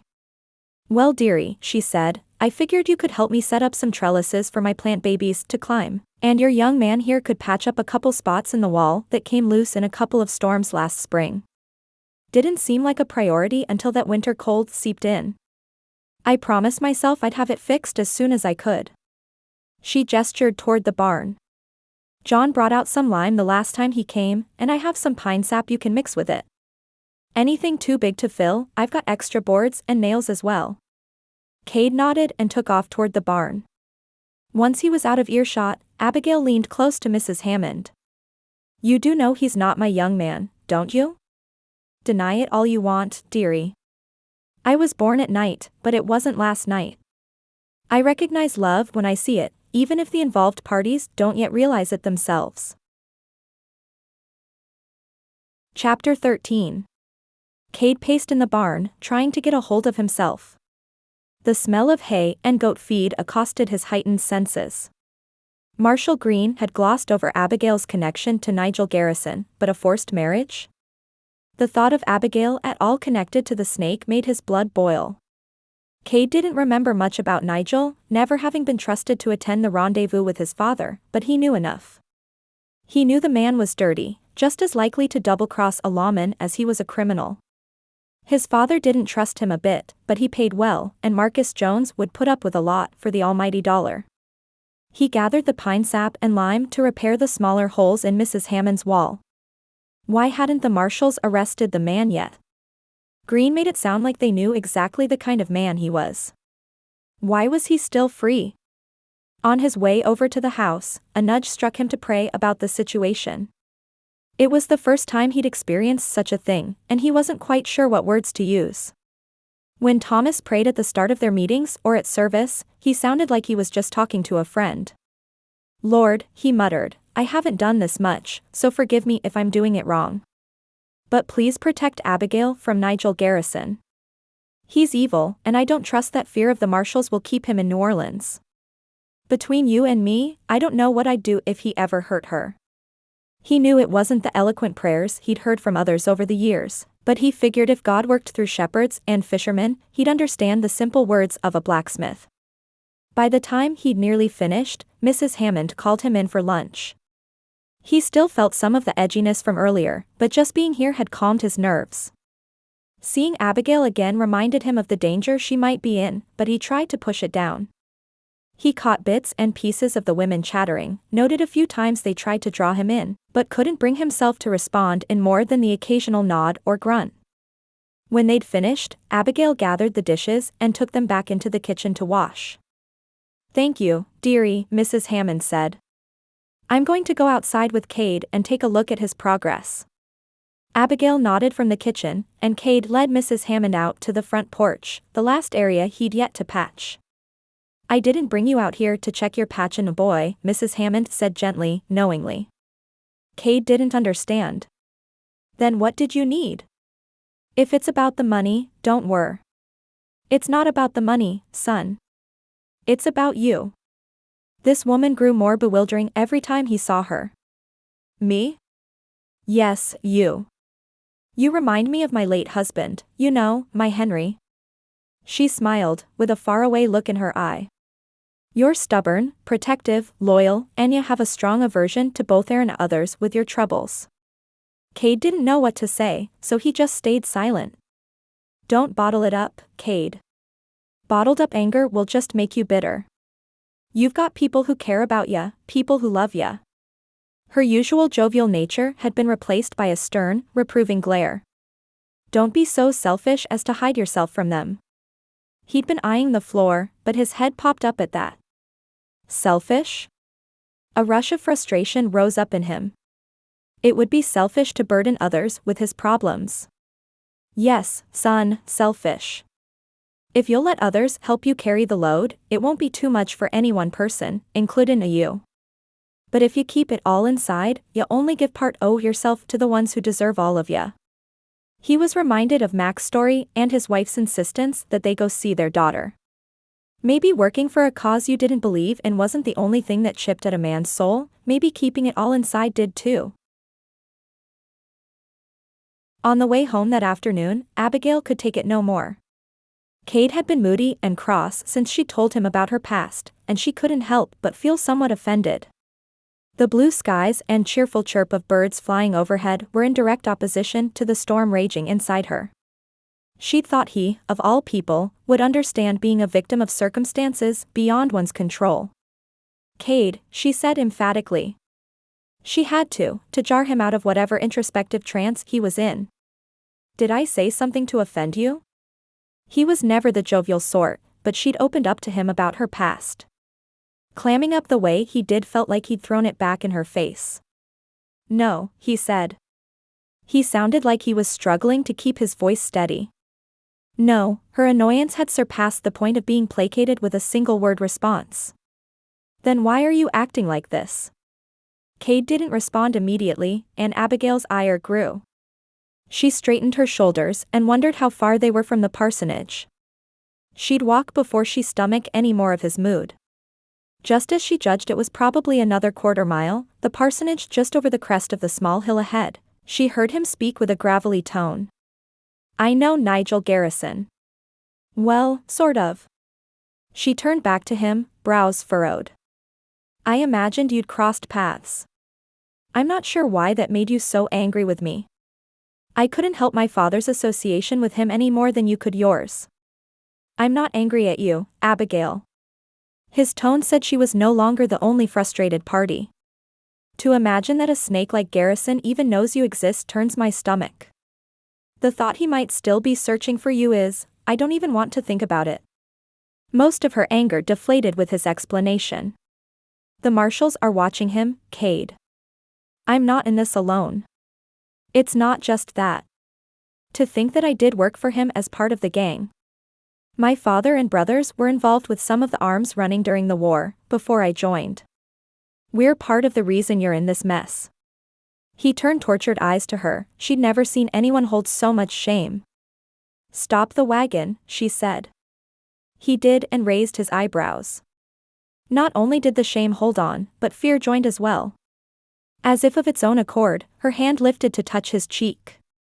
You're not the man you think you are, Kade Jones. He didn't speak, but she didn't see the rise and fall of his chest. As though he held his breath. I don't hold your past against you, she continued, regardless of who that past brought you in contact with. He stared at her for what felt like eternity, but was likely only a few seconds. With a huff of breath, he wrapped his arm around her and placed it on her back.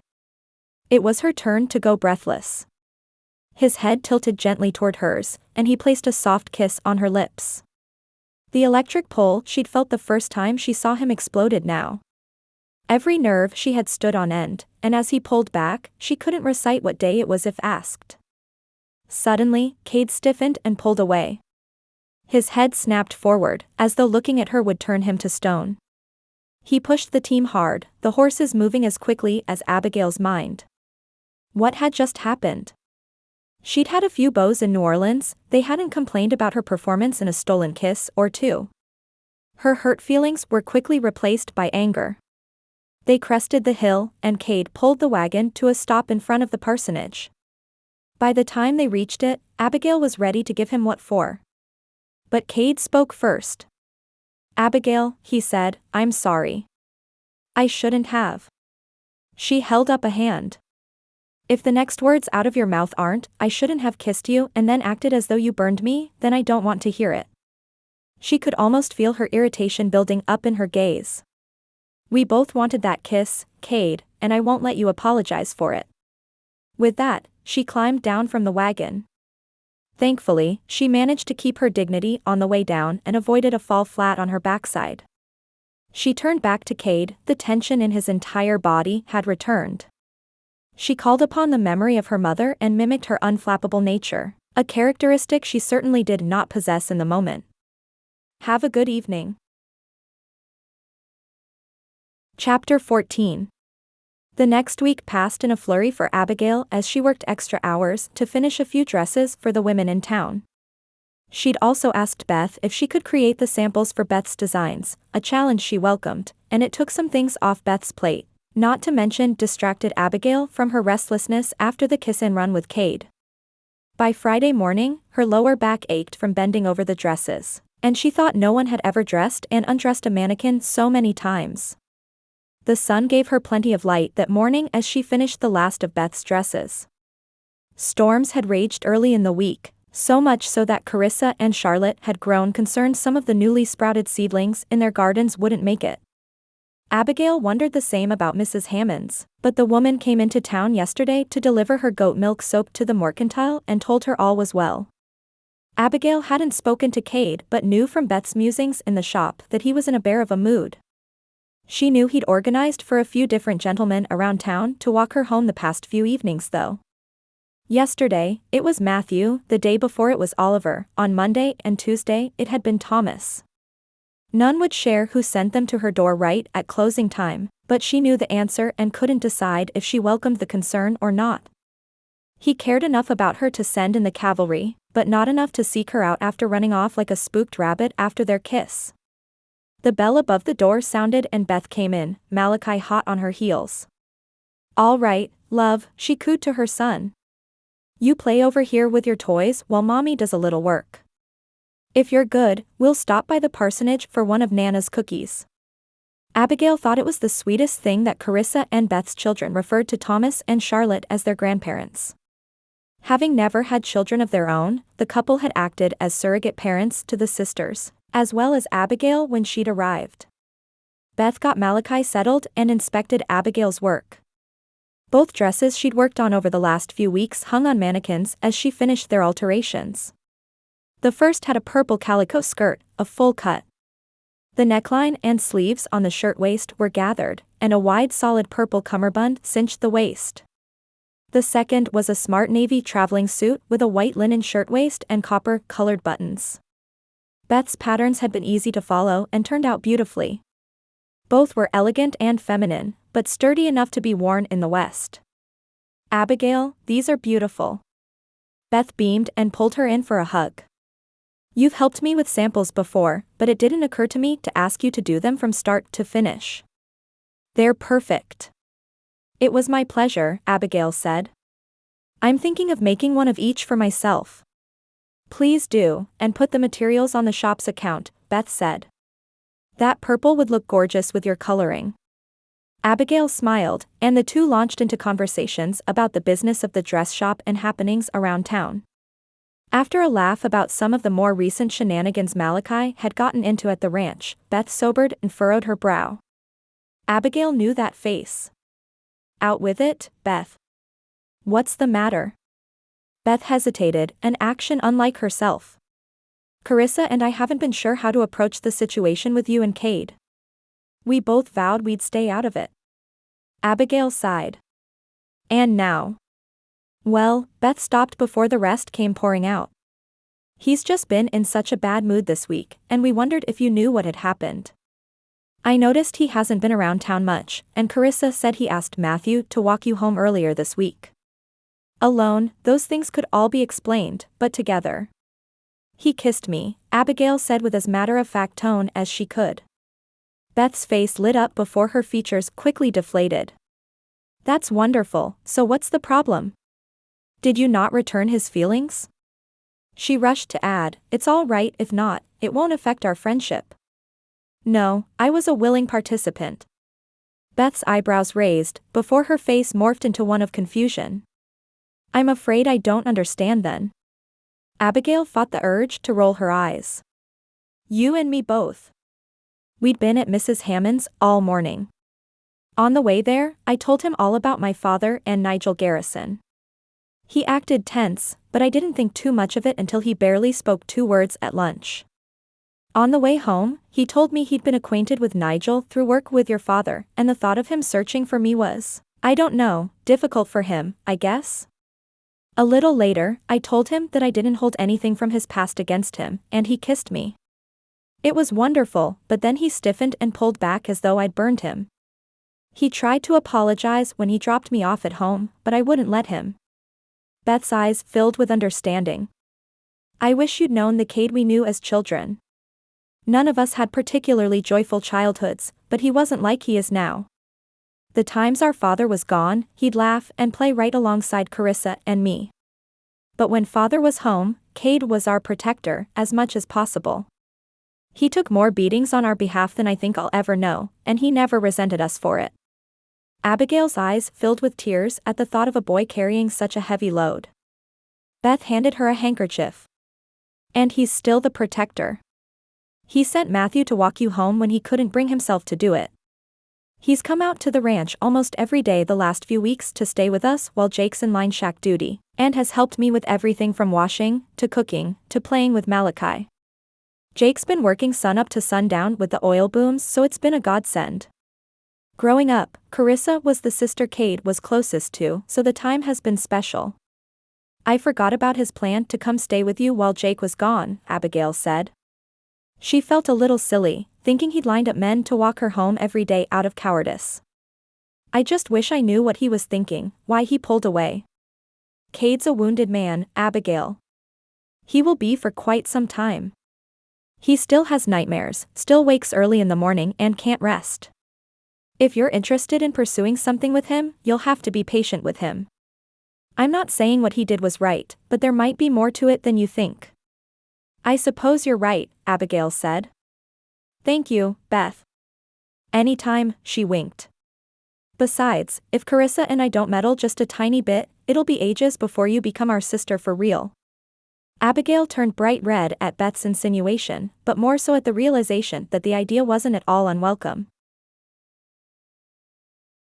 Kade pumped the bellows a few more times before pulling the chunk of steel out of the forge. He hammered and shaped until it was exactly as the oilman had rendered in the drawing and held it to the water to temper. While it cooled, he walked back into his room to double-check a few of the drawing's specifics, though he was confident he'd gotten it right. Mac had gone back to Lehigh for more supplies, as busy as the oilman kept the smithy, and he'd needed Kade to stay behind and finish the tools. After he'd checked the drawing again and was satisfied, he heard one of the oilfield foreman's distinctive voices from the front of the smithy. He must have just arrived. You sure? The man's voice sounded like a plow scraping over gravel. Kade moved through the door of his room, planning to make himself known when the man's response stopped him in his tracks. He recognized both men from the town meeting, when they'd spoken on behalf of Wilson Oil. He knew he was hidden in the shadow that dimmed the back of the smithy from the front. He could see the men, but they hadn't noticed him. They were definitely the same men who'd been called on stage at the town meeting. The stocky blonde, the one named Watkins, seemed to be the one with the information. His clothes were covered with oil, while the other man was dressed for a meeting in town. He wore a suit, albeit one a size or two too small. Yup. Hit a gusher, Watkins said with a grin. Boss was mighty pleased. A gusher. He'd seen how close the rigs were to the creek, there was no way oil hadn't gotten into the water supply. His partner matched his grin with one of his own before looking around and lowering his voice. Y'all get it under control quick? Them ranchers are already none too happy with how close we are to him. If oil gets in the water and hurts some o' their cattle, we'll get run out of here faster than we can collect our bonus. Kade did his best to stay still so as not to be noticed. If there was potential danger to the Circle H, he wanted to warn Jake about it. The other man chuckled. Quick enough. I don't know why the ranchers don't get that this is a good thing for them. They're sittin' on gold mines. The boss has offered some of them 3 times what the land's worth to buy out, but neither Hyatt or Griggs will budge. Seems it's all family land. And the further north we get from their land, the less oil we find. Wilson'll get them to sell, his friend replied. He always does, even if he has to employ more unconventional measures. Kade wasn't sure what to do with what he'd just heard. He could tell Jake, but while that brother-in-law was apparently much more cool-headed than he used to be, he'd been under more stress than usual lately.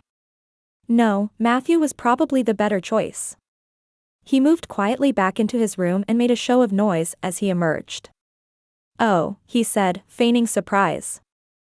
Hello, fellas. Neither of the men seemed bothered by his sudden appearance, Ann Watkins stepped up to the small desk separating the workspace of the smithy from the customer area. "Mornin'. Just here for the tools we ordered." "Yep, got 'em here," Kade said as he lifted the basket containing the freshly rendered tools. "Take a look at 'em, make sure they're what you ordered, then we'll settle up." The men rifled through the tools, examining only a few before pulling out a few bills from an envelope. "This should cover it," Watkins said. He picked up a few pieces and whistled. "I'll let the boss know y'all deserve a bonus for the craftsmanship. We've been in a number of these small towns, and y'all are the first local smithy I've been impressed with." Kade only nodded his thanks as they left, distrustful of Watkins and his colleague. However, Mr. Wilson planned on getting the ranchers to sell. It didn't sound good. An hour later, Kade reached a stopping point and posted the sign Mac put out when he needed to close for an hour or so. He walked down to the jail and found Matthew alone. Matthew glanced up from a stack of papers an inch high, bags heavy under his eyes. "Howdy, Kade. What can I do for ya?" Kade shifted from one foot to the other. "I hate to add to your plate, Matthew, but I heard some of the oilmen talkin' today at the smithy. I thought you'd want to know." Matthew furrowed his brow. "What did they say?" "It was Watkins and the other foreman," Kade said. "Apparently, they hit a gusher this morning and—" Before Kade could finish, the door opened and the mayor entered. He glanced from Kade to Matthew. "Sorry, gentlemen. I don't mean to interrupt." He turned to Matthew and gestured to the papers on his desk. "Just wanted to see if you'd found anything." Matthew stood and came out from behind his desk, glancing at the closed door to where Kade assumed the cells were held. The partition looked newer than the rest of the building. Kade assumed it had been added recently. "Not yet," Matthew said. "But Kade was just telling me that the foreman out at the oil field came into the smithy today talking about hitting a gusher." Kincaid's eyebrows rose. "They told you that?" Kade shook his head. "I was in the back, they didn't know I could hear him." Matthew leaned on his desk and crossed his arms. "Go on, Kade. What else did they say?" "Watkins said they'd hit a gusher, but the other didn't seem to know about it. I thought that was odd." "Cook, that's the other one, was with me this morning," the mayor answered. "We were trying to come up with a few ways to make the town feel safer and less put upon. Wilson wants this to be a good thing as much as we do, because he wants to stay in town." "That's the second thing they said," Kade replied. "They talked about how they think there's oil under the Circle H and the Double G, but Hyatt and Griggs won't sell. Apparently, this isn't the first time they've had that problem, and they mentioned unconventional measures they'd use to convince landowners to sell." Matthew tipped his head back and took a deep breath. "Excellent. Just what we need." He turned back to the stack of papers on his desk. "Mayor, I can't find anything in the contract that would get us out before 6 months. The whole thing is repetitive and uses convoluted language." Kincaid's shoulders sank. "That's what I thought, too. Jones, you said they hit a gusher. Did they mention if it got in the creek?" "Watkins seemed to think they got it contained before much did," Kade said. "But it was apparently right next to the Circle H." Matthew stood up from where he'd leaned on his desk. "I'd better ride out and warn Julius and Jake." "I'll go with you," the mayor said with a defeated tone. "I thought this was going to help Pine Creek grow. I never would have signed the contract if I'd have known what trouble it'd cause." Matthew clapped a hand on the mayor's back and glanced up at Kade. "Thanks for letting us know, Kade." "Anytime," Kade replied, though his preference would be to stay as far out of the mess as possible. Chapter 15. By the time Sunday rolled around, Abigail had decided to put her anger over the situation with Kade aside. If he didn't want to be more than friends, she could accept that. If he did, he'd have some explaining to do, but she was more than willing to move forward. The perceived rejection still smarted, but if anyone deserved a little grace, it was Kade. The day was cloudy, but not so that it threatened rain. A slight morning chill still hung on as the winter fully gave way to spring, but the air was decidedly warmer than it had been a few weeks ago. Abigail, Charlotte, Beth, Jake and Malachi rode in Beth and Jake's wagon from the parsonage that morning, Thomas having gone ahead. As she climbed down from the wagon, Abigail saw Kade's familiar broad figure approach. It was the first time she'd be in close proximity to him since their kiss, and the nerves felt more like birds than butterflies. "Good morning, Kade," Beth called with a wave of the hand not holding Malachi. It was a trick in and of itself with her growing belly. Charlotte had already gone inside, and Beth grabbed Jake's arm rather conspicuously and moved him toward the door. "We'll see you two inside." She raised her eyebrows knowingly. If Abigail could read her thoughts, she was certain she'd hear talk to him. Before Kade or Abigail could respond, Beth shooed her family inside the church. "Good morning," Kade said. His eyes met hers, and she wondered if her face mirrored the mixed emotions she saw in his.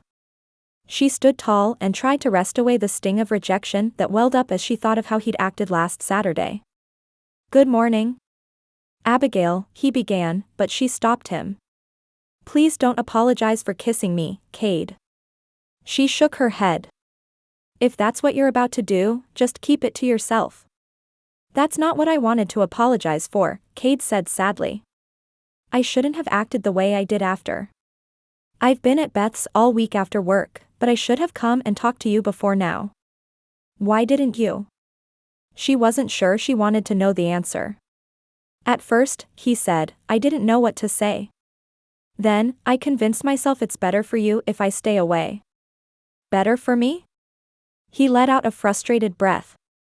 "Of course, it's better for you, Abigail. I can't go a week without a nightmare. Large crowds still bother me more than they should, and I've proven that in the perfect storm of circumstances I can fly off the handle." She studied him, silent for a long moment. "Kade, when are you going to stop making decisions for other people?" He stepped back as though she'd struck him. "What?" "We want to walk with you down this path, Kade." She couldn't hold back the anger that spilled over, and she worked to keep her voice controlled. "Me, your sisters, Thomas and Charlotte, Mrs. Hammond, we're not trying to fix you, Kade. We just want to be there for you, as you are. Shutting us out like this, it's not right." She crossed her arms over her chest. "I've been making my own decisions since the day I left New Orleans, and I'd know if this," she gestured between them, "was too much." Kade dragged a hand over his face. "I don't know what to say, Abigail. I guess I just want to protect you, even if it's from me." Abigail stepped forward and took his hand. "Kade, I know you need time. If you're not ready, I'm fine with being friends. But I'm not fine with being completely shut out of your life because you think me too fragile to deal with tough things." He nodded, and Abigail heard the familiar cadence of hymns rising from inside the church. The service had begun. Without another word, he led her inside the church and held the door while they made their way to their usual pew. Something had just changed between them, though Abigail wasn't sure what it was. After the service, Abigail helped set out the quilts and lunch dishes. She deputized Edie to help her and give Carissa a moment to nurse Callum. Edie held a pie dish in both hands, as reverently as though she held the Bible. She furrowed her brows at a specific spot on the dessert side of the tables. "Do you think the pie should go here, Aunt Abigail?" The child's earnestness and above-average vocabulary made Abigail chuckle. "Yes, dear, I think that's a great spot for it." Edie set it down and looked satisfied. She spotted someone behind Abigail, and her face lit up. "Uncle Kade." She ran out from behind the table, bumping it in the process, but Abigail anticipated that and steadied the dishes quickly. Edie launched into her uncle's arms and wrapped her arms around his neck. She nestled her head into the spot between his neck and shoulder, and he closed his eyes to return the hug. When she'd pulled her head back, he tweaked her nose. "How's my grasshopper?" She giggled. "Uncle Kade, are you ever gonna decide on a nickname for me?" "I don't know, Muffin," he said with a smile. "This is pretty fun too." Edie giggled again. "I guess so, as long as you don't call me Cricket. That's Papa's thing." He took on a mock-serious face and saluted. "Of course." Just as Abigail thought her heart might explode out of her chest at the sweet scene, She noticed a man in a suit and two badged men approaching the gathering from the direction of the rest of town. Kade must have seen her face change, because he turned as well. He whispered something in Edie's ear before setting her down. She scampered off to Charlotte and Beth on their blanket. He'd been so relaxed with Edie, but the tension she was so familiar with returned to his shoulders at the sight of the lawman. Old habits. She stepped around the table and put a hand on his arm, but the lawman didn't appear to be there for him. Matthew approached them, along with Mayor Kade, and Abigail could tell the news wasn't good. She'd only seen Matthew good and angry a handful of times, but she could add this moment to the list. Julius, Timothy, Mayor Kade called with an equally strained expression. Could you gentlemen come here for a moment? Mr. Hyatt and Mr. Griggs approached hesitantly. Mr. Griggs looked skeptical, while Mr. Hyatt's face was unreadable. Abigail had the fleeting thought he'd do well in a poker game if he ever got the desire to play. The suited man spoke in low tones to the ranchers before handing them each an envelope. Griggs, who'd always been calm and in control around Abigail, tore the envelope in half and threw it on the ground. Lillian Hyatt and Katie Griggs approached, their faces betraying their nerves. Jake and the foreman from the Double G followed. Mr. Hyatt dragged a hand over his face and handed the envelope to Jake. After reading the missive, he turned bright red with rage. Beth handed Malachi to Charlotte and hurried over to the group. Whatever was in those envelopes, it wasn't just bad, it was catastrophic. Abigail looked down and realized at some point she'd taken Kade's hand. The tension rolling off him moments before had been replaced with what she assumed was worry for his sister and brother-in-law. Mr. Hyatt and Mr. Griggs gathered their things quickly. Within moments, both men and their wives had rolled out of the churchyard, mindful that every eye in the churchyard was trained on them. Jake caught Kade's eye and tipped his head toward the wagon. Kade nodded, and Jake kissed Beth on the head before climbing up into Mr. Hyatt's wagon as well. Kade and Abigail made their way toward Charlotte, Edie, and Malachi. Carissa had returned from feeding Callum, and Matthew approached with Beth. Carissa put a hand on his shoulder. What's happened? That was a lawyer from the county, Matthew said. They're claiming eminent domain over both the Double G and the Circle H to drill for oil. Abigail and Carissa gasped, and Beth looked between them. I've heard that term before, but I don't remember what it means. It means they're forcing the ranches to sell out, Matthew said gently. Usually for pennies on the dollar of what they're worth. Beth's eyes widened as Malachi reached for her. She pulled him from Charlotte's arms, clutching him to her chest. But you're going to fight it, right? You and the mayor? Matthew nodded. I intend to. The whole thing seems odd. This isn't what eminent domain was intended to be for. Abigail cocked her head and narrowed her eyes. Who's pushing it through? And how much had they been paid to make it happen? I'm not sure yet, but I intend to find out. Matthew turned to Carissa. Do you mind if I ride out to the Circle H and take a look at those documents myself? No, Carissa replied. She reached up and kissed him on the cheek. Take all the time you need. Matthew nodded and turned to Kade. Will you make sure they get home? Of course, Kade replied. I believe Jake intended for me to drive Beth and Malchi back out to the ranch anyway. Many thanks, Matthew said. He waved for Pete, who followed him in the direction of the livery, where Matthew kept his horse. Abigail put an arm around Beth. Tears flowed silently down her friend's cheek. They weren't just messing with the family land of the Hyatt and Griggs families. They'd be taking jobs from both year-round and seasonal cowboys, as well as Beth and Jake's home. Abigail caught Kade's eye over Beth's head, and saw the fire raging there. No, she got the feeling Wilson Oil wouldn't win without a fight. The next morning, Kade woke with sweat pouring down his face from the scenes of yet another nightmare. They came less frequently now, but were always discouraging nonetheless. He rinsed his face in the wash basin and donned his boots before remembering Mac said he'd be making calls on ranches today. Kade was on his own. The clock said he still had an hour before opening, so he decided to run over to the restaurant and have breakfast. Most days, he still lived his life as though he had no income in his pocket. But Mac had approached him the week before and offered him a raise in exchange for a promise that he'd stay on at the end of the year, when his apprenticeship was up. Kade hadn't had any other options, but he wouldn't have taken them if he did. As much as he dreaded coming to Pine Creek, it had become home. He patted his leg for Brutus to follow him. "Come on, boy. Let's go for a walk." It was more or less pointless since Brutus spent most of his days gallivanting the woods anyway, but Mac told him the matronly woman who ran the restaurant loved to spoil Brutus when she could. Brutus jumped to his feet, tail moving back and forth at a feverish pace. Kade chuckled. Due to the way Brutus had put on weight recently, Kade assumed he'd charmed more and more people about town. The dog lumbered through the door, and Kade closed it behind him. A flash of red hair in the distance brought his head around, and he spotted Abigail coming their way from the mercantile. His brow furrowed. Why was she out alone? "Don't worry," she called as she approached. "I've been in the mercantile watching Emma this morning while Rachel took the baby to see Dr. Light for a cough, and John had an early meeting at the bank."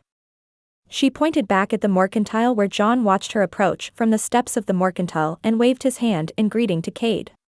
"He said he'd watch out for me until I got to the dress shop, but I saw you and Brutus and thought I'd say hi." She kneeled down and petted Brutus on the head, and the beast all but melted at her touch. Kade knew the feeling. Kade returned John's wave. "Have you had breakfast?" She lit up. "No, and I'm starving. I walked over so early with Thomas to see to Emma that I didn't have the chance. We're headed to the restaurant now, if you've got some time." Kade didn't realize until after the words were out of his mouth how much it sounded like a date. Or how much he hoped she'd say yes. They hadn't reached any real conclusion about what they were yesterday, but staying away from her last week had made him right miserable. "Oh, I love their flapjacks," she said. "I'd love to. But, is Brutus allowed inside?" Kade chuckled. "He probably would be, but according to Mac, he goes around back and Mrs. Bertha gives him pretty much whatever he wants." Abigail's eyes lowered again to the dog, a smile spreading across her face as they walked toward the restaurant. "So, I'm not the only lady in town who feeds you, huh?" "I knew it." Kade didn't realize how loud he'd spoken until two of the old men taking their usual seats on the mercantile's boardwalk looked their way. He lowered his voice. "I knew other people were feeding him." Abigail laughed, and Kade thought he'd not heard a sound he liked more. "I imagine he gets a treat or two from most everyone." Brutus turned mischievous eyes to Kade and he wondered whether the dog occasionally understood them.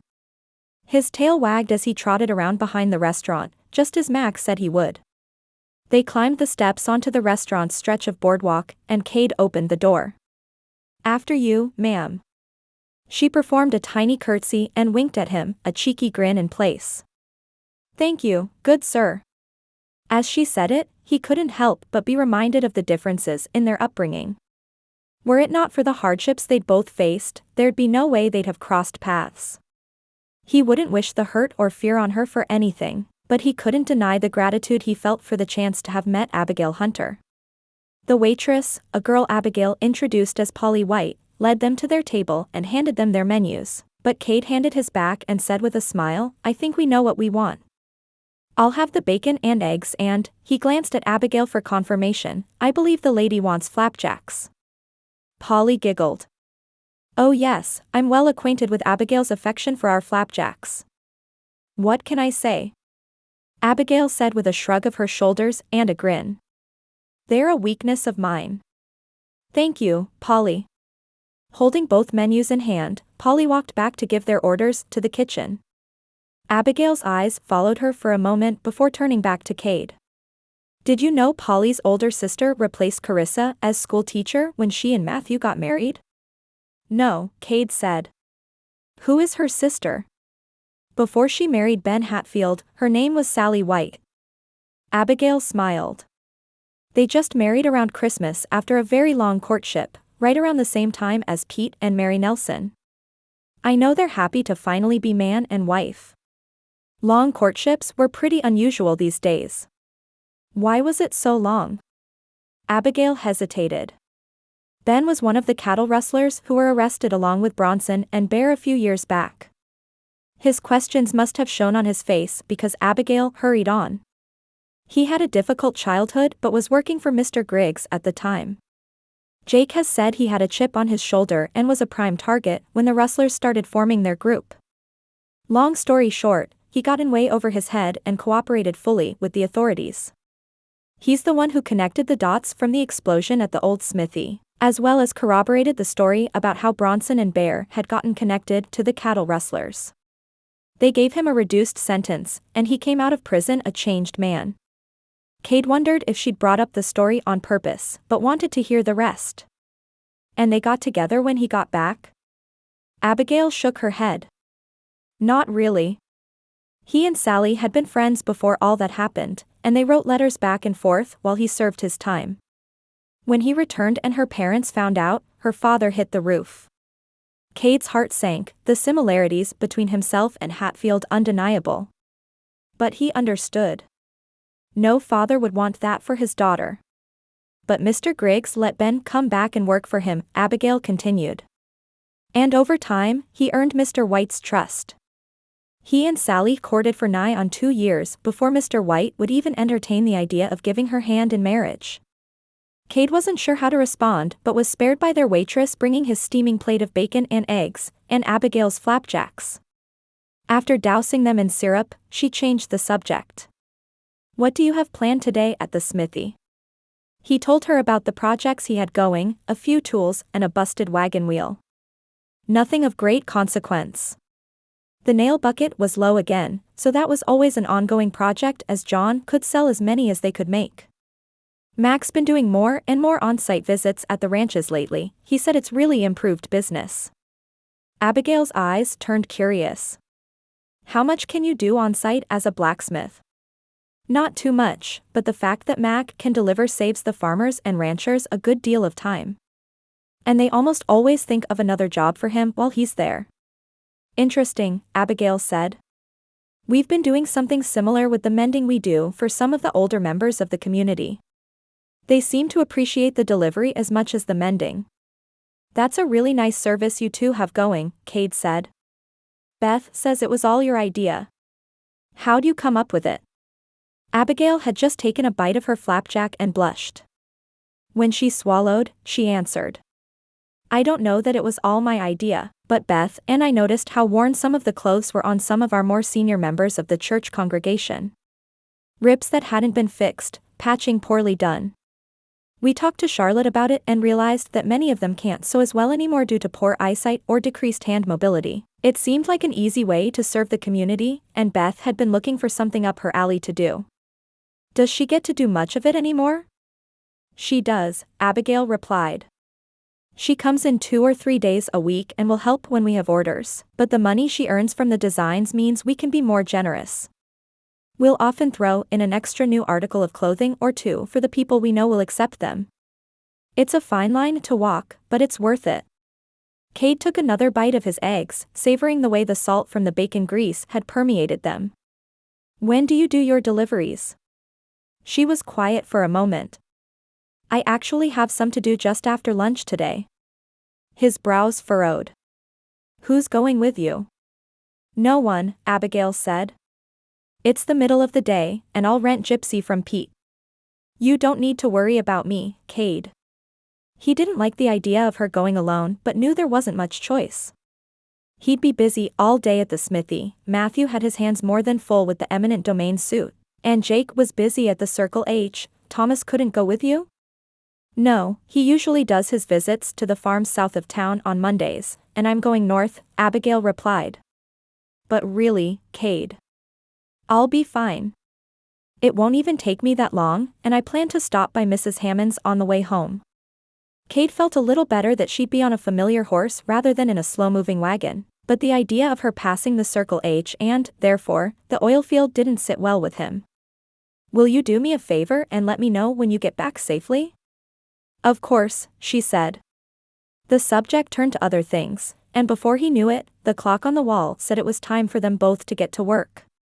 He paid for their meal and walked her over to the dress shop. He bid her goodbye, and the desire to kiss her again welled up in his mind. He didn't heed it but instead turned with a wave. He knew he wouldn't be able to keep from worrying about her out riding alone, so he didn't even try. As he went about his tasks that day, he just tried to give each of those worries to the Lord. As he and Thomas had met each week, Kade had grown to accept a different version of God than the one he'd concocted in his head. He still found it difficult to reconcile a God of justice and a God of mercy in the same being, but he'd decided it might not be for him to understand. Thomas had taught him to take every sinful thought captive and use it as a prompting to prayer, rather than a prompting to shame. As the wave of anxiety rose inside him just after lunch, he uttered another prayer. Lord, keep Abigail safe. Go with her, and bring her back. He didn't think anyone would hear his prayer and think it particularly eloquent, but Thomas had assured him that the Lord didn't mind. Later that afternoon, Kade looked out the shop window for what must have been the 10th time that hour. Abigail hadn't seemed to think she'd be long, and she'd promised to let him know she'd arrived safely. He spotted Thomas walking from the direction of the parsonage and strode through the door to call to him. Thomas turned and changed direction to approach him. Afternoon, Kade. Have you seen Abigail, by chance? Panic threatened, but Kade shoved it down. He needed his wits about him if Abigail needed help. Not since this morning. She said she was delivering mending to the elderly north of town early this afternoon, but she never came to let me know she'd gotten back safely. Thomas stayed calm, the complete opposite of the uproar threatening inside Kade. She probably just got to visiting and lost track of time. I'll go check the mercantile, make sure she hasn't gone in for supplies, and you go over to Carissa's and make sure she's not gone there. Kade nodded, and covered the distance to Carissa's in half the time it would normally take him. Carissa hadn't seen her, but he exited just as Matthew arrived home. Kade noted his brother-in-law's face was grim, even before he shared his concerns. Kade, Matthew said, just the man I needed to see. Can you make it quick? Abigail is missing. Matthew let out a breath, and Kade's stomach sunk. How long has she been gone? Kade recounted their conversation this morning as quickly as he could, giving every detail he could remember. Carissa stood in the doorway with Callum on her hip, her face pinched in concern. Matthew addressed Carissa. I'm going to help look. I'll let you know when we find her safely. Carissa nodded and strode forward to kiss his cheek. Without a word spoken verbally, Kade sensed the volume of meaning that passed between the couple. Thomas approached then. No sign at the mercantile. Matthew seemed to struggle to find the calm Kade had seen him show in crisis. First, let's verify she took Gypsy with Pete. Then, we'll head out to Mrs. Hammond's. As they stepped quickly down the porch steps and crossed town to the livery, Kade narrowed his eyes. What aren't you telling us? Matthew was silent for a breath, eyes closed. I got a wire from the marshals in New Orleans this afternoon. Nigel's been missing for 2 days, and a man's body was found on the docks. Rage replaced the panic building in Kade. He forced his voice to cooperate but knew it came out low and menacing. What's the man's connection to Nigel? I'm not sure, Matthew said. They said they're on their way here, so my assumption is there's reason to believe Abigail is in danger. Thomas's eyebrows lifted. Lord, give us speed to find her quickly. Pete said she'd rented Gypsy around 1:00 but had not returned. Matthew got Thaddeus, while Thomas and Kade rented mounts. Pete wouldn't allow payment. Just go find Miss Abigail and bring her back safely. Chapter 16. Abigail awoke to a musty smell and eyelids that didn't want to open. Where was she? And why did the back of her head feel like she'd gone around with an angry mule? Indistinct muttering sounded from somewhere across the space, but she couldn't make out any words or a specific voice. It sounded deep, a man's voice for certain. Instinct told her to get her bearings before making it obvious she'd woken. Lifting one eyelid just enough to peek, she caught sight of a rundown shack. Light poured through small and large holes alike, and a fire burned in the fireplace. The poking in her back told her she was likely laid out on a straw tick bed. A stack of folded blankets stood across the room. Resisting the urge to stretch her stiff muscles, she took stock of the soreness that plagued her body. She felt like she'd fallen off a horse. It hit her then. She'd delivered mending to the Potter homestead and stopped by to visit Mrs. Hammond on the way back. Just as she'd reached the end of the drive, something on the ground near the brush spooked Gypsy, and Abigail had been bucked off. Once she'd hit the ground, someone threw fabric over her head and dragged her into the tight brush. That would explain some of the sharper pain she felt, the fall from the horse explaining the rest. She didn't think she'd hit her head when Gypsy bucked. That must have happened later. Panic rose up in her at the thought of who held her captive, but she pushed it down. There would be time to fall apart later. Right now, she needed to know who her enemy was and if they'd taken the derringer from her pocket. The man had his back to her, so she opened her eyes completely. Despite not being able to see his face, she knew in her gut it was Nigel Garrison. Picking out the words West Indies and accounts from the muttering confirmed it. Careful not to alert suspicion, she moved her hand to the pocket in which she'd resumed keeping her derringer since the attack. Blast. Either it had fallen out when she was bucked or he'd taken it. She had no weapon, and she'd never felt more alone. Nigel turned then, and rather than close her eyes and pretend to be asleep, Abigail chose to portray a fierceness she didn't feel. She narrowed her eyes at him and caught his in the firelight. There was a wildness about his gaze that she didn't remember seeing as a teenager. The light in the cabin wasn't overly bright, but she thought the whites of his eyes held a yellow tint. A wicked grin spread across his face at the sight of her awake, showcasing his yellowed teeth. He strode forward, his clothes of fine make and tailoring but worn as though he'd not changed them in days. They were wrinkled, and there was a small tear at the hem of his trousers. He smelled of whiskey and sweat, a wretched combination. "Darling," he said menacingly, "you're awake." He ran his hand down her cheek, and she involuntarily flinched backward into the cot. The wildness in his eyes turned to rage, and he drew his hand back and slapped her across the face.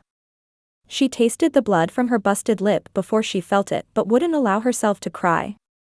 Nigel Garrison wasn't a man who'd respond well to fear. The rage was quickly replaced again by a feigned concern. "May I help you sit up, my dear wife?" Her gut recoiled at the thought, but she worked to seem unaffected. "Wife? I've not married anyone to my knowledge." "Oh, but you will." He moved toward the table in the cabin, a small round one with a broken leg shored up with a brick. Nigel was a slight man, Abigail could possibly best him if she utilized the element of surprise. Conscious that she didn't yet know the extent of her head injury, she estimated how long it'd take her to get to the door. There weren't any weapons within reach, the pokers for the fireplace on the other side of Nigel. She'd have to try and outrun him, wherever they were. Taking a deep breath, she swung her legs over the side of the bed and willed herself to ignore the swimming in her head as she lunged toward the door. It didn't appear to be locked, but the dizziness overcame her and she stumbled slightly. He took advantage of her unsteadiness and grabbed her by the waist, slamming her into one of the chairs. He reached for the rope on the table and started to tie her up. She fought, kicking him in the shin as hard as she could, but he'd successfully pinned her arms down by wrapping the rope around her torso multiple times. When he'd gotten it tied off, he pulled back his hand again and slapped her a second time.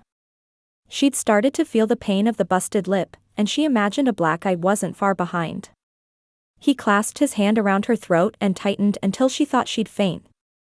He leaned close to her ear, and his low promise sent shivers down her spine. "You try that again, and you'll regret it." She closed her eyes, a silent plea for strength from heaven. He let go, and she swallowed back the tears that threatened. "What do you want with me?" She wasn't sure he knew she was aware of his plan. She might not best him physically, tied as she was, but perhaps she could win with wit. "My dear Abigail," he said, "I only aim to receive what's mine." "You mean my inheritance." She hadn't given the money much thought since landing in Pine Creek. First, she was too frightened of Nigel to attempt to withdraw the funds, but then she just felt uneasy about touching it when so much was earned under illegal activity. That money felt like an entirely different life, one Abigail wanted no part of. He growled. "I mean the money your father promised would be mine and never change the documents with the bank." She had to keep him talking, stall for time until she could come up with a plan. Perhaps he had a change of heart. He narrowed his eyes at her. That money is mine. He wouldn't have half of it without me, and I'll get it back. Abigail could see she'd pushed him nearly to the brink. The wildness of his eyes was back, and she wondered when he'd started to lose his sanity. Should she push him further, in the hopes he'd get sloppy, or back down and bide her time? She'd wait another moment. What do you need me to do? A grin spread across his face. Good, you've chosen to be reasonable. I need you to sign these marriage documents, and I'll be on my way. She looked down at the documents in question. How on earth did you get a minister to sign these without me present? I didn't, he replied. A ship captain can marry, and I happen to have a few on my payroll. She pushed against the rope slightly. It wouldn't budge. And if I refuse? He knelt down until he was eye level with her, the whiskey on his breath accosting her senses. If you sign, it'll just be you. He stood and adjusted the firewood, sending up sparks with the iron poker. If you refuse, your friends will receive a visit from me as well. The sheriff's wife, his children, your boss at the dress shop, the parson, the blacksmith. He chuckled. They'll all get to know me quite well. Bile rose in her throat at the thought. How long have you been watching me? He picked up an envelope from the other side of the table. I haven't, but my investigator has. He's kept me apprised of the life you've built for yourself here. Either way, I'm going to become the widower of a beautiful young wife who died in a tragic fire. He walked to a shelf over the hearth and picked up her derringer, along with a larger pistol. Whether or not I shoot you first or go find your friends is entirely up to your cooperation. Kade, Matthew and Thomas set out down the trail at a gallop. Thomas turned to Matthew. Where to first? In a move Kade didn't expect, Matthew nodded at Kade. What's your gut telling you, Kade? Kade thought for a split second. He didn't want to trust his gut, but it screamed at him to go toward Mrs. Hammond's. He said as much, and Matthew nodded. Kade's eyes never left the road ahead as he eyed his brother-in-law. You think it's Garrison? I do. The storm clouds forming overhead echoed the storm raging in Kade's soul as they pushed their mounts as quickly as they could toward the homestead. The wind kicked up, and Kade was reminded of a scene from long ago in which the sky looked much the same. That day had ended with his initiation into the gang and his retching into the grass at the sight of 4 dead souls outside a stagecoach. Lord, please let today end differently. Thunder rolled overhead, and lightning split the sky. Fat raindrops pelted his coat, and he squinted his eyes to improve his visibility. He barely heard Matthew call out over the storm. Whoa, there.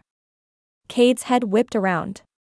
Gypsy, the horse Abigail had rented, stood grazing in a field to their left. She was still tacked. Thomas called out. Do you think Gypsy pulled off her tie and Abigail's on foot?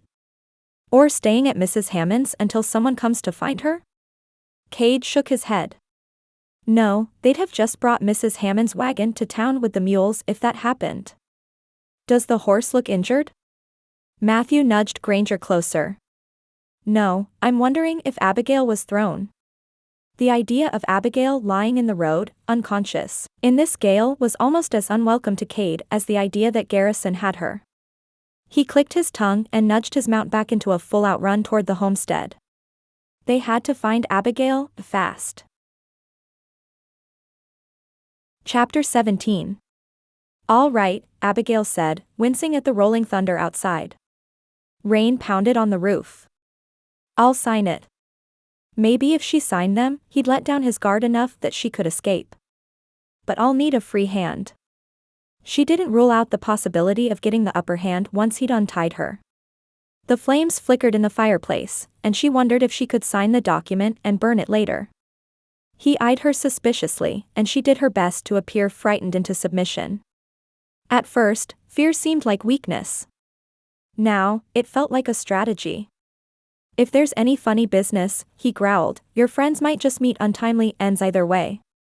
Lightning cracked, and she could see his face clearly for the first time.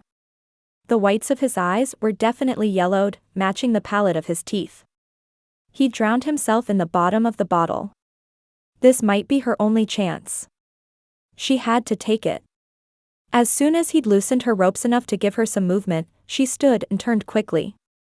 The chair knocked into him, and her back groaned at the unnatural movement. She took a step toward the door, not entirely sure how she'd get it open with her hands still more or less bound, when he grabbed the chair leg and sent her crashing to the ground. Despite the screaming pain in her backside at the force, the chair broke and she quickly pulled the ropes over her head. He roared and scrambled back to his feet, looming over her with the fiercest of expressions. Just as he raised his hand to strike her for a third time since she'd woken, she grabbed one of the chair legs that had broken off and blocked it with the strongest swing she had. He stumbled backward, holding his hand to his chest. It was then that she noticed the wildness in his eyes change to something much more sinister. He dropped his injured hand and charged forward like a bull rushing a threat to its territory. She stood with her back to the door and raised the chair leg to swing again. Just then, a mighty crash sounded as the door swung open and hit the wall. Nigel froze, eyes wide as saucers at whoever stood behind her. Who was it? Had someone come to her rescue? Or was it Nigel's cronies, coming for backup? A familiar voice split the air. "All right there, dearie, just step aside and give me a good shot at this snake." Abigail backed up, out of reach of Nigel, and turned to confirm her ears hadn't betrayed her. "Mrs. Hammond?" Mrs. Hammond's narrowed eyes never left Nigel. The business end of her rifle was trained in the middle of his chest, her trigger finger firmly in place. Nigel chuckled. "You think you could shoot a man, old lady?" Mrs. Hammond didn't so much as flinch. "Wouldn't be the first time." Abigail didn't have time to register the shock, because a wave of smoke reached her nose. During their struggle, the stack of blankets must have gotten knocked over into the fire and was now firmly ablaze. Flames crawled up the wood walls, spitting sparks as they went. "Go on out, dearie," Mrs. Hammond commanded. "Me and your friend here will follow slowly." She turned back to Nigel. "And don't you even think about running." All three made it outside into the pouring rain. How the fire blazed so fiercely in the pouring rain was beyond her. Nigel had only just crossed the threshold when he turned. The papers. Did the man not realize he'd been beat? Nigel, no. She looked at Mrs. Hammond, who shook her head. The roof was fully ablaze now. Abigail moved toward the house, not intent to let a man burn no matter how evil he was. Garrison clearly wasn't in his right mind. She was a few steps away from the house when a loud blast ripped through the air and the roof collapsed, the force throwing her backward. Her head knocked against the ground, the soreness from her earlier injury smarting enough to disorient her. When the world stopped spinning, she realized Mrs. Hammond had her hands looped under Abigail's arms and was dragging her backwards away from the blaze. Lightning split the sky, and the thunder of horsehoofs grew louder with each breath. As the roof of the cabin collapsed further, solidifying Nigel's fiery grave, strong arms came around her and lifted her from the ground. She looked up, still a little confused from the second hit to her head, a pair of bright blue eyes the last thing she saw before letting the darkness claim her. Kade paced the hallway outside the bedroom at Mrs. Hammond's house where they'd taken Abigail. His boots clacked on the wood floor in the darkness, night having long since fallen. The only light was the small glow of the lamps lit in the bedroom streaming from under the door. Dr. Light had been summoned from his bed by Thomas and now approached an hour of tending to Abigail. Just how extensive were her injuries? He couldn't let himself think the worst and resumed his pacing. Every few moments, he'd spoken another prayer to the Lord for Abigail's healing. Until she woke, he'd continue his vigil. A knock at the front door sounded and, despite knowing Nigel Garrison was dead, he approached with caution. He lit a lamp in the front room and opened the door to find Matthew standing there. He'd changed the clothes that had been soaked in the storm, but his face showed the exhaustion of all that had happened that evening. Matthew crossed the threshold and sat at one of the chairs in the kitchen. "How's she doing?" "The doctor is in now," Kade replied as he sank down into the chair next to Matthew. She hadn't stirred when he arrived. Matthew clapped a hand on his shoulder. "Carissa wanted to let you know she's sitting up and praying until she hears news. I know Thomas and Charlotte will do the same." Thank you. Has anyone spoken to Beth? Thomas was on his way out just as I came here, so I expect they'll be here as quickly as they can determine someone to stay with Malachi. That's the only reason Carissa didn't jump on Granger with me, by the way. The corner of Kade's mouth turned up in a joyless smile. It's probably better anyway. He looked around the small clapboard house. There's not an abundance of room here. The door to the bedroom behind him opened, and Kade was on his feet in an instant. Both Dr. Light and Mrs. Hammond stepped through it and softly shut the door behind them. The doctor removed his spectacles and ran a hand over his aged face. Kade held his breath until Dr. Light spoke. She's going to be all right. Relief sluiced through him, and he closed his eyes to breathe a prayer of gratitude. Dr. Light continued. She's going to have a headache for a day or two, but she woke briefly while I examined her and remembered what had happened and most of the details of the evening. The worried energy that had held Kade steady from the moment he'd realized she was missing left him then. He sat back down at the table and met Dr. Light's kind gaze. Can I go see her? The man smiled softly and nodded.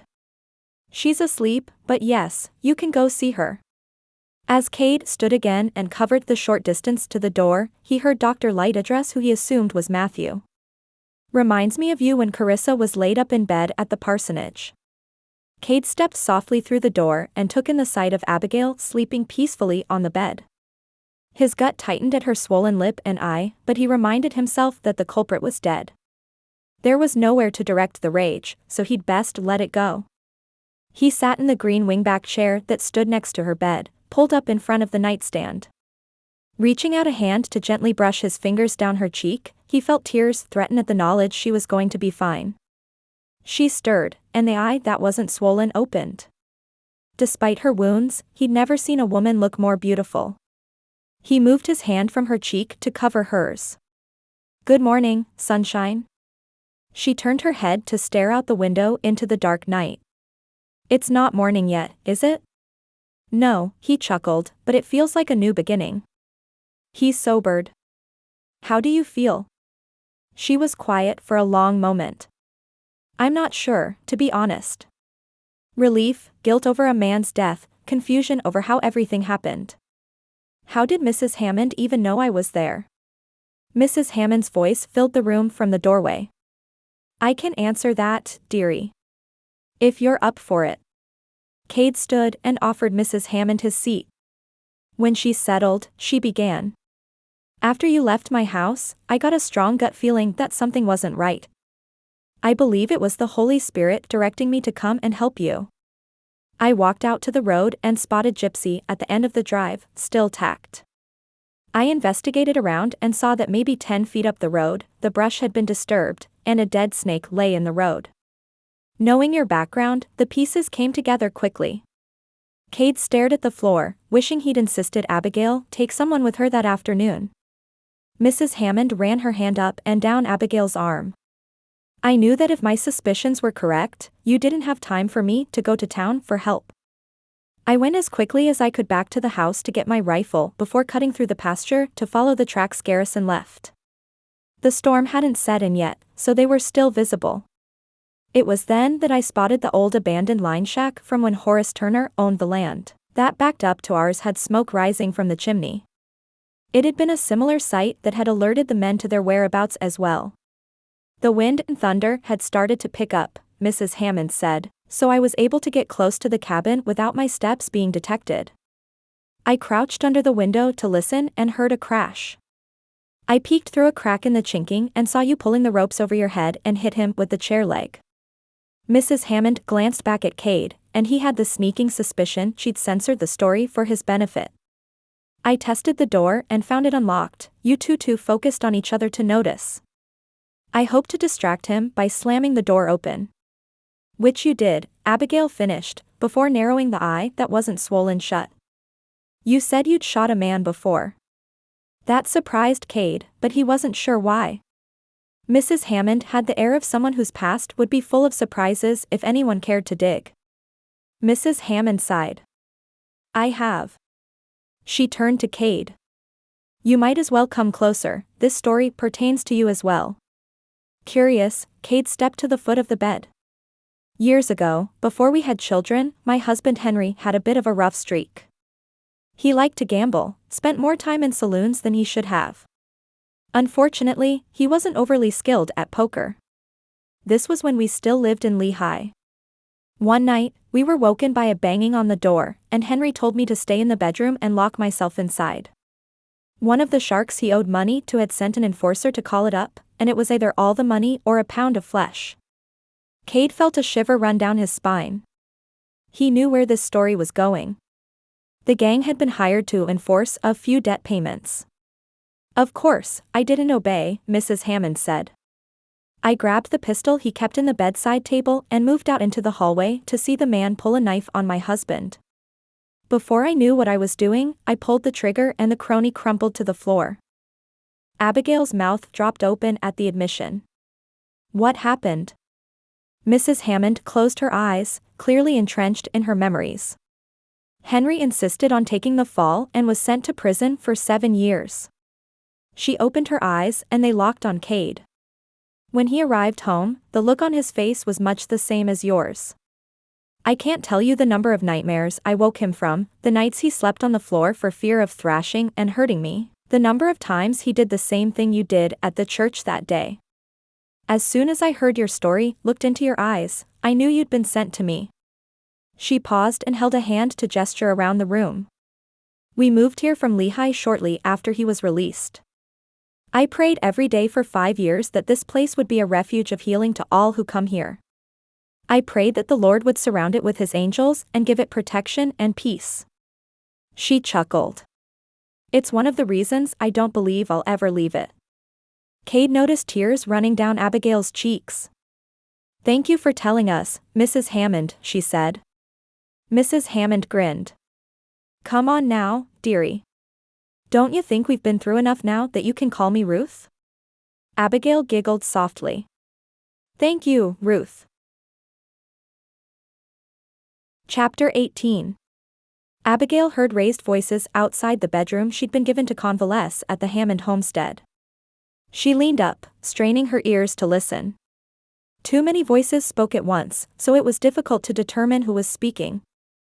I know it's not great timing, but I need to speak with her at least. She's already had to speak to the marshals.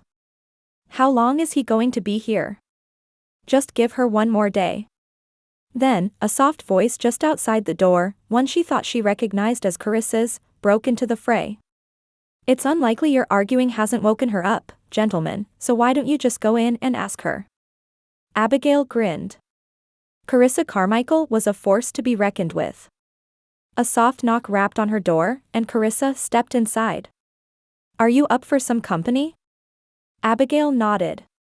What's going on? The door opened the rest of the way, and she spied Matthew, Jake, Kade, and Beth standing behind Carissa. Carissa approached the bed. The circuit judge has arrived for the hearing in the case against your attackers, as well as the eminent domain suit. Matthew stepped forward, and Abigail couldn't help but notice the glare Kade shot him. I know you need more time to heal, but your testimony against your attackers would go a long way to help Pine Creek's case in both hearings. He looked at the floor, somewhat sheepish. Kade passed him and came to kneel beside the bed. You shouldn't feel pressured to do anything but sit in this bed for a few more days. They can handle the trial without you. Carissa put a hand on Kade's shoulder. Abigail, your trial is this afternoon. The eminent domain hearing has been set for tomorrow, provided everything is concluded with your assault case. What would you like to do? As much as Abigail hated the idea of standing in front of a crowded room, not to mention the men who'd attacked her, with the injuries she sported, she knew it was the best way to ensure justice was done in both cases. She took a deep breath. I'll do it. That afternoon, when Carissa and Beth had helped her dress and style her hair, Abigail stood outside the door to the mayor's office with Kade. The front room held a sofa and a few chairs, but she was too nervous to sit. She stood near the door and shifted her weight from one foot to the other. You're going to be amazing, Kade said, his hand on her back. I'll be right there. It's just the thought of seeing them again, she said. He put a hand on each shoulder and gently turned her to look at him. "They won't hurt you again," he vowed.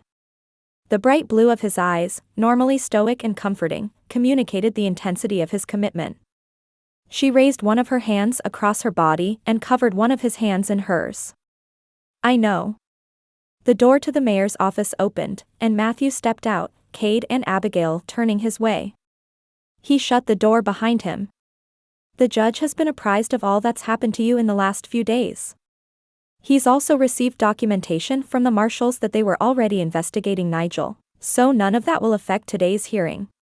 Abigail was grateful she wouldn't have to explain the bruising on her face to the judge. "Thank you, Matthew."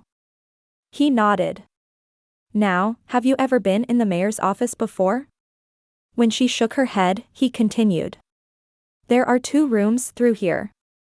The first is his main office, the second is a room connected where the town council and school board have their meetings. There's a large table, which is where the hearing will take place. The roustabouts are already there." Kade put a hand back on her shoulder. "Is Wilson there?" "No," Matthew replied. "He seems to want to distance himself from this particular case as much as possible. It doesn't paint Wilson Oil in the best light." Abigail could understand that.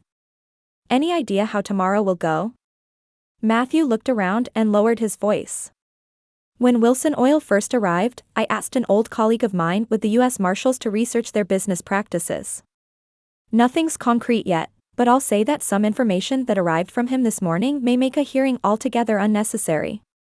"From your mouth to God's ears," Kade replied. "All right," Matthew said as he looked down at Abigail.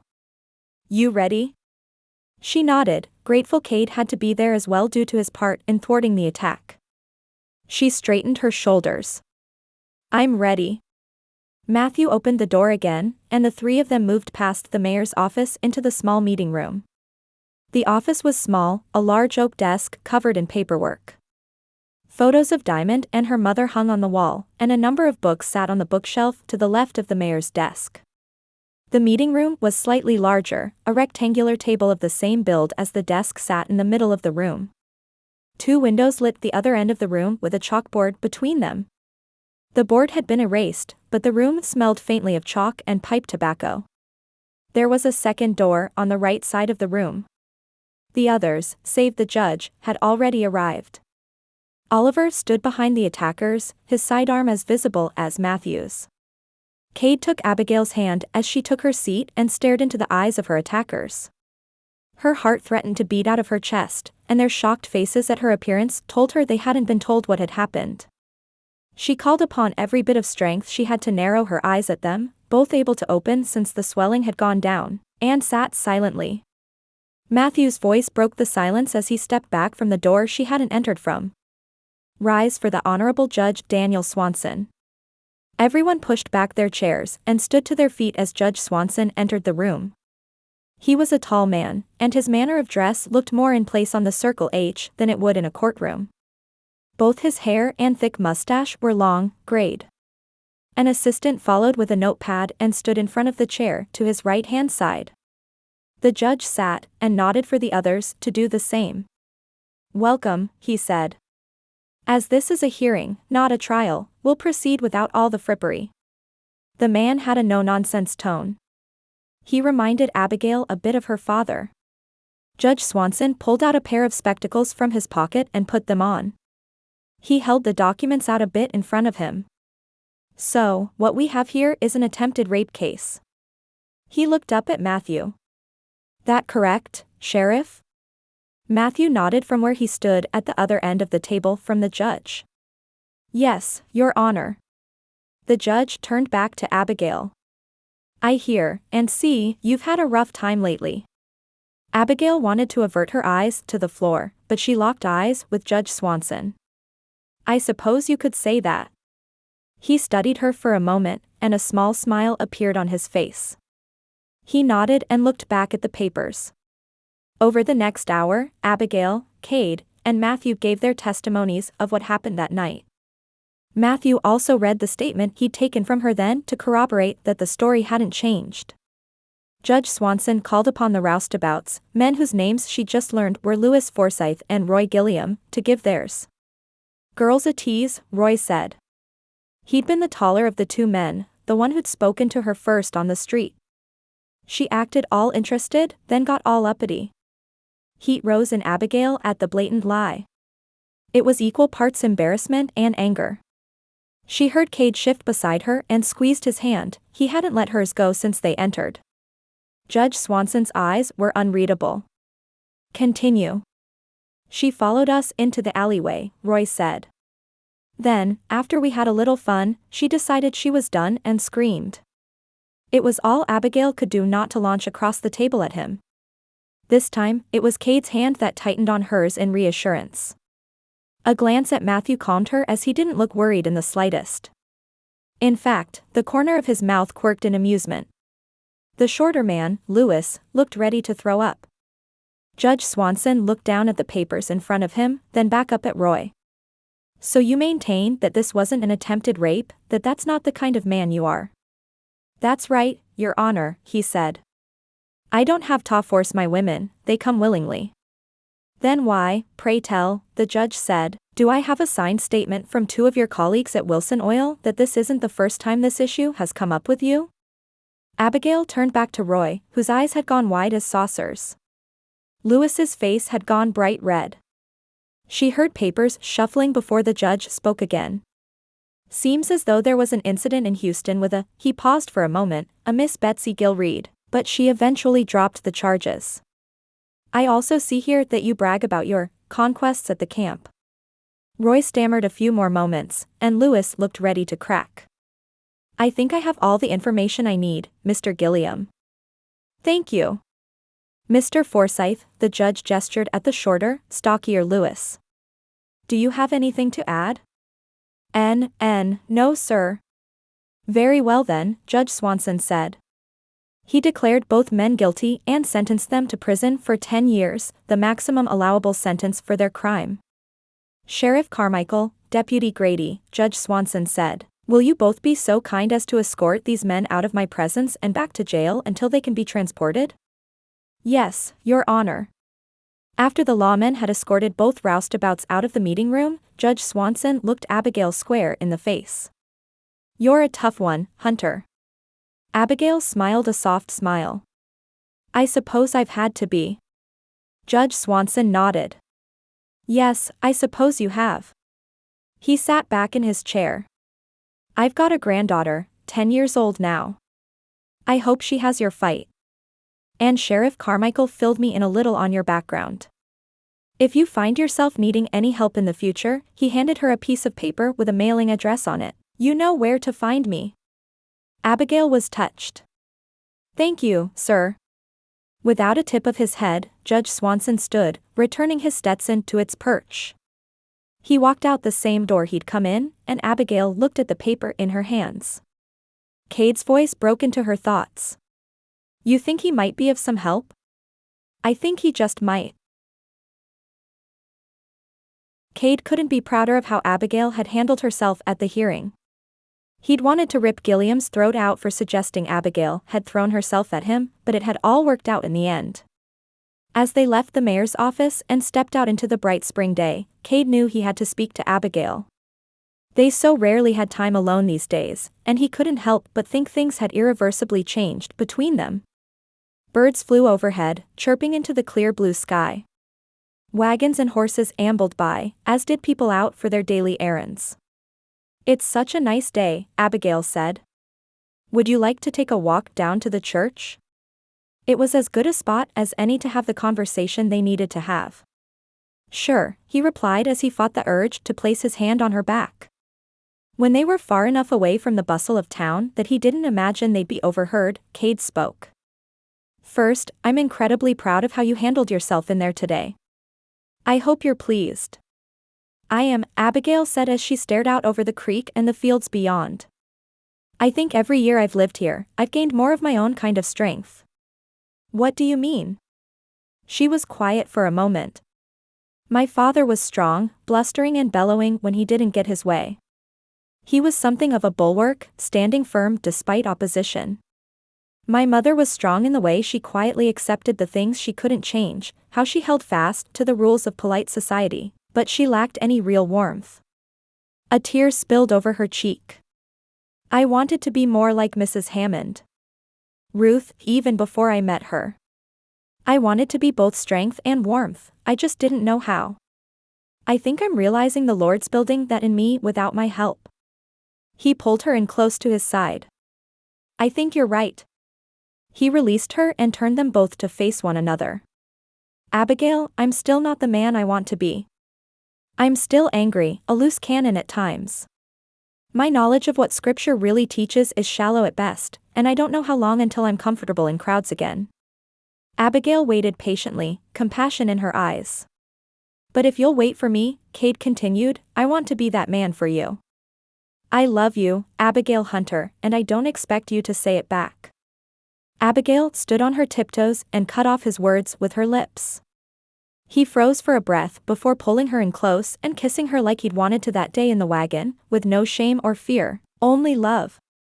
She pulled back. In case you're wondering, that was me saying I love you, too. She grinned. And I understand you're not ready for a relationship right now. We've proven we're good at being friends, we can do that until you're ready for more. Kade pulled her back in for a hug. Make no mistake, Abigail Hunter, I'm going to marry you one day. Make no mistake, Kade Jones, she giggled. I'll hold you to it. Chapter 19. Pine Creek, Texas.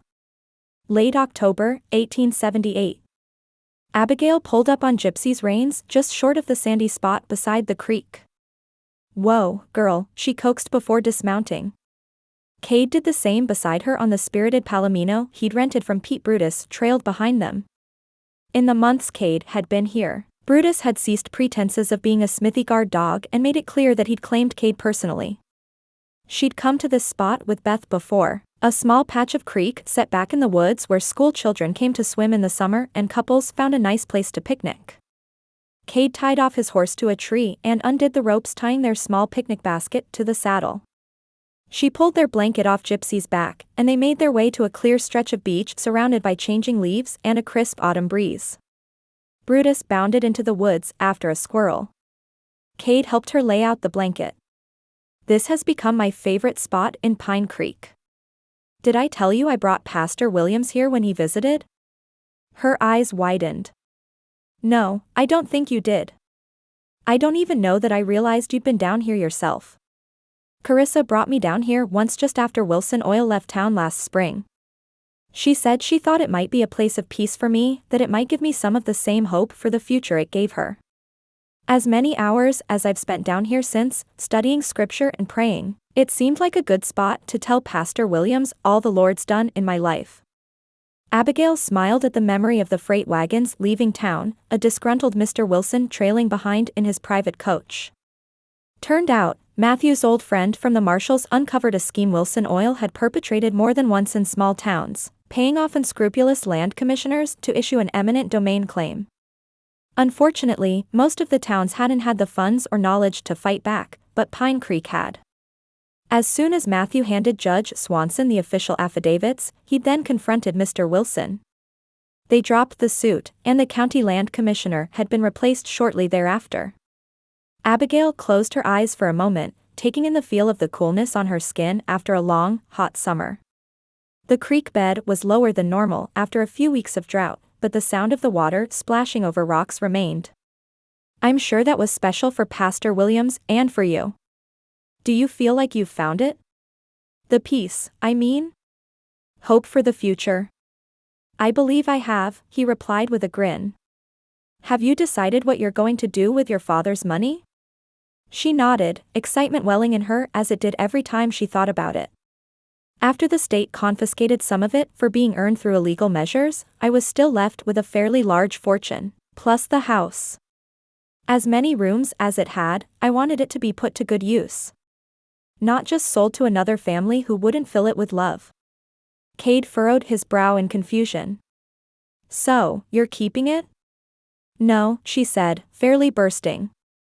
I've donated it and much of the funds to the Children's Aid Society in New Orleans and other cities in the Southeast.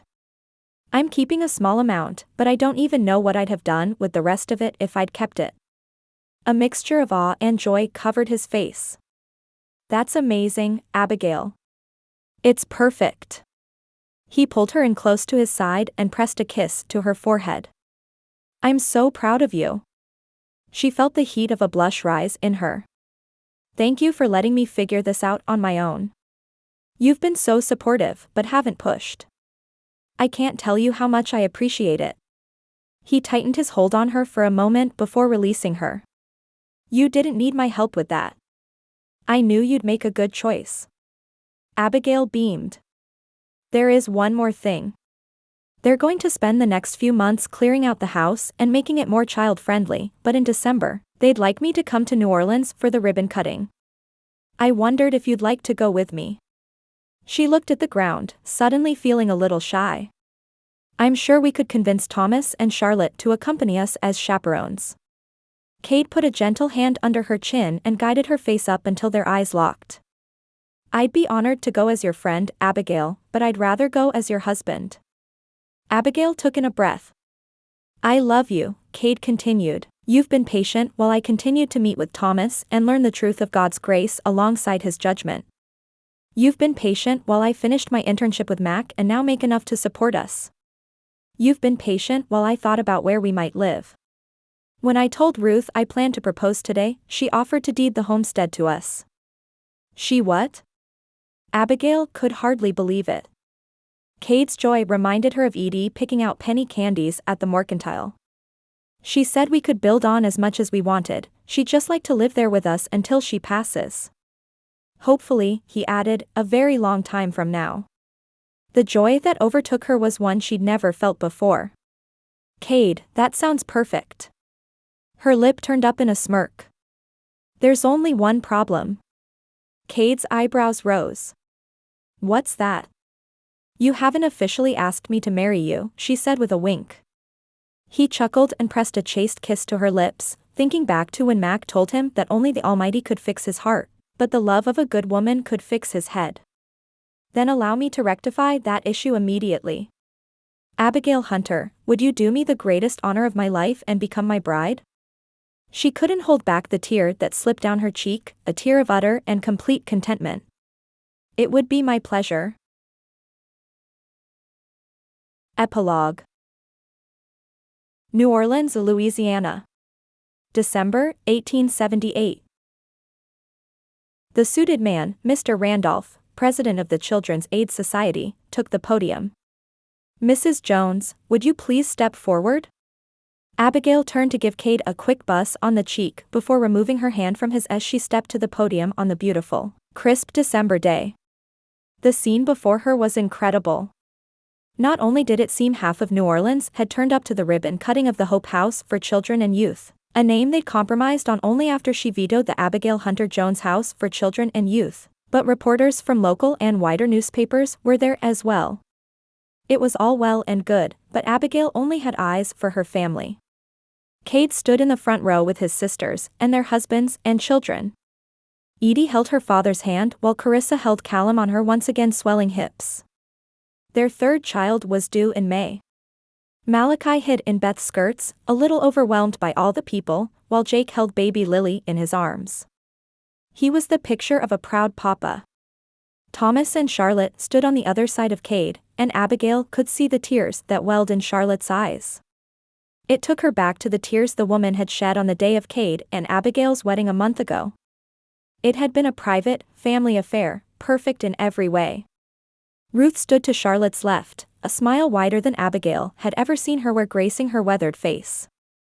Abigail had tried to convince her not to come, that the trip would be too long and hard on her back, but Ruth insisted. Mr. Randolph gestured to Abigail. Mrs. Jones has been incredibly gracious to offer her childhood home, as well as a great deal of her inheritance, to create a space for the children of New Orleans to live, learn, and grow safely. As many of you are aware, and some of you aren't, we'd long since outgrown our old housing. This space will provide a comfort many of our children have never known, as well as space for them to call their own. The funds have also allowed us to bring in additional tutors and a second house mother, as our dear Ms. Lincoln has been stretched thin for a while now. As he spoke, Abigail studied the house she'd grown up in. It was a two-story, Victorian mansion that sat right in the heart of New Orleans. The whitewash contrasted starkly with the blue shutters, and the molding on the ceilings of the front porch and balcony spoke of the opulence inside. 12 bedrooms. Rooms that had once sat empty would now be filled with the sounds of children's laughter. A dining room table that had hosted far too many silent meals would now be a place of nourishment for minds and bodies. The schoolroom, where Abigail had always felt so utterly alone, would be lonely no longer. The yard she'd never been allowed to dirty herself in would hold precious memories of children's play. Mr. Randolph continued to speak, kind words she was certain. But as she stood in front of the home she'd spent so many years in, she looked down and noticed, of all things, her hands. For years, her mother taught her that a lady's hands should be soft, uncalloused. She'd worn gloves so they wouldn't be exposed to the sun, took care to lotion them daily, kept them perfect in memory of her mother until leaving New Orleans. But now, as she stared at those same hands, she smiled. They were hands that had seen hard work. They'd worked in the garden, they'd washed clothes, they'd cooked and cleaned and created countless dresses. They'd mended for those who could no longer mend, they'd brought children great joy in games of patty cake, and held the reins of a horse that took her through some of the most beautiful scenery in the country. These hands told a story. And as she stepped forward to accept Mr. Randolph's gracious thanks, she took the scissors and sliced the ribbon. As she did so, she glanced at the door and saw children peeking through the window. As it would be so crowded, the adults hadn't wanted the children to feel on display, so they were allowed to watch the cutting from inside the house. She spied a small blonde girl, no older than Edie, and twiddled her fingers in a wave. The girl giggled and waved back. As Mr. Randolph closed the ceremony in prayer, she couldn't help but peek at those God had used to make this day possible. Carissa and Beth, women who bore the weight of their past until the Lord released them from it and into a beautiful future. Matthew, who'd been estranged from his grieving family and found refuge with his heavenly Father while he mended fences with his earthly one. Jake, the man who'd lost everything he thought he wanted, only to realize the Lord's plan for him was much greater than he could ever dream. And Kade. She knew there was a time he'd wondered if he'd ever heal enough to hold any hope for the future, any joyful anticipation of what was to come. There was a time she'd wondered herself. But as Mr. Randolph said amen, and invited everyone around back for the reception, her eyes caught his. When he'd arrived in Pine Creek, his eyes had been full of shame and the scars of his past. Now, they held peace. As she took one last look at the people who'd become her family, she realized they hadn't just changed life for the children who would live here. No, in her mind, they'd no longer be defined by the hurts of their pasts. Each in their own way, they'd change their legacy. The end. Thank you for listening. If you enjoyed it, please leave a comment and subscribe to my page so you never miss an upload.